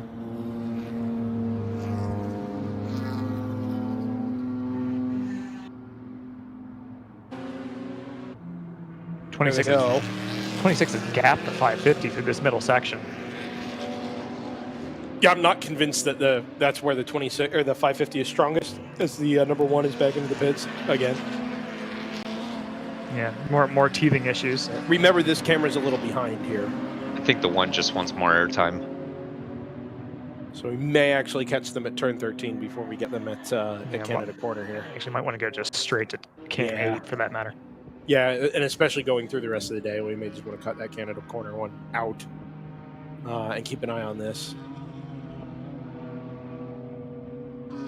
There they go. You're absolutely right, Joseph. He's gapped him a little bit, but I think he's brought it back in these last couple of, slightly longer corners.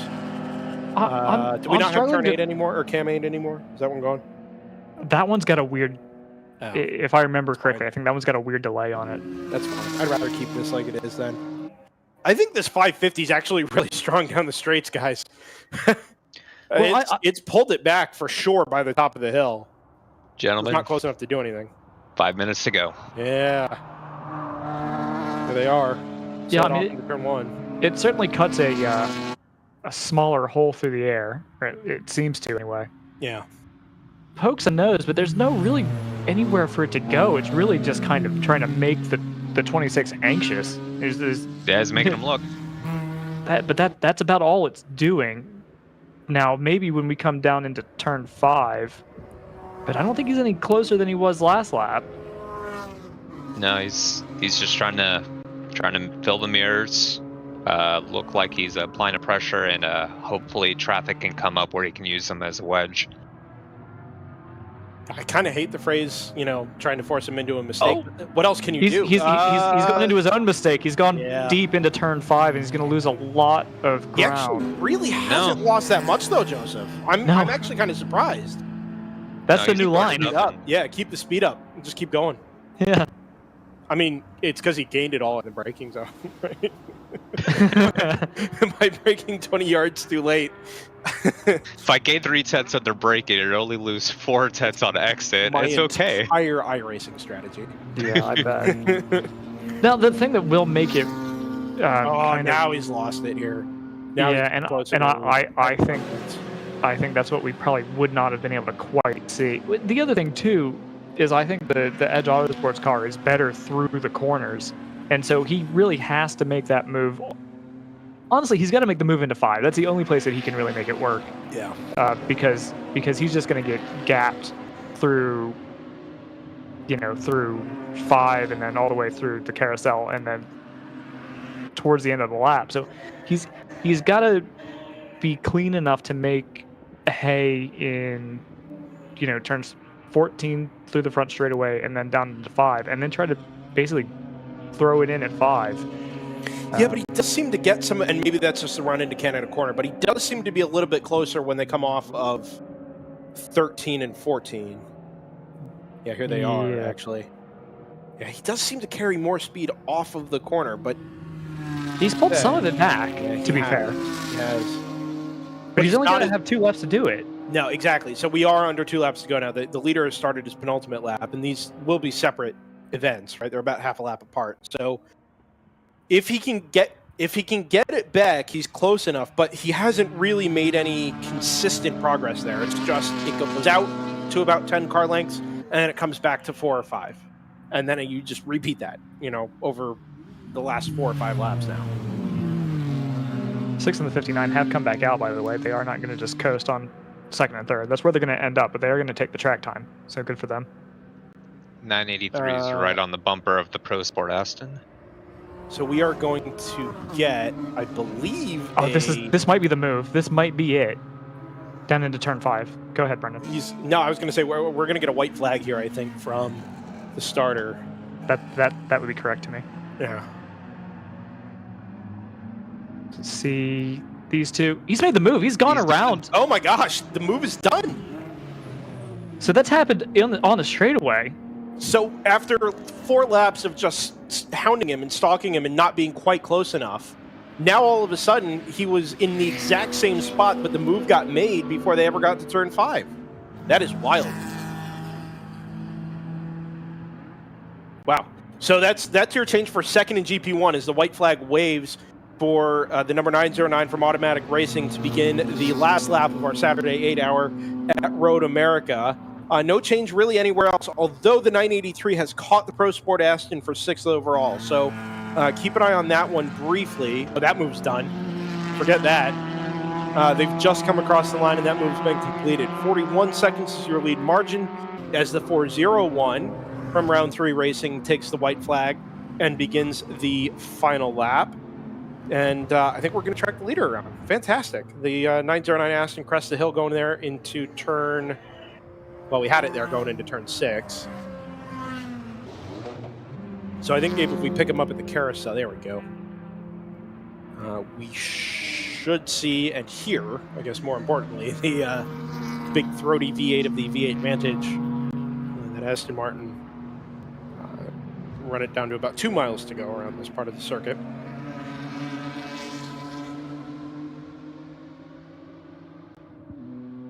As time expires on the clock, approaching 5 o'clock local time here. It's been a day. Yeah, it sure has. Yeah, more than I think any I can really remember in our year and year plus covering WRL on a regular basis. This has been a unique one. Yeah, I don't recall a race where we've had multiple red flags at all, let alone 3. So it's it's been a fraught day for us, let alone for race control and the competitors. Yeah.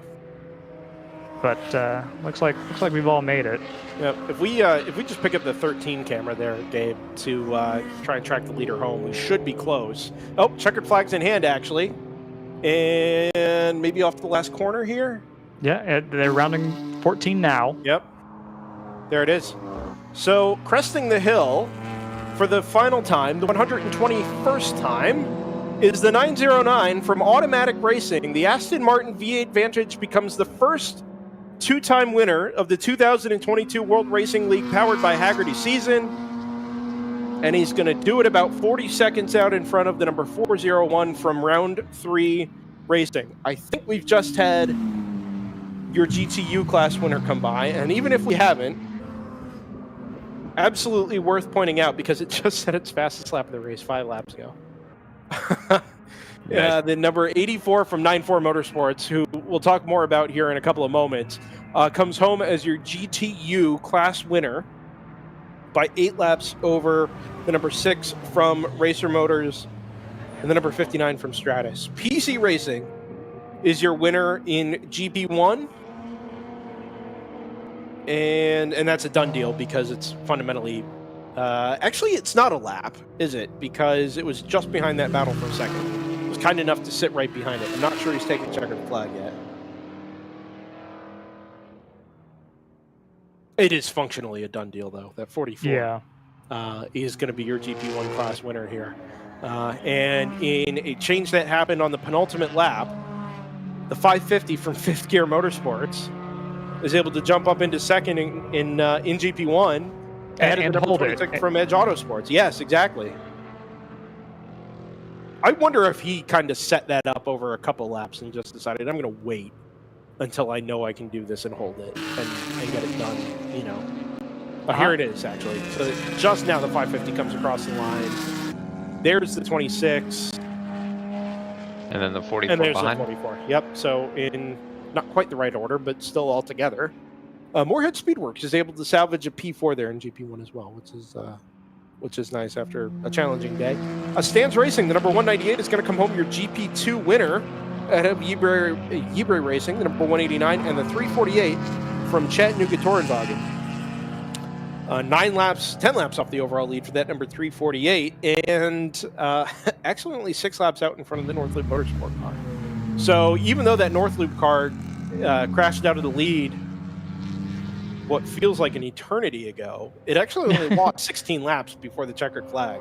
Yeah, I mean, I think that happened about an hour and a half ago. Yeah, we had 40 minutes of red flag. So yeah, in terms of racing time, it really wasn't that much. Back in GP3, round 3 racing, the number 605 brings home a class win in what I think I'm saying is I'm right in saying, is their return to GP3. I think that car was only brought out because they lost the GP1 car back at Mid-Ohio. Yeah, I think that's exactly right. Yeah, so a return and a class win. Nice job there from the 605 to kind of come back to their old stomping grounds with a really nicely sorted car, all things considered. Ahead of the number 197 from Overnight Motorsports and the 75 from AOA Racing, who picks up a podium there as well. TC Klein Racing in 4th. They were part of a lead battle very early on this morning. And 9-4 Motorsports, the number 83, back in 5th, setting its fastest lap of the race on its final lap of the race. I can't get over that GTU. Yeah, so let's go to that, right? I said we were going to talk a little bit more about them in the wrap-up here. That is one of the most remarkable things I've seen, and especially because it was so... I don't want to say blatant, but I mean, you don't see 8, 9, 10 seconds a lap. You might see 3 or 4, elsewhere in the field where somebody is doing 224s and somebody else is doing... Actually, we see it all the time. Anytime JTR doesn't win, basically, we see, 1.5 seconds, 2 seconds a lap, be overcome by somebody running a little bit slower but more consistently. This is extreme, right? So yeah, I mean, that's the I guess that comes with the territory of running a relatively, well, not relatively, a new class, right, for WRL, right? So, you've got cars that are basically being run to a new specification that they haven't run to. I mean, the NPO ones have always just run to a GTO spec. Yeah. And now they're basically running at this lightweight, what is it, sub 2,000 pounds spec. The NPO ones are under 2,000, but I think the class minimum is 2,400. It's a little lighter than GTO is anyway. Yeah. And so they're running at a slightly different spec, and so I think you're seeing these weird things because now the goalposts are different, and I think that makes it fun in kind of different ways because it feels like you're watching people kind of find their feet in this new specification for the first time. We definitely are. Yeah, and you that get is weird exactly results. What's happening. And you get weird results out of it, and I'm getting a kick out of it. I really like it. Yeah, and it's still as pure a form of racing as anything else we've got going on in the field. That is just panning out so much differently, as you mentioned, Joseph, because it is such a new class. And I know JT's thrilled about it because everybody loves an underdog story. I don't think I've ever heard anybody say like, "Oh, those 9-4 guys," they just have their Lexuses and they're silver spoons in their mouths. Consistent, right? Exactly. Also, it's kind of done up like a Nissan GTP type paint scheme, and I think that it's like is Colin Brown driving this? It certainly hasn't gotten them any extra horsepower. We know that, but it has maybe gotten them some consistency, and it's been worth some points in that regard. So, look, kudos to everybody at 9-4. I know it's a thinner field, but this is a growing class, and the competition was legit. I mean, the Racer Motors car, the 2 Stratus cars, for that matter, the winning Formula, Miata. I mean, those cars were all very much in contention early on, and they outlasted everybody. So kudos. I love seeing that too. I love that it's not just it's not a spec class, which I think what some people were worried it would become. I love that you're seeing newcomers to that class, people trying new things with it. Well, and let's make it a point then to promote that. I agree with you, Joseph. I think having this extra class, this being really only the second weekend they're here as a complete unit, has actually proven to add quite a lot. Certainly to our experience. I can't speak to the on-track experience, but for our goings on up here in the commentary booth and as being invested as we are in the series, I think it's absolutely a net a net positive and an outright positive for the series. To have the GTU class as a different option for an open category of cars the way that they are. So, kudos to everybody down there, and let's hope tomorrow that we have something equally as interesting and enthralling, although that may be hard to top in that specific way. We know it'll be a different race. We know we'll have people at the front of their fields who faltered for whatever reason yesterday. They'll be back with a fresh start tomorrow. It'll be a completely different ball game. Yeah, and we'll be back with a fresh start tomorrow as well. I don't know that we need to. We've had plenty of time to, discuss the goings on today under our various red flags. It was a very different race from what we normally see. Very unique race in the World Racing League. One I hope we don't have to repeat tomorrow, and I don't think we'll have to repeat tomorrow, just because of the way things went today being just very unique. And we'll have it'll be an expensive day for a few people. It would be. It has been, yes. But we will have a thinner field tomorrow, which I think is going to help our situation a little bit. And we'll be here to talk about it all on DriversEye Live. So, with that being said, unless I have any objections from Joseph and JT, and I don't. Go with God. Yeah. We will be back on DriversEye Live for the Sunday race from Road America, the World Racing League powered by Hagerty. 8 hours to come. 8 o'clock Central Time is our green flag time. 9 o'clock Eastern on Mother's Day. Which I'll have a chance to say hello tomorrow as well. And a special interview to come tomorrow to tease there as well. So join us again, 8 o'clock Central, 9 o'clock Eastern, for 8 more hours of racing from Road America, round 4 or the 4th weekend for the World Racing League powered by Hagerty on DriversEye Live. I'm Brendan Kazmarek, joined by Joseph Mudrak, JT Tammy, Gabe Howe on production. Scott Michaels will be back with us again tomorrow as well. Thanks everybody for joining us, and we will see you bright and early for race 2 from Road America. Bye for now.